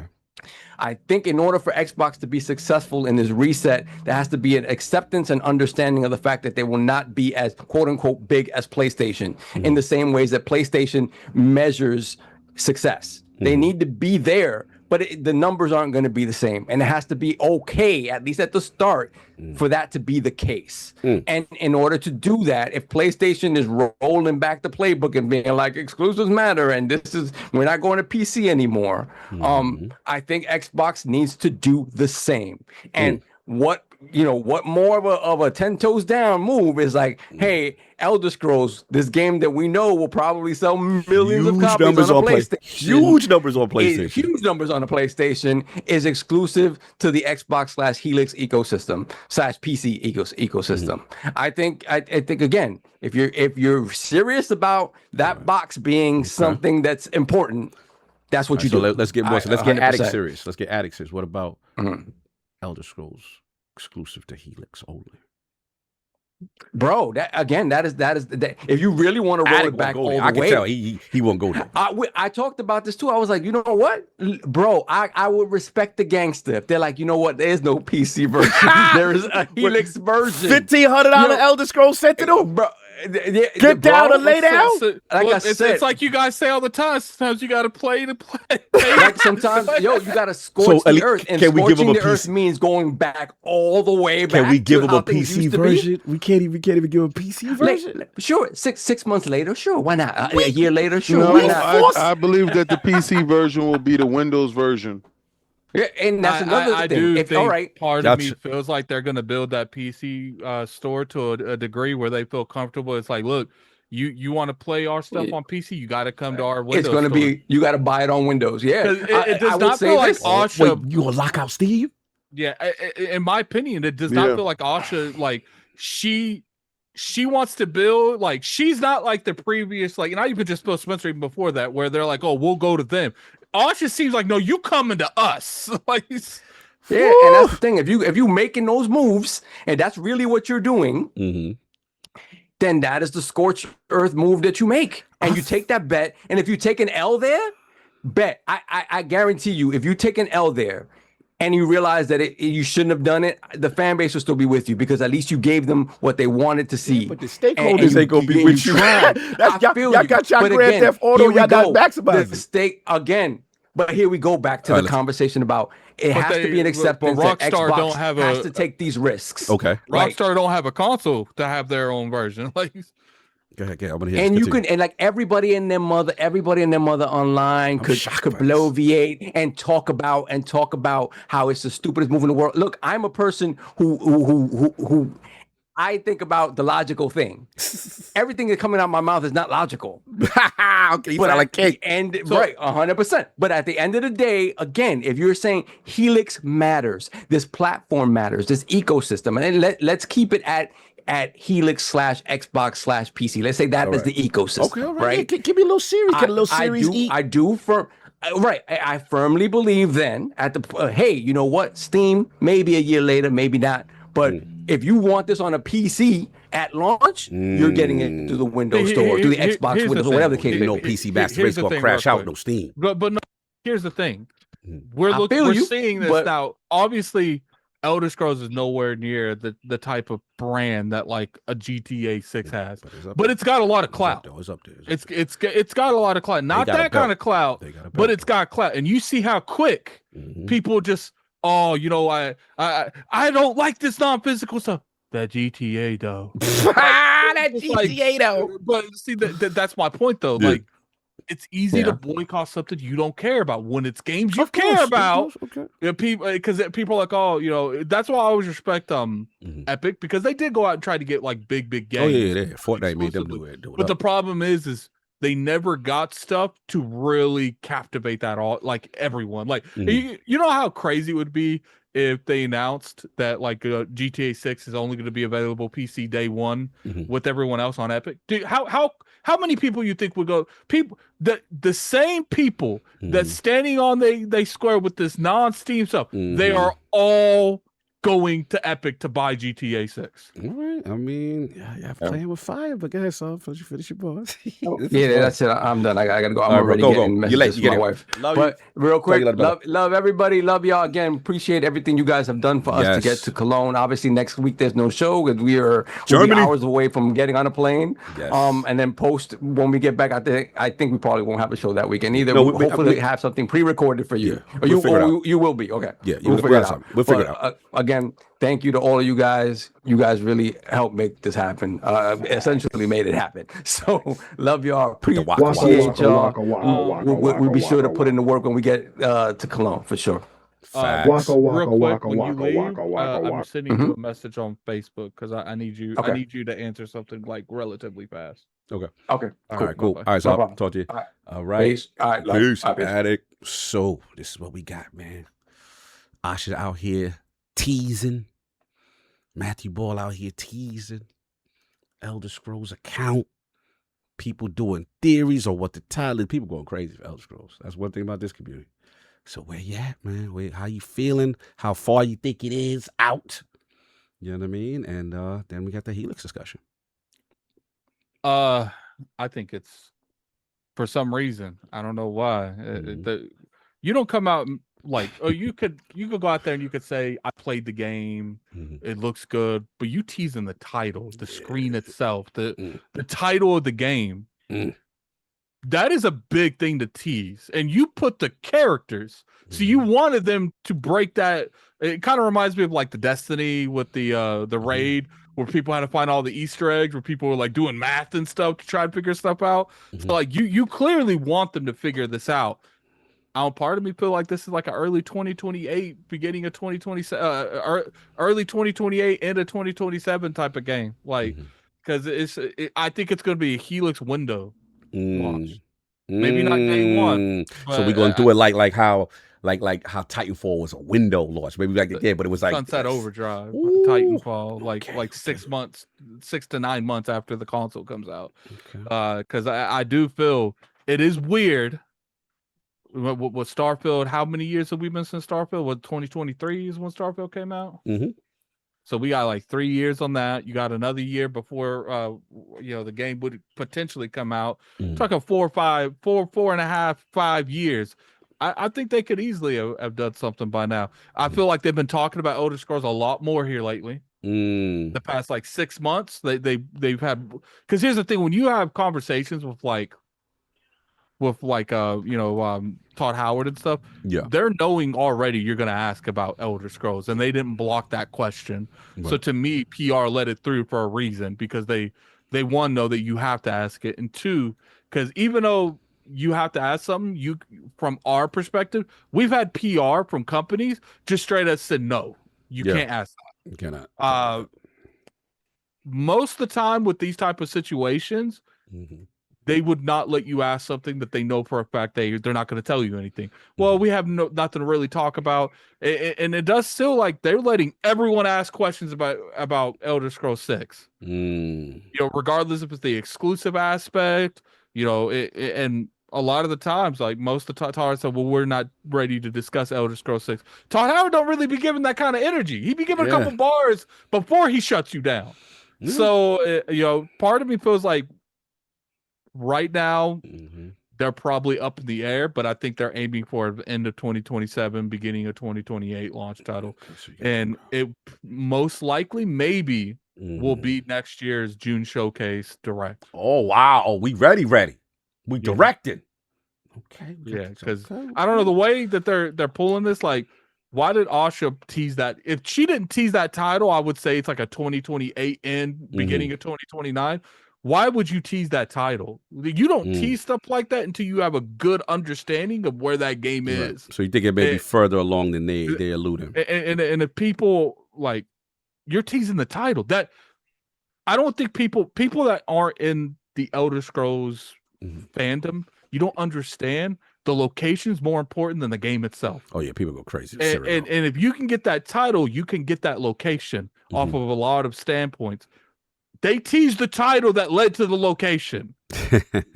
And that location is an to be honest, she just tweeted and ruined something they could have ended June showcase with.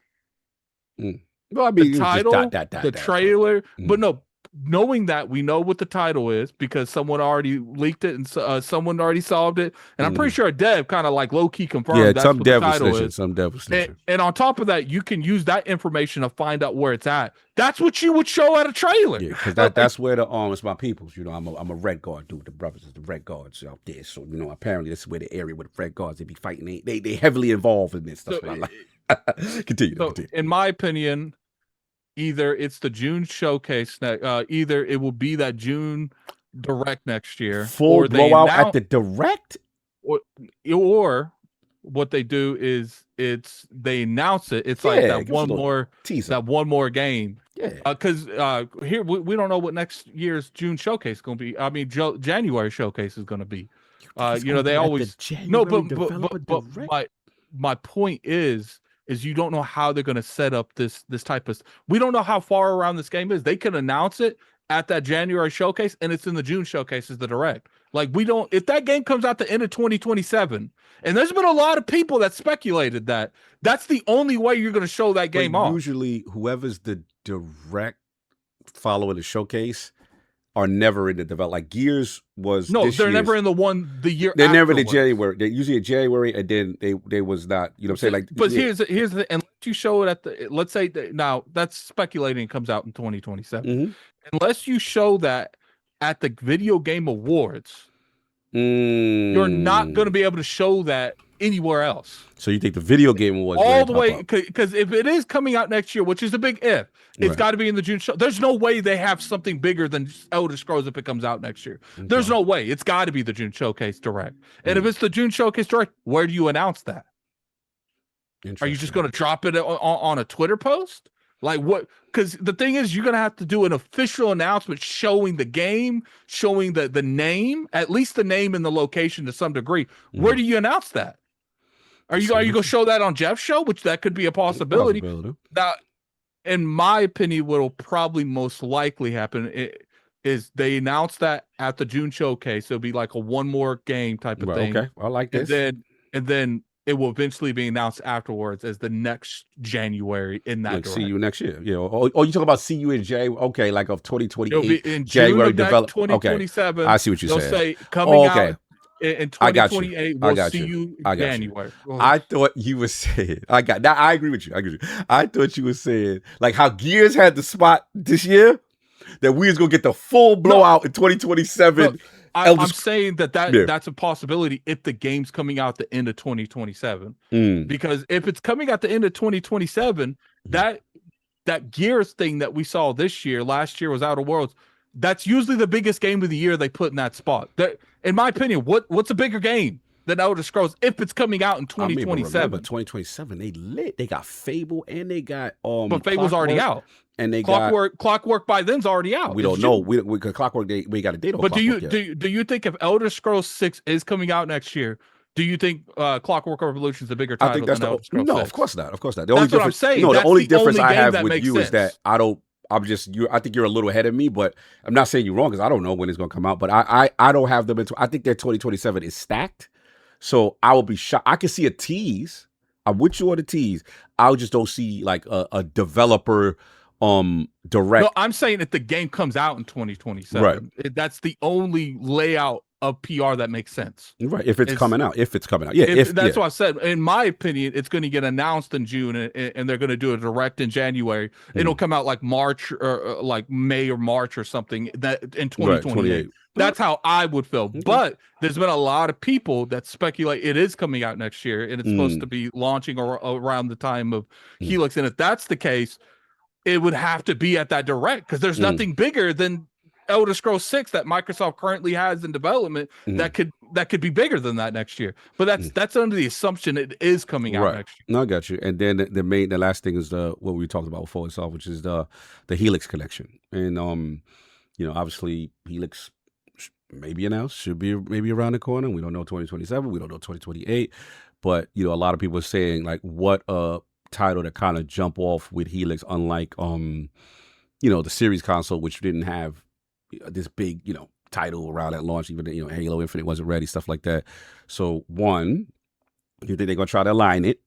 Two, because you've been the champion of this, gotta put you out there. Does that need to be a Helix console exclusive? No series. If they're serious about console and putting console at the pillar of everything like they have been, you will never have a better title to promote your next gen hardware than Elder Scrolls 6. If that is the point, is to grow in the console space, to be more competitive in the console space, you would be a fool not to use that to sell your next gen hardware. I don't care about the price of nothing.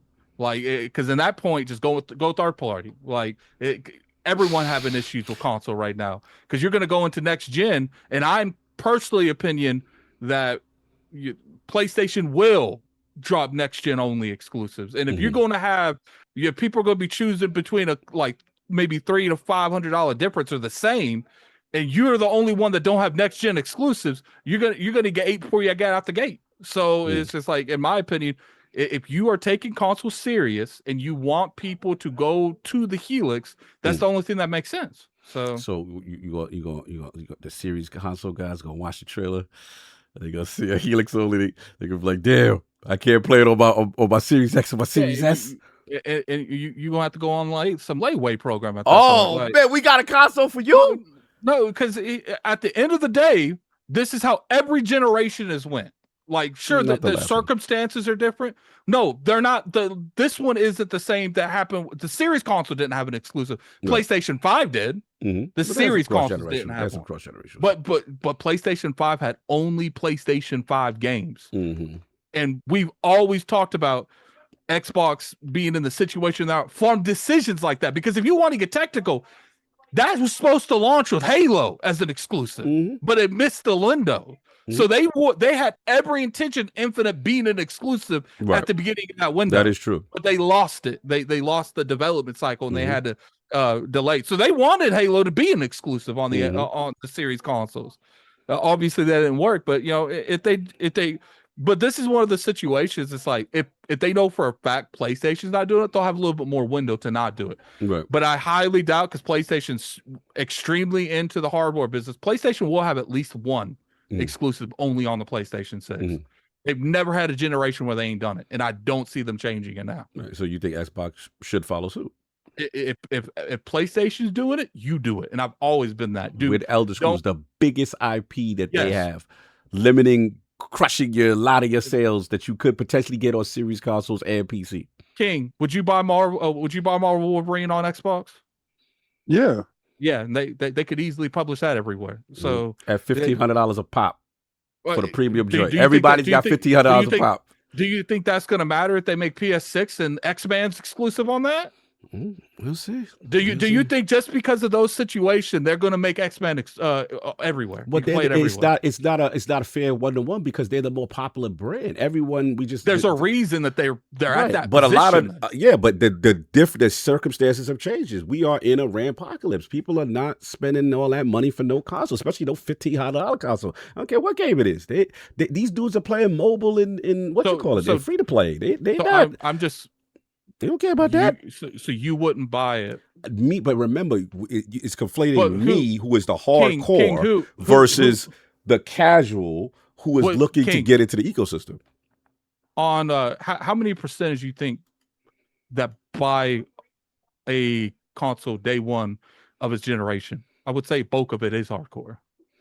Yeah, it's the hardcore. Those are the early adopters. Those people are the one that are going to be willing to spend that money because they are the hardcore. Right. Casuals come later, year 2, year 3. That's when they generally flash in. Like I said, the only difference I have is just the rampocalypse has completely changed the dynamic to do old strategies. And that's where we have the conversation. Does next gen need to be delayed? And we've had that conversation. If you're not going to delay, you have to go in there assuming you're going to have to compete the way you normally would. Not necessarily when the stakes have changed. And now you could promote, hey, we have the Xbox console ecosystem. We have a series of consoles where if you are hardcore and you want to play at the highest fidelity, you could do that. They literally started the generation that way. They still had an X and an S. They say, hey, if you want the game on the highest level, you could do this, or you want a game on the lowest level, you could do this, and we got you an entry point. That's the thing that I think they need to still adopt on some level, because they're going to ostracize a ton of people, and I don't think Bethesda's going to be happy when they got 1/3 of the sales that they could potentially have,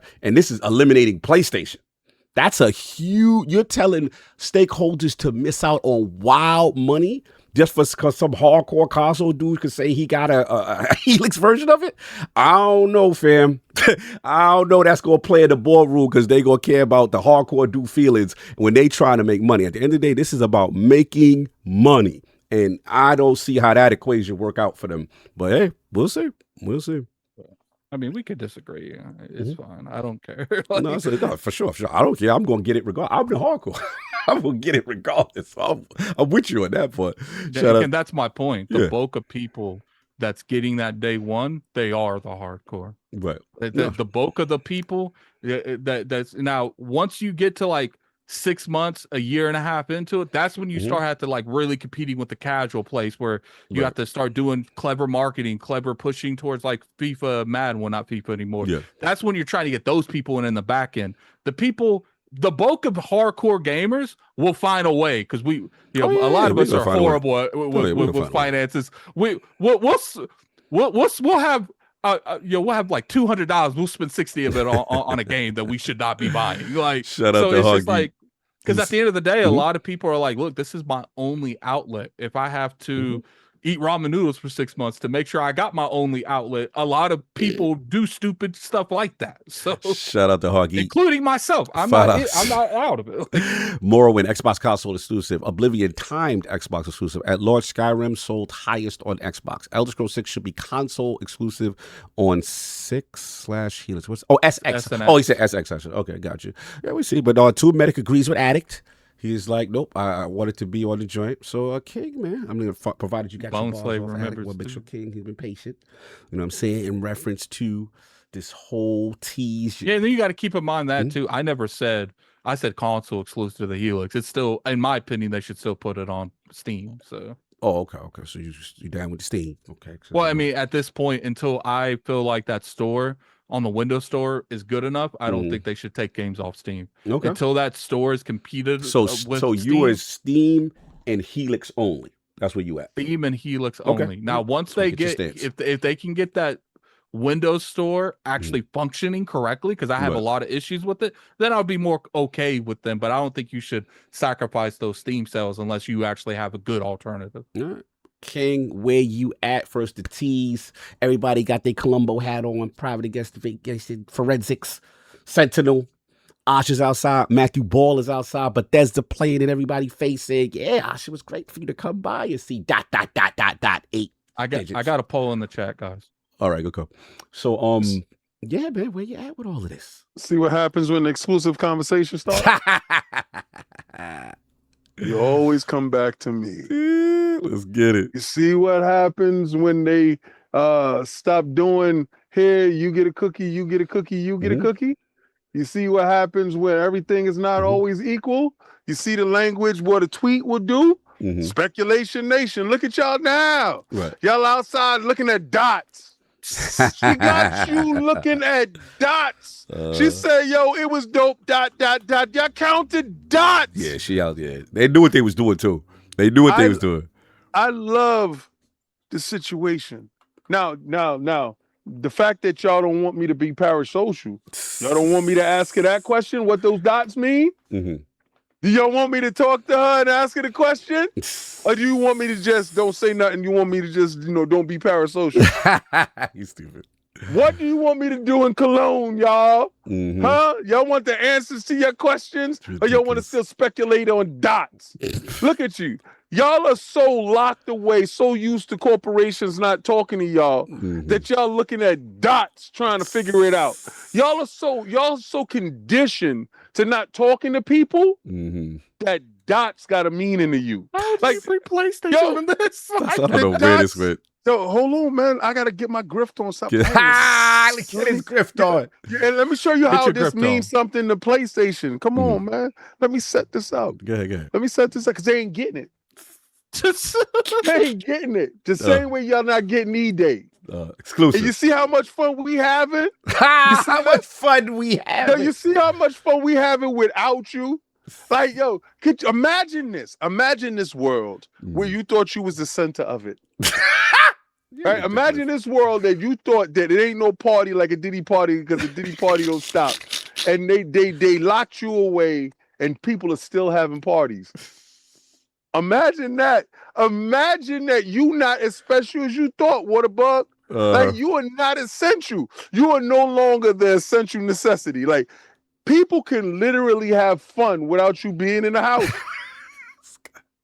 Yo, think about this.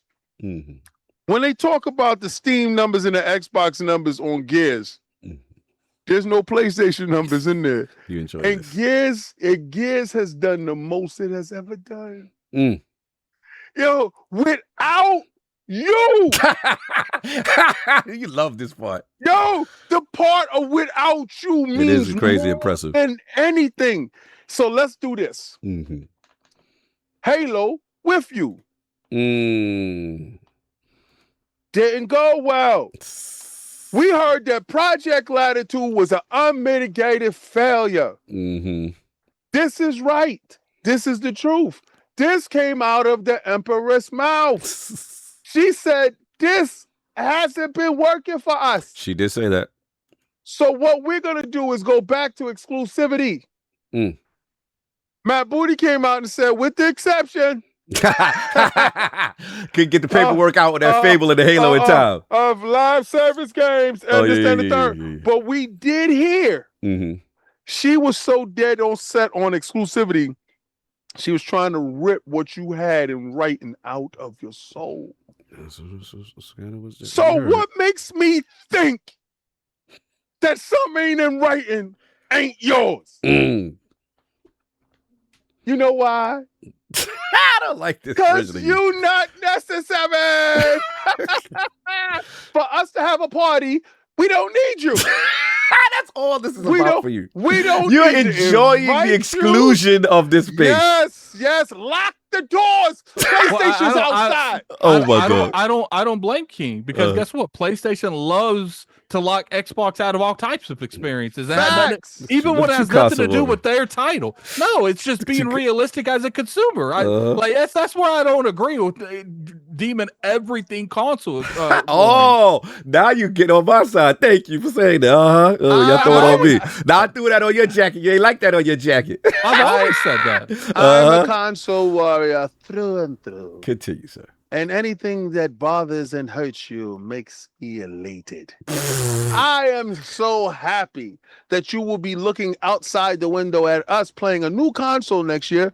Well, you won't have one. And this will be exclusive. Now, the best part of exclusivity. See, this is the reason why y'all need Xbox to define what's exclusive, what makes it and what don't. Because you want to know what to get excited for. We like you off your dean. Like you off your squabble. We like you off your squabble. We like you all mixed up and befuddled over there, not knowing exactly what to cheer for or what to hate. See, we know what to hate with y'all because y'all been hoarding your stuff forever. So we can hate on all of it. Like soon as y'all announce something, boo. Like, boo! They be like, yo, auntie of war, boo! Boo! Like, anything that you say, boo! All right? Look at y'all looking at Wolverine. Look at Wolverine right now. Wolverine is getting a crazy, boo! All right? Y'all don't like that, right? But the reason why we can do that, because we know it ain't got no chance on coming over. Right? And y'all did that. Y'all good. Y'all good with that. But y'all can't boo us.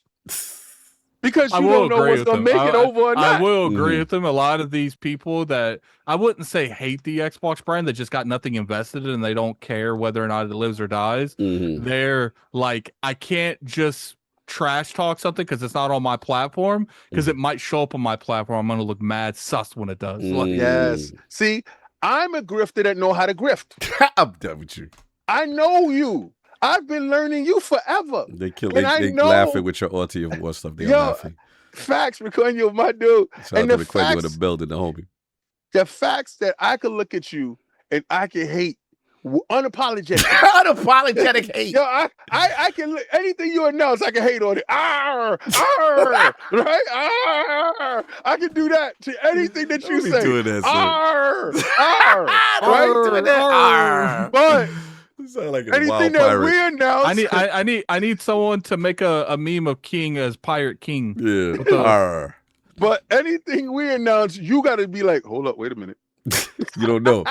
Yo, y'all can't hate on Forza Horizon 6 because y'all praying for a date. Like y'all sitting there. Hey, you notice they ain't talked about that date? Facts. This is the best part. Oh, look at me. Look at me. Like, oh, you think? Oh, wait. Do you think? Wait a minute. Smooth, Do we think it's Smooth being brought that up that they have not talked? They said that was coming out the end of the year. Yeah, it's the 8th month of the 12. Do you think Forza Horizon 6 is being reevaluated?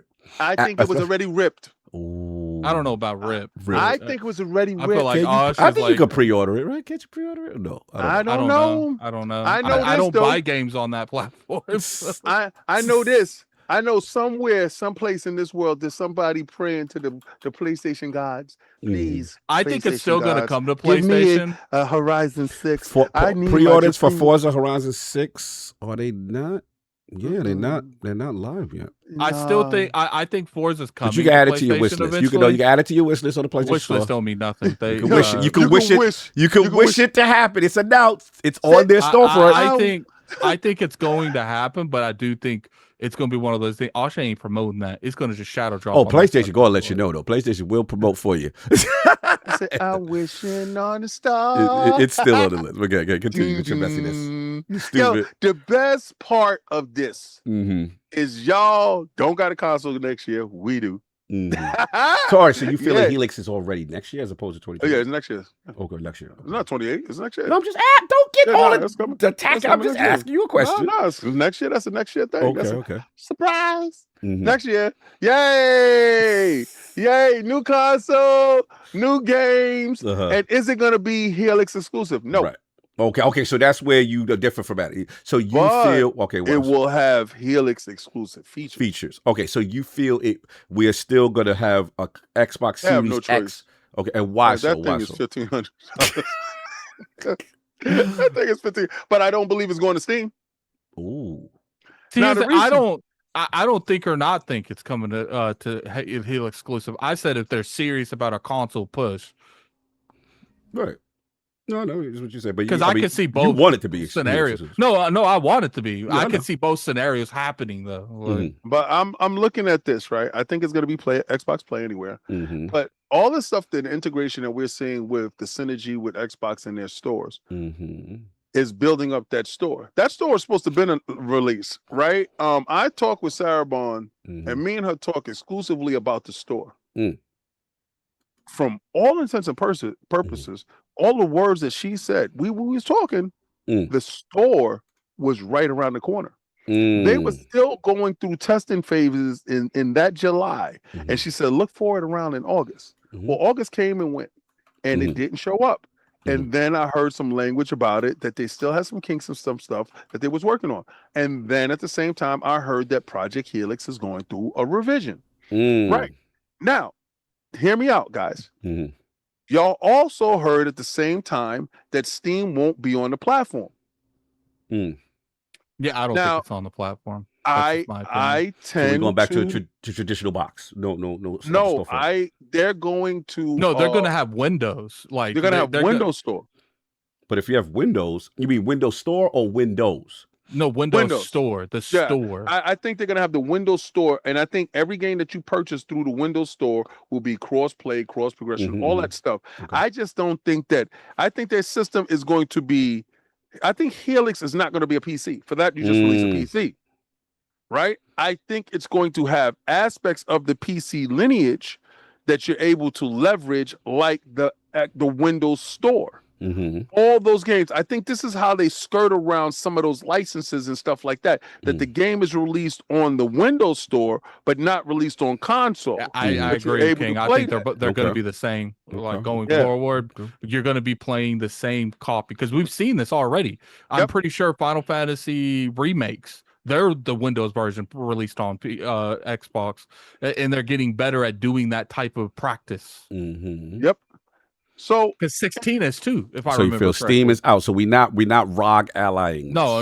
I think Steam. I think the moment Asha took over, that was done. That's a wrap. So no Epic Store, no EA Store, no Ubisoft. We're going back to console. It's going to be a traditional Xbox that you make one version truly, and it works for both. Things. Okay. Yes. So you still have PC included, but right. This is a console. Okay. And I think those PC only games, they're going to let you hook up a keyboard and mouse and play it on the Helix. Right, like the RTSs and all them other PC joints that's on the Windows. Okay. Yep. So my vision, and this is not just my vision, it's just me just connecting the dots, looking at what she has laid down. I told you before, if they told me that she wrestled bears in the forest and kills them, I will believe it. There hasn't been nothing that hasn't been a rumor about this person that hasn't come out to be true. You heard that Steam may not be there. That's true. You heard that Project Helix was going back to its roots. That's true. You heard about exclusivity was going to have a greater importance on the platform. That's true. You heard that she wants to crush PlayStation and Nintendo by 2030. That's true. I am down for all of this because at the end of the day, what she has realized that no CEO has realized before her. Hold on, be careful. Don't do that. PlayStation isn't necessary. You forget, let's not the guard. Come on now. Don't I got you. Listen. You can't put up with the guard. Phil, no, not Phil. We're not even going there. I'm actually going a step further. Peter Moore? Yeah, we're going against God now. Peter Moore definitely wasn't putting nothing on PlayStation. He wanted them to die a slow death. So I said this on Divided Duke. I feel her trajectory is more, her early trajectory is more Peter Moore than anything else. Here's the thing. Asha literally came in there almost pretty much like brand new to the scene. And they're like, yo, we gonna put I'm not talking about Peter. I'm just talking about Asha's like what she's done. Like, I'm not trying to compare them. And she was like, oh, you guys are supposed to put Halo on the PlayStation showcase because we heard about that. No, we're not doing that. and knowing that she's new and she could damage that relationship between those two. Right. No, we're not doing that. Like, to me, that shows she doesn't have an issue with them, but she holds her own over theirs. Yeah. Like, yo, Blake, sure. I love that you like to stand down on your ignorance. And I'm happy that with new information you don't change your opinion. So I want you to always stay the same and never change, bro. You are fantastic. But see, unlike you, higher thinkers like myself, when I get because smooth brains can't change. Right, but higher thinkers like myself, when I get new information, I actually change. So in getting new information and knowing that there's a new sheriff in town, you see, because before when I thought Steam and everything was gonna be there, Phil and them was in charge. And guess what was happening then? Y'all was getting the whole slate. Remember that? Don't gyrate. So now that somebody stepped up and said, no soup for you, and follows me, makes me say, damn, somebody must be really listening to the kid because the kid don't like y'all. I can't stand y'all. And I love the fact that we close the doors, don't let them dudes in. Them dudes, but they got money. They money not good here. Let them go to their house and party with Wolverine. Go party with your face to the wall by yourself, isolated, and allow us to have our E-Day fun. He's not wrong though. Like, taken from like Asha's perspective, she comes in. She okay, we're giving them this game. What's going on? Okay, we get Wolverine. No. Oh, okay. We what's that last game? Suros. No. Okay. Then why are we giving them our games and we're getting nothing in return for money? Okay, we made a lot of money off this game though. No. Okay, we did Horizon. That's good, right? Yeah. What do we make off the Outer Worlds too? We don't talk about that. Then what are we doing? Like, why are we sending anything over there? We find out they don't buy games. Like, that's it. Like, yo, this is it. I mean, the Halo numbers were damning. Abysmal. Yes. Abysmal. That's what I'm trying to tell some. Y'all ain't back me up. Y'all let some run wild. Listen, Reloaded. Abysmal. Exactly. Like everything that's not live service, abysmal. And so we know that y'all are casual to She literally said in her statement that the strategy that was not working. Latitude was stupid. No, I think Saul had no issue with like the PlayStation thing. He wasn't talking about that. No, Saul talking about the game. Itself. Yeah, the game itself. But I just wanted to make sure he focused on forgot about the result. The fact of the matter is this: we found out the truth.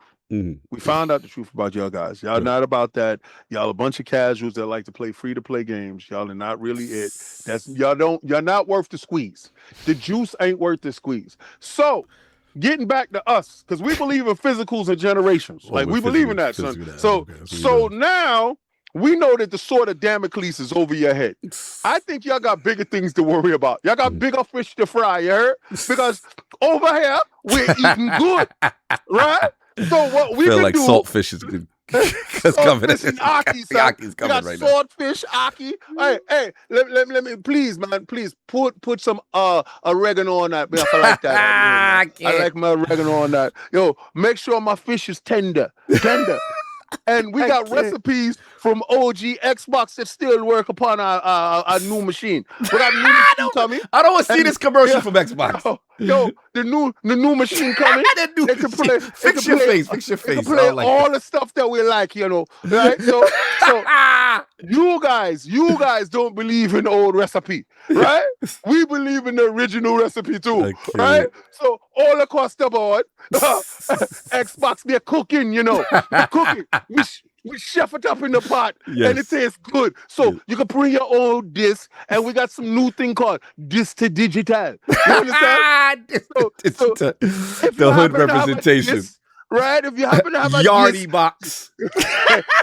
you can take your disc and place it inside the Helix, you know, and the Helix will generate you a digital copy, right? So that digital copy will roll with you wherever you go, right? So you can take that digital copy with the roti and play it upon. You can take it upon your Xbox Ragala X, you know. And you can make sure you go over there. So sometimes you guys talk about, how is Steam gonna work? We don't Steam over here, man. We curry stuff. It's curry here, right? Like Xbox tails. That's right. Instead of oxtails. Curry. So listen. If you want good flavor, you want good food. You don't want none of that rhetoric outside. You know, you don't want none of that riff-raff upon you, right? We lock the doors. We leave the blue team outside because they bring nothing but ruckus and they don't buy nothing, right? They always window shopping, right? They always talk about they want what we got, but when we serve them food, no matter if they don't eat, so we gotta leave them alone. We leave them upon there. You stay upon there. You lock the doors. You lock them out. Everything exclusive here. Xbox Helix exclusive. Leave Steam outside. Leave PlayStation outside. No Steam? It ain't no party if it's not an Xbox party because an Xbox party don't stop. I can't with you. Let's go. All right. I mean, we've heard it here first. How King feels. That was wild. That was wild funny. Yeah. So, look. They know damn well what they're doing. When first of all, they played it clearly, right? They played it, you know, whether it be a demo or vertical slice or whatever it is, it's real. I do find the memes funny with her and God Howard. You're not gonna stop me for having my fun with these memes because I don't care what anyone says. She is the common denominator for different things happening what we used to. It's real. All that stuff. Memes I'm not serious. because I see this, and I got to come for my boy E because he didn't believe it. I told you, I said she moves very thuggish in a way. You know what I'm saying? With the pull-up game, the response game, and again, from what I know, everything I know about Bethesda, he's a very guarded person. He wants to show you when it's absolutely ready. He wants to keep things so close to the vest, and all of a sudden you got him outside. You got him doing things that's what King would say, strange for change. He's moving different. There's only one common denominator. We know that is his baby. You know what I'm saying? And we knew about the Fallout situation. Not that there was beef between him and Obsidian, but we just couldn't understand why isn't it happening? And all of a sudden, there is one common denominator. We cannot ignore this aspect, and I refuse to ignore it. It is not coincidence to me. So I do think this is part of it. I think this is part of, hey, let's do a studio visit. Let's see what's cooking over here, what's cracking, and they were really impressed. And I will agree with you, like for them to start teasing, first of all, they knew the Elder Scrolls community is going to do all this sleuthing. You put these dots, they're going to go dig deep. Clever marketing. Yeah, and again, it shows her savvy with the internet. And again, people are like, no, but Phil's done. I said, not like this. It's always...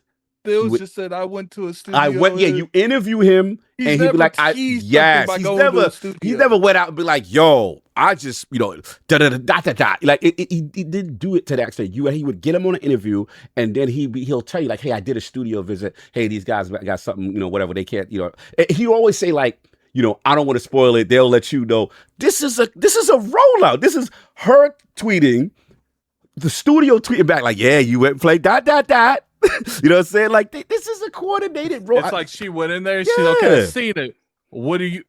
We're gonna talk right now what I can tease.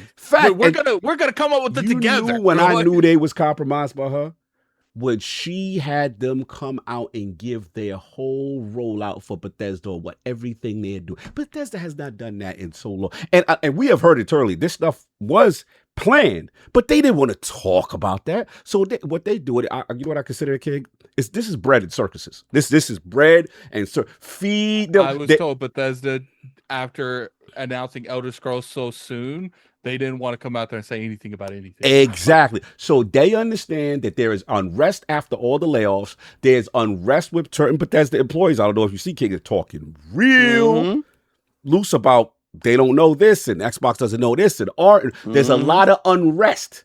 How do you solve unrest with PR?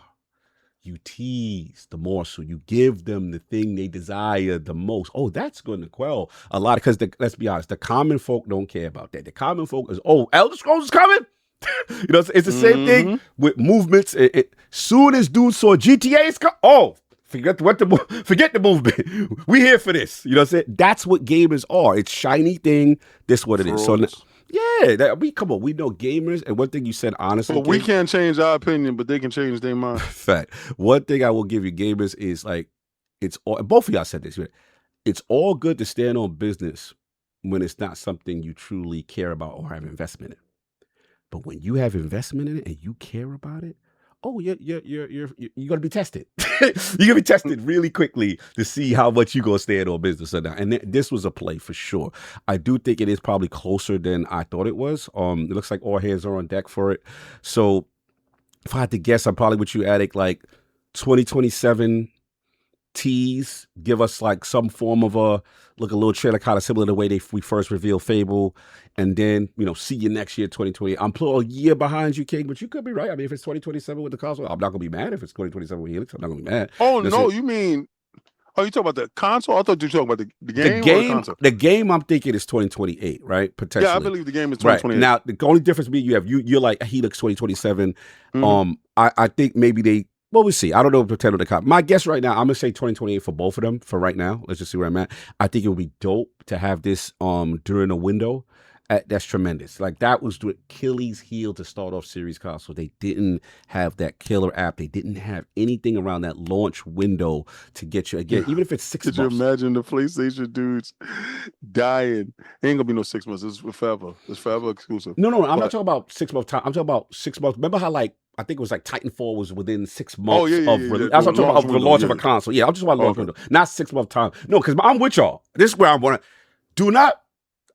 Listen, y'all can't be out here talking about exclusives matter and you out here putting gears and doing clockwork and all that. It's a game that can do something. Then it's the game that can affect change. And then y'all like, nah, well, we're going to do. Y'all going to get dragged if y'all do that.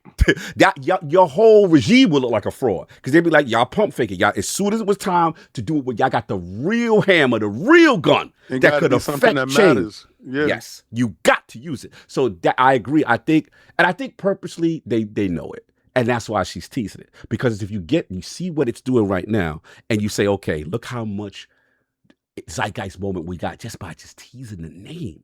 Look, and we do the number. And to Ken, your point, it's not console warring. And Attic, you both said it good.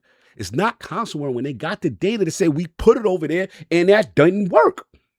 They got the data and they said, look, it did brand damage. Look at that Halo. It did brand damage. Look at the Gears. It did brand damage. So it's like, what's it worth to them? And if they're trying to steer the ship, that's where I'm at. So yeah, we'll see. I do agree though. It's going to be cross-generational, which I do not have any problem with.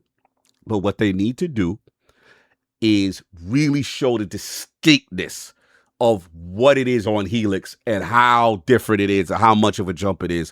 I think that would be huge for them. And this way they don't have the pressure, that they don't lose out on the sales. Because the stakeholders are going to be like, look, bro, you did the math by not having PlayStation, but what's up with Steam? What's up with the series, the 35 million or the 40 million? And I think they leverage it. That's where she gets with it. But I got a prediction for y'all that y'all both say. This is my prediction on it. I think Elder Scrolls 6, Sentinel. I like Dominion better. I don't like Sentinel, but it rolls off better. Oblivion, Dominion. I like that. But I think no Game Pass. I'm staying on this one. I think I'm going to be honest with you. Yep. I think after but I think Fable and Clockwork will be the last Game Pass games. I think after that, they're going to make some kind of announcement that they're going away from Game Pass Day 1 games. Pandora's box was open with Call of Duty. Elder Scrolls is in that weight class. They going to sit there. I don't know how King going to feel about this. I don't feel nothing about it. I just like exclusive. As long as PlayStation don't get it, I don't get it. I don't know this.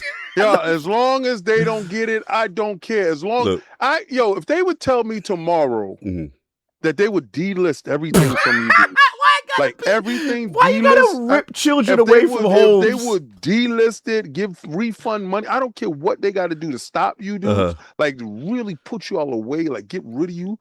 I swear, y'all could take Game Pass away. Y'all can go ahead with that. I don't care. I've been buying my games my whole life. Fair enough. No, fair enough. I feel that's how she stops you. That's like, all you care. Listen, I want y'all to know this, right? He not down with what I say. He not down with what I say. This is you. This is all you. And Solve ain't down with what I say. This is where I'm not no grifter. No, you. This is where it's a console warrior. This is it. I want y'all dead. You know what the funny thing? White boy Hacha dead. I can't. Thank you, Mark, for that Screwface. I'm gonna kill you. I want him dead. Screwface. We don't know the Screwface. Yes, he says. You're messy. You are and messy. the funny thing is here's the thing. Hacha? Here's the thing when it came to King and me, Cog, and Solve. When they stripped games away from us, we was annoyed. King took it personal. No, King took it personal. He's like, "Don't you mess it up." And I respect it. Look, he stand on business. He said he don't like it. He continuing being consistent of where his position is. I'm the only person yelling out hashtag no PlayStation 6. Facts, you've been on it. And I believe it. I believe it. And when it happens, I want you, Mr. Black Pantheon, I want you to show up here and don't change your name. Because I really think you, I think you're Linda. And I know who Linda is. So, I know you. Messy. So my prediction is that will be a game. Because I said the Pandora's box was open with Call of Duty. That game is too big for Game Pass.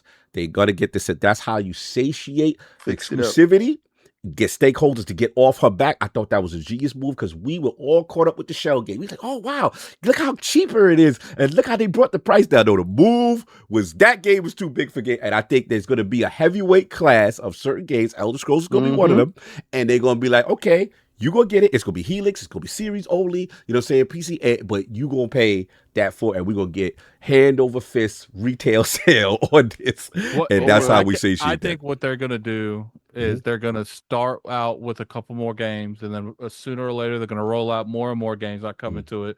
And I think they're going to do something like EA Play does, where it's like, look, if you want to access the game, we're going to give you $10 off the top.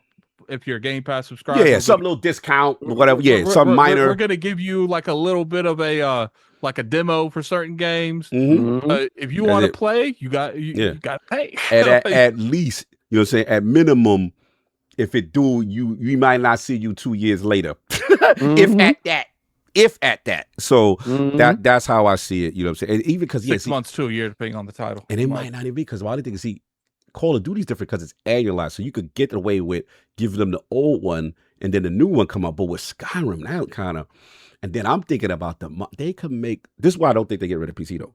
That modded community in Bethesda games, they don't play none of that right there. They make their whole world in their whole joint. So they got to give PC that. I still don't think they give. I think Steam's still gonna play with them. I think they gonna give it to Steam. Steam may not be on Helix. But because the PC dudes, Steam. I just don't think Steam is on Helix. I don't know, man. No, Steam. I'm not fighting y'all on that. I could see a world where Steam is not on Helix, but they still get a Steam version for the PC dudes to say, okay, yeah, Steam money is too deep. It's too deep. It's too deep. They actually buy stuff. Yeah, they stand on. Yeah, we don't really need to close the club to them dudes because they ain't never been bad. Toolmatic, the homie, he said Steam not on Helix is an L. I mean, we'll see. We'll see. I don't know. I don't know what they're gonna do, but that's. I think, in my opinion, I think Steam on Helix is an L. Because in your defense, Addict, the question is, if it's a Steam version of a game, how do you monetize it? You're literally you're creating competition within your own box. I don't know how they navigate. I don't know how they navigate it. But you don't want your box. I want your box. You can't monetize that. Like, because it's like, imagine. Okay, so this is what's going to generally happen with these type of situations. Yeah, their games release on Steam. Yeah. So if you want to buy their game, you go to like Green Man Gaming, loaded, buy it on Steam, and just download it on your Xbox. Like, yeah, so it's just like, and then again, you cut them out completely, right? And then the other thing is, we know from what we know from the rumors are that like the Xbox storefront is not really making money like that. So you need to get people to buy the games on the Xbox storefront. And that would make it worse. And that would make it worse because then it's like they basically entering your chat. They already, you know what I'm saying? So it is what it is. But I done rambled enough. The last thing is we're just quick. Did y'all see the Elite? You know what I'm saying? The Series 3 controller leak. How we feeling about that? You know what I'm saying? I saw that it has a screen on it. I didn't notice it the first time. Yeah, it got a little LED, little screen. I am not touching that thing at all until like I need to see someone with it for 6 months. Now, that build quality. If Microsoft gives us review units, I'm willing to be that guinea pig if that would last for 6 months or not. But it's just like, you went from one Elite controller to another. I got to see the build quality. Yeah. Like, what's crazy is I can never recommend that controller. Yeah, I can't. Not until Xbox, we love you, but your build quality on these Elite controllers are horrible. So you have a lot. And it's only the Elite. Yeah, controller. It's only Elite, and then you got third parties dudes smacking. HyperX out here smashing. Razer out here. Like you got people out here that's doing what you do. These two controllers is better than that Elite controller, unfortunately. Right. So what we gotta see, no rubber grip sliding off and breaking. You know what I'm saying? Now I will say I do like they got the scroll wheels. I do like the little LED for the cloud gaming. You know what I'm saying? That's kind of cool. Now I'm gonna fight y'all though. Y'all better have a share button. A dedicated share button. I know you don't care. I care. Y'all better. Your competitors. It's such a small competitors. Why not put it in there just to help? They compete. Everybody they competing in the space got it except the dudes who actually make the controller. You know what I'm saying? So that's just me selfishly. I don't want that button to just be a mode selector. I don't know. I don't want to map my share button to some paddle on the back. I want a share button. I don't click it. Is that a share button? Yes. Free to share button, baby. See, I thought the Elite controller had one. Nope, but you told me that is frauding. I'll be not you frauding. I'm talking about I'm so bad at that because the game. I remember I had the Gears one. So the funny thing, me and you I had such a bad experience with the DVR. I never used that thing at all. Just hold that DVR. So like, even if they gave me a share button until they improved that DVR, that wouldn't be used by me. So, but you use it. So like, I'm a clips guy. My thing is, it's a small little feature. Just put it in there. Yeah, like, exactly. A button that you held. Like I do agree. I wouldn't mind like doing one of the back paddles to it because that's what I did. I did, but it's just like I said, it's like I gotta map it. I gotta put in work. Like to be honest with you, I would prefer a back pedal because I don't have to do this. Like, to get off the thing. No, I will give you that. It's quicker when you map it for sure. But you guys created the feature. You guys did Xbox Record, that Xbox Share, that Xbox Clip. Can I have my damn button that your base controller has? The base controller, the simple, cheap version has this button, but the premium version of the controller does not have it. Makes absolutely no sense. So that's my only pushback on them. And yeah, we'll see. But I did see the leak. Shout out to the person who is out here running around in hotel rooms with this controller that is violating all time. He is wild. I have no clue how he got his hands on that. Like, for all we know, it could be fake, but it does look like it is real. I feel like Microsoft with these kind of situations, I feel would have already like denied it. The cease and desist probably should have went down. But King, I got satiated on the Elite Series 3. I don't care. No doubt. I can't recommend that, King. No, I can't recommend. See, I got the Elite controller with the the Outer Worlds one, and it looks so nice. I love the way this thing looks. But I don't want to use it because it will break. Yeah, because the build card, they got to sell that. So hopefully they've taken all the feedback over the years, and I'm assuming. I mean, I thought they did it the second time. I talked to them, they have not fixed it. I'm willing to give it a chance. They just gotta show me they fixing it. Like, they gotta show they doing that. So that's what's up. But they tell me they hear me, but they never heard me. I know they joints be breaking. So but Asha wasn't there. The truth. I'll be at HyperX with the clutch talent and all that. Not the clutch. What Facts. Yeah, the clutch talent. Yeah, it's the clutch talent. Yeah, the clutch talent. This is what I'm back over there. This is where I'm at. That's his in the box. That's mine that I actually play. Yeah, no, I keep my box. Mine I play is over there. But in the living room. Why you got expose me like that? Why you gotta act like I'm a fraud? Listen. I got boxes too. I got boxes too. I'll be with you. No doubt. So you got some catching up to do, Xboxes. You got HyperX and Razer outside on your head top. No pause. Yes. All right. So let's get these super chats, get up out of here and do this thing. All right. What we got. And make sure, please hit the like button. Y'all, the like is really helping big time. Really appreciate it. Hype up the video, hit bro. Up to joy. Hyper. Hit that hype like. Up the video. Yeah. How many likes we got? Carl go breakdance in his apartment if you get that. You're stupid. I be joking with King so much I had to do Carl. That was hilarious. Yeah, thank you. I appreciate it. All right. I don't know how many we missed, so I'm just gonna read these ones just in case. I said the one true Brett Bob. Follow us with chat. Plot twist. What if Insomniac is just copying X2 Wolverine's Revenge in an updated format? We read that. We did that. Just want to make sure we didn't miss. Sir C. Gilius, $2 super chat. Talk that ish, King. That's what was going on in your joint. Shout out to P155 3D1, $2 super chat. Whoop whoop. Hello, Lords. Hello to you. Salute, salute. Shout out to Stitch, $2 super chat. Accept the Nintendo fan base. They're just delusion. He be going Nintendo. All right. Shout out to Richie Torres, MMA $10 Germany in the chat. A lot of people like to get on King for his opinion on Sony catering to certain demo, but the fact is he's right. That demo doesn't show off, so get off his meat. That's right. We got that one. All right. Then we got Deriza. I think we did this, but I just want to read it again. The trackers will track anything they cannot see. Trackers don't track things that are in front of them. And enemy crop dusting Wolverine was not in my big old car. I don't think it's a big deal in the longevity of things, but I do see it as a trend. Yes. Then we got 100J who said, question for King. Yep, do you think a whole boss fight? We did it. We get that. Richie Torres MMA. Again, salute. Sony got to get that token stench off. Jesus. Mm-hmm. Shout out to Lieutenant Hulk, number for 18 months. I love what Hulk did to the spider. Oh, you talking about brand new day. I was so hyped with the theater. I finally got a real MCU Hulk, King, even if it's only for 2 minutes. It was pure greatness. Facts. Hulk fans were satiated. Then we got the homie Hoggy Chani. I did read this, but it's tomorrow in exclusive. We did that. Hoggy Shani again. Follow us with chat. Also, Helix should have special capabilities for Elder Scrolls 6 with AI, but not Force Helix only. And yes, release on Steam at launch. So do y'all want some Helix features for the Elder Scrolls 6? I want it to be exclusive to Helix, so obviously. Yeah, you about that. You about that. Shout out to Alvin. $5 with chat. Cog. At the end of the day, it's about making money. Matt. I guess you're talking about Matt. Ball. I know exclusives generate less money, but that's a short-term problem for long-term Xbox. Look, I'm with it. I'm not gonna fight it. If that's Hog is just saying, look, in a normal generation, it would make sense, but right now, it's not an easy conversation. Yeah. And let's be clear. If they make it exclusive, that don't affect me. Because like y'all, I will be there. I will be there day one. So they can do what they want to do. I'm just looking at this point, what's funny is I'm being kind of greedy. Yeah, because I love it. Just it being exclusive to the Xbox ecosystem should be a W. I want it to go beyond that. Yeah, you want the world to burn. I feel you.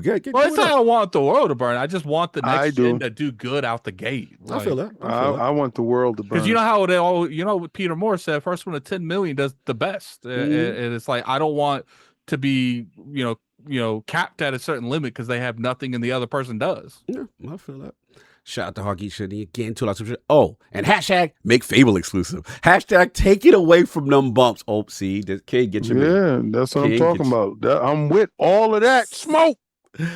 ZGL7, member 44 months. LOL, Auntie of War. They are laughing at your statement of what you call this game. I'm still playing that though.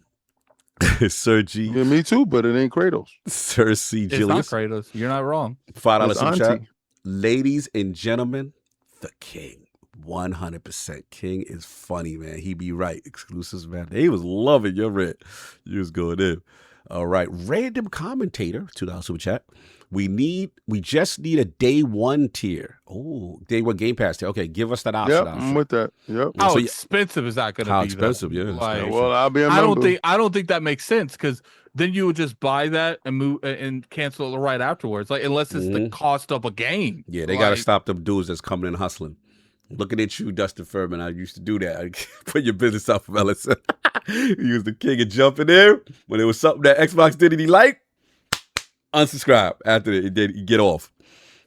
So I think they paid attention to that. Shout out to the one true Brett Bob. $5 super chat.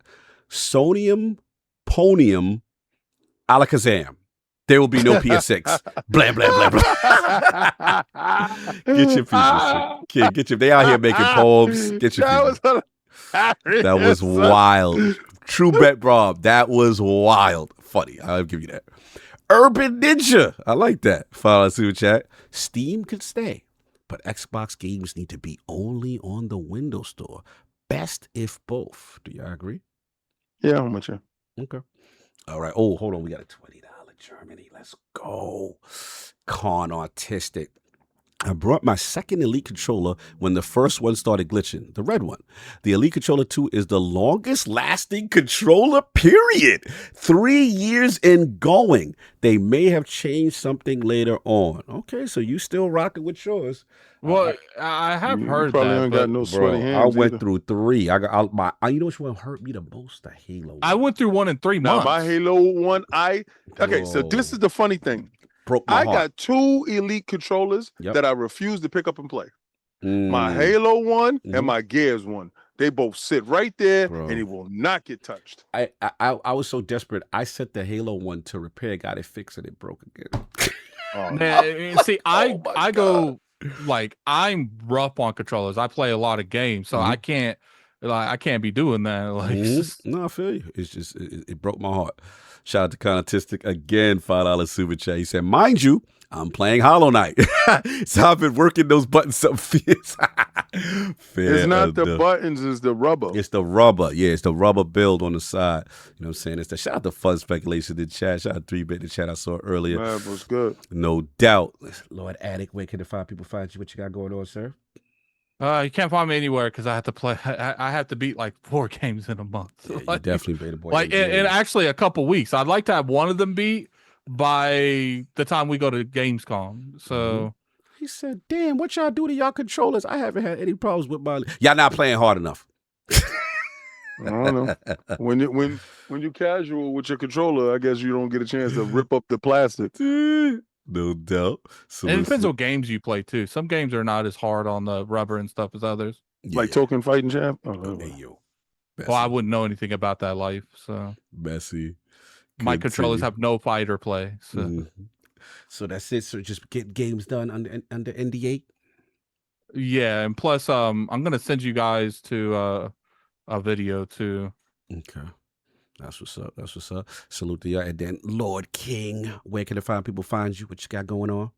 Oh my God. Yo, what dip down, sir? Let me put this. It's funny. It's not bad. Don't worry. It is funny though. I'll put it in the chat. That is hilarious. That's when you was on your R. That was hilarious. I gotta check it. I'll put it in the chat. Continue. You can catch me on Xbox Frontline News. I put the video in the chat that I just dropped. Wolverine versus Gears, and what is your decisions on it? Are you going to partake in both? Or are you going to partake in one? And it gives you the merits of both. And if any of you fake fans would have figured out that how I feel about the games, you would see. I've been bigging up this game. I've been championing this game, and I've been looking forward to this game. Also, I'm going to buy the skins. I need my wings. My wings need to look a little bit different. Facts. My PlayStation 5 Pro looks crazy outside. It's all bland and stuff. Looks like Auntie of War's recipe. But what? Breaking news. I don't know how real this is. Henry Cavill is reportedly in final stages of signing a multi-picture deal to play a major mutant role in the new X-Men reboot.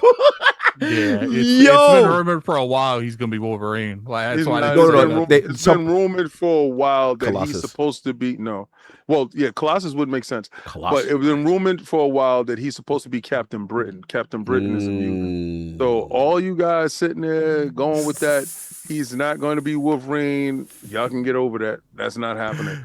But he also reprised his role inside a well-known DC universe. So again, I don't know what information you guys got, but my information is a whole lot newer, and he's back over there in DC. Shout out to him being over there. Stay there. We don't want you over here.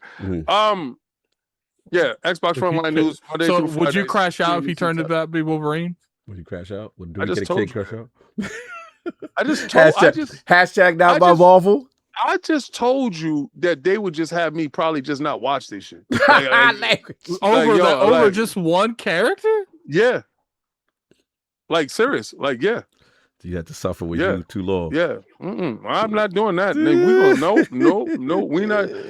Who's doing Diesel Wolverine? Like, who's doing this? He probably I was mad at hell that he was Superman.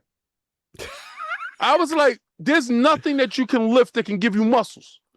His body, his physique is not Superman. On, you acting like Superman did never been depicted with muscles in the whole comic. Those books. Those are those books. The whole comic series. There's never been a frail looking Superman. No, I'm not saying he has to be frail. He has to have a swimmer's body. Oh, that's okay. He has a Michael Phelps type body. Okay, this is okay. Right? So that's just, hey, listen. Y'all can do your Superman how y'all want to do.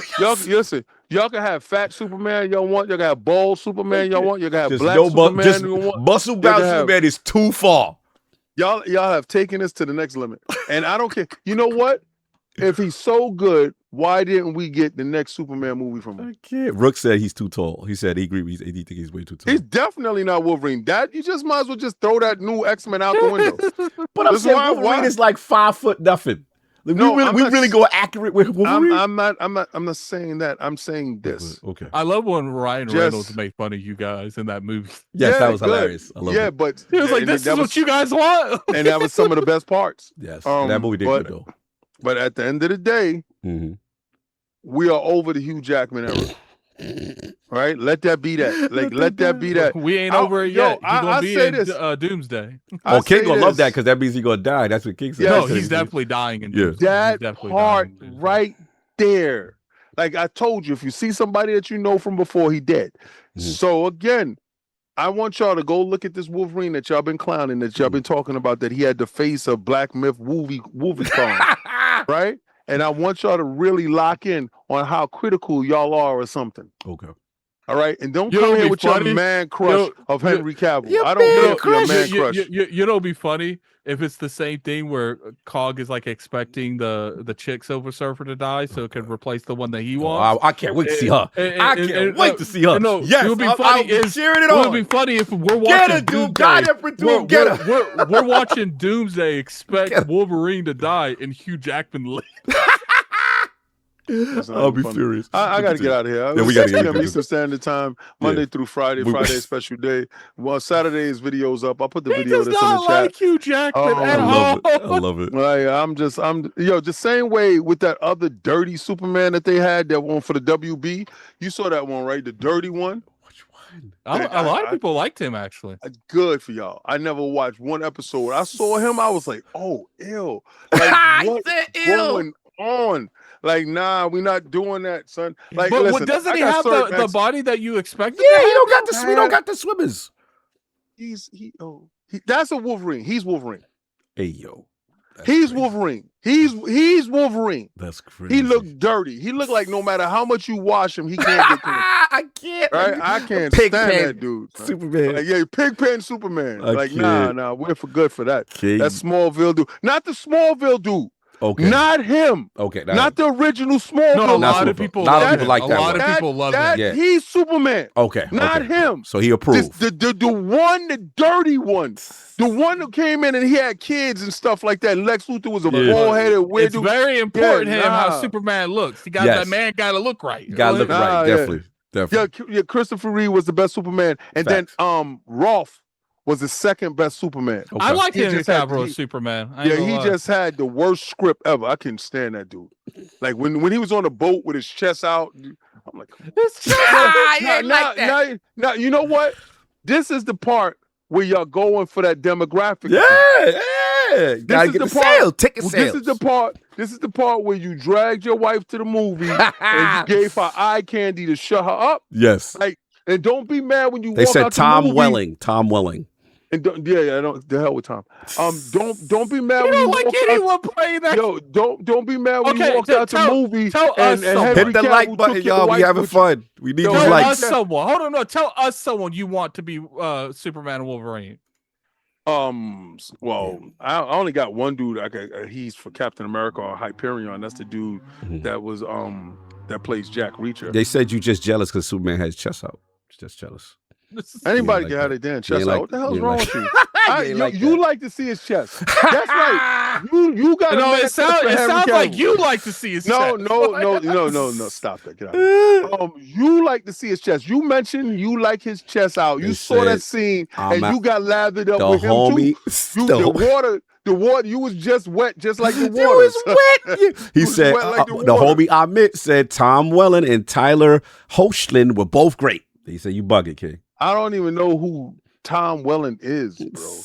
Let me Google who Tom, because you probably saying the Oh, no. wrong dude. Rook said, King, Tom is the one you like.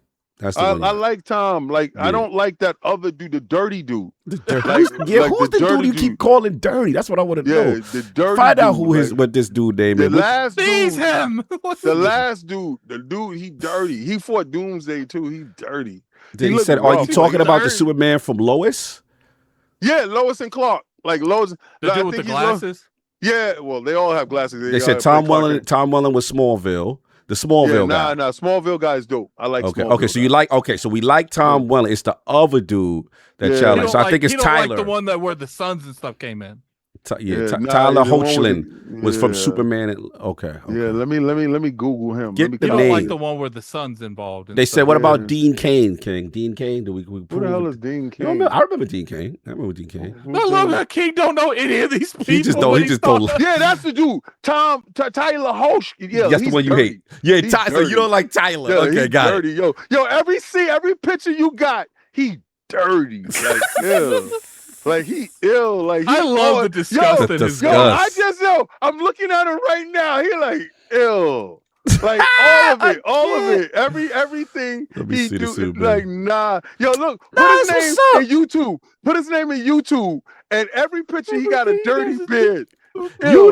don't like your Supermans at 5 o'clock shadows. Oh hell no. That's Why what not? this is. That's Wait a what second he here. look fine. We got no problem with it.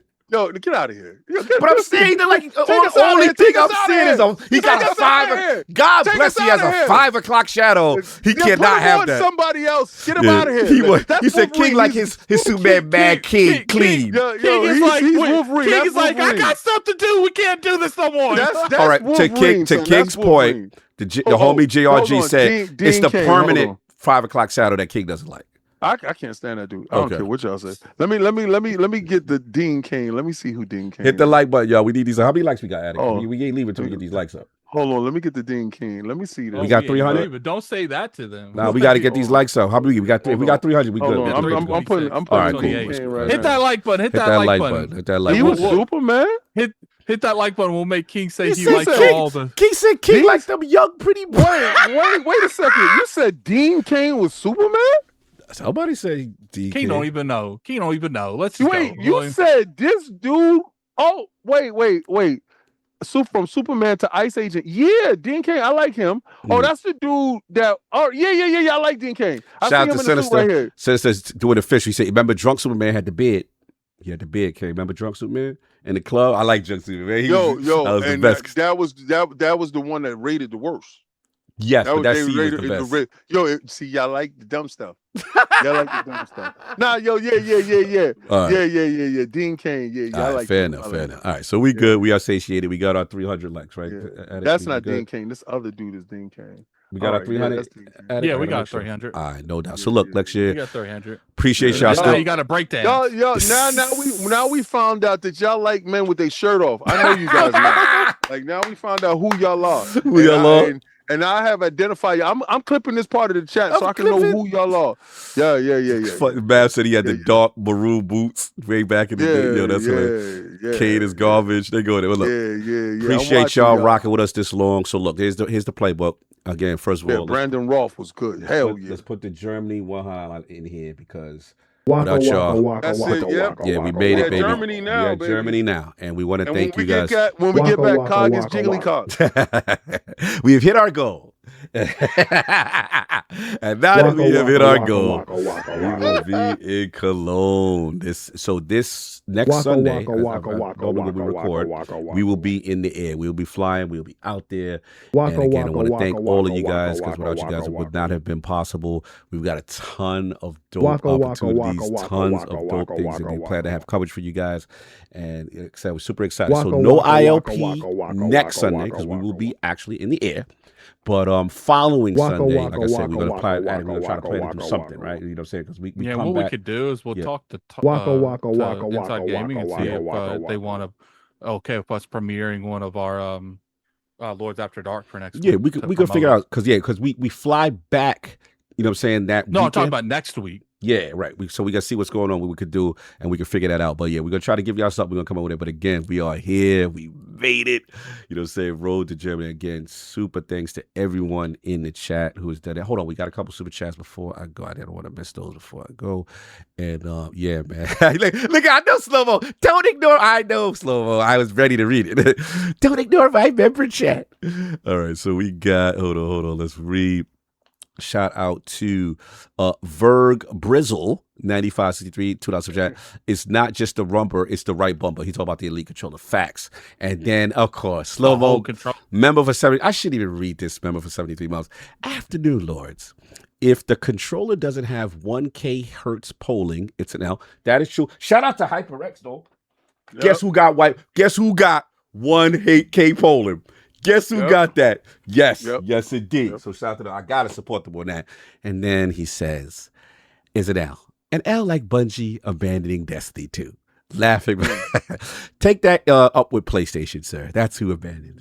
You're too messy. You know what's funny though? I will say, seeing some place of Destiny guys playing Division, I know you got a good laugh out there. So salute to you. You living your best life right now, but we still got more live players than you do in a dead game. Anyway, that's all I got. Anything else, people, before we hit it? Germany? Anything else?